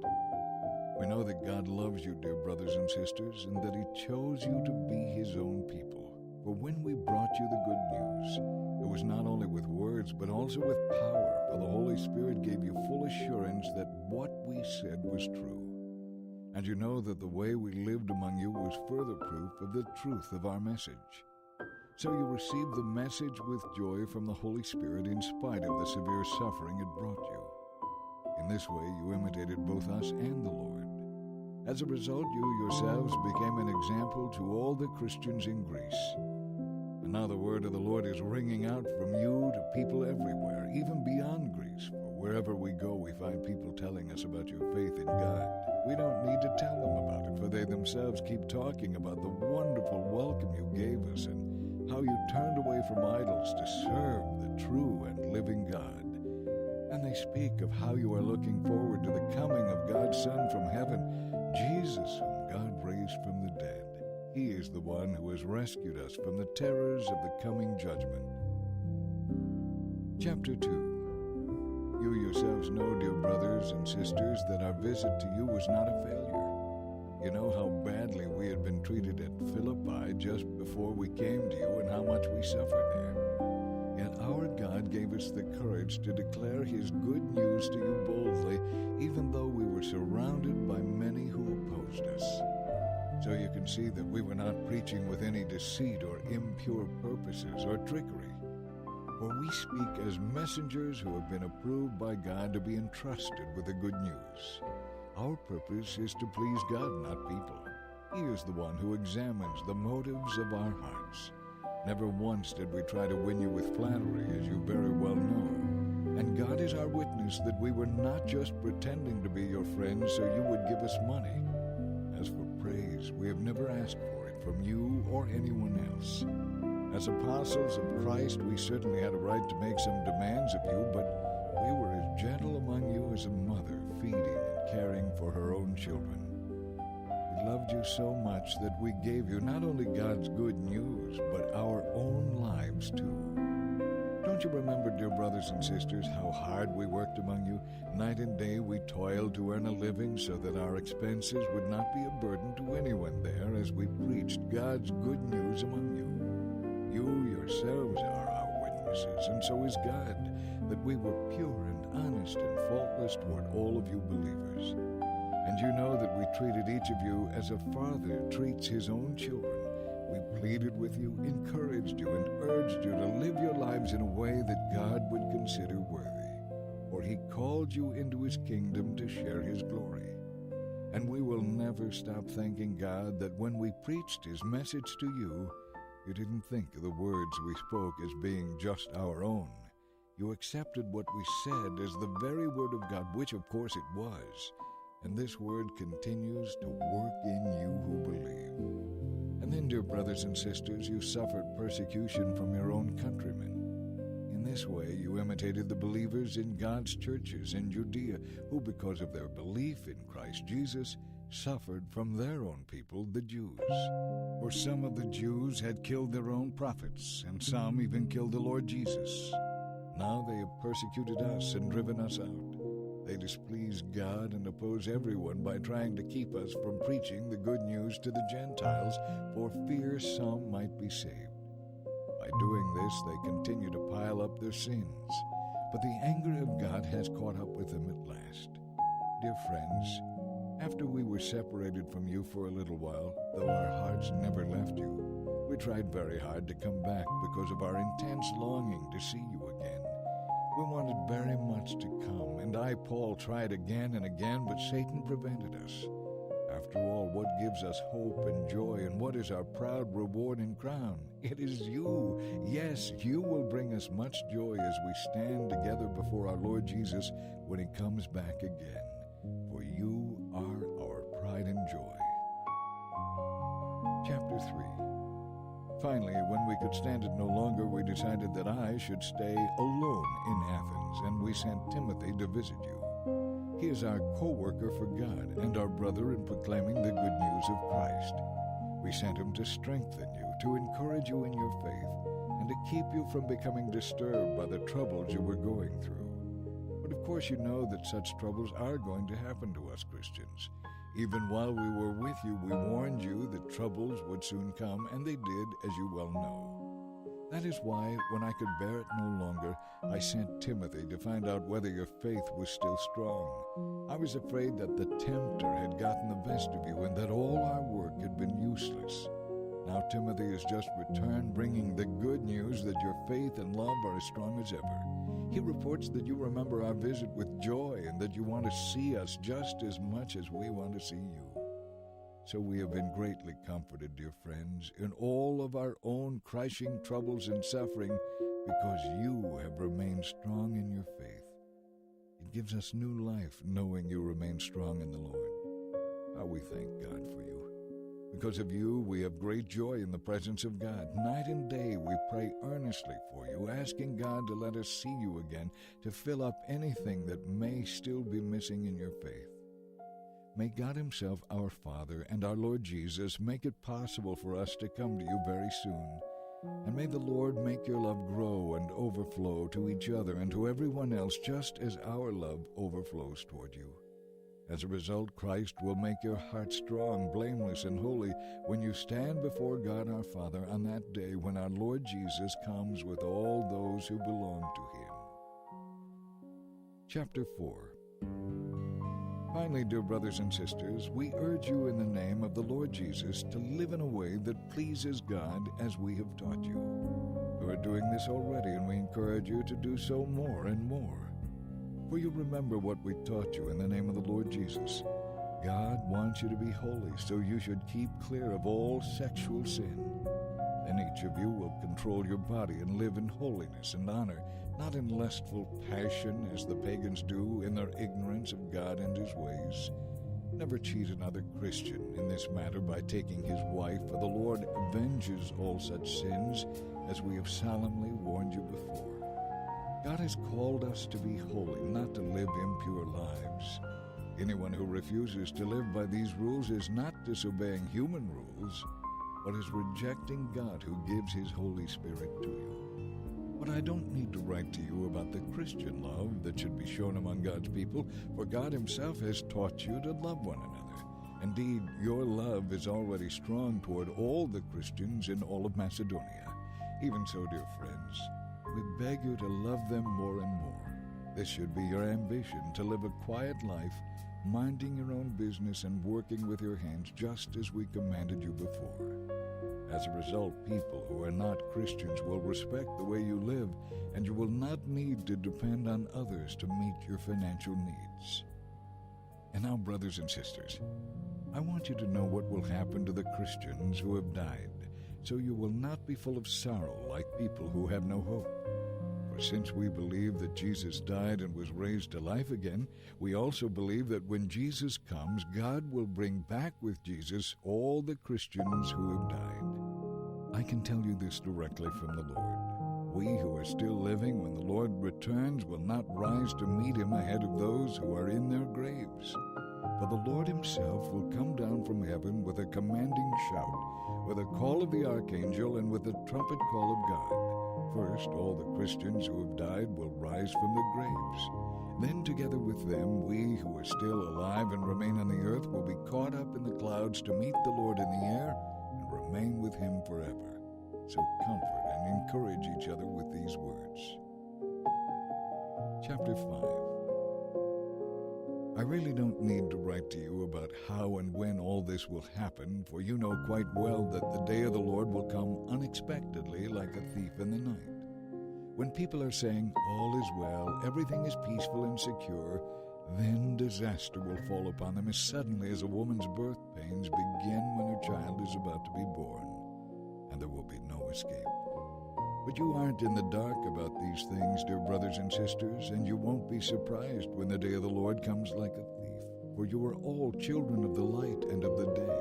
We don't belong to darkness and night. So be on your guard, not asleep like the others. Stay alert and be sober. Night is the time for sleep and the time when people get drunk. But let us who live in the light think clearly, protected by the body armor of faith and love, and wearing as our helmet the confidence of our salvation. For God decided to save us through our Lord Jesus Christ, not to pour out his anger on us. He died for us so that we can live with him forever, whether we are dead or alive at the time of his return. So encourage each other and build each other up just as you are already doing. Dear brothers and sisters, honor those who are your leaders in the Lord's work. They work hard among you and warn you against all that is wrong. Think highly of them and give them your wholehearted love because of their work. And remember to live peaceably with each other. Brothers and sisters, we urge you to warn those who are lazy, encourage those who are timid, take tender care of those who are weak, be patient with everyone. See that no one pays back evil for evil, but always try to do good to each other and to everyone else. Always be joyful, keep on praying. No matter what happens, always be thankful, for this is God's will for you who belong to Christ Jesus. Do not stifle the Holy Spirit. Do not scoff at prophecies, but test everything that is said. Hold on to what is good. Keep away from every kind of evil. Now, may the God of peace make you holy in every way, and may your whole spirit and soul and body be kept blameless until that day when our Lord Jesus Christ comes again. God who calls you is faithful. He will do this. Dear brothers and sisters, pray for us. Greet each other in Christian love. I command you in the name of the Lord to read this letter to all the Christians. And may the grace of our Lord Jesus Christ be with all of you.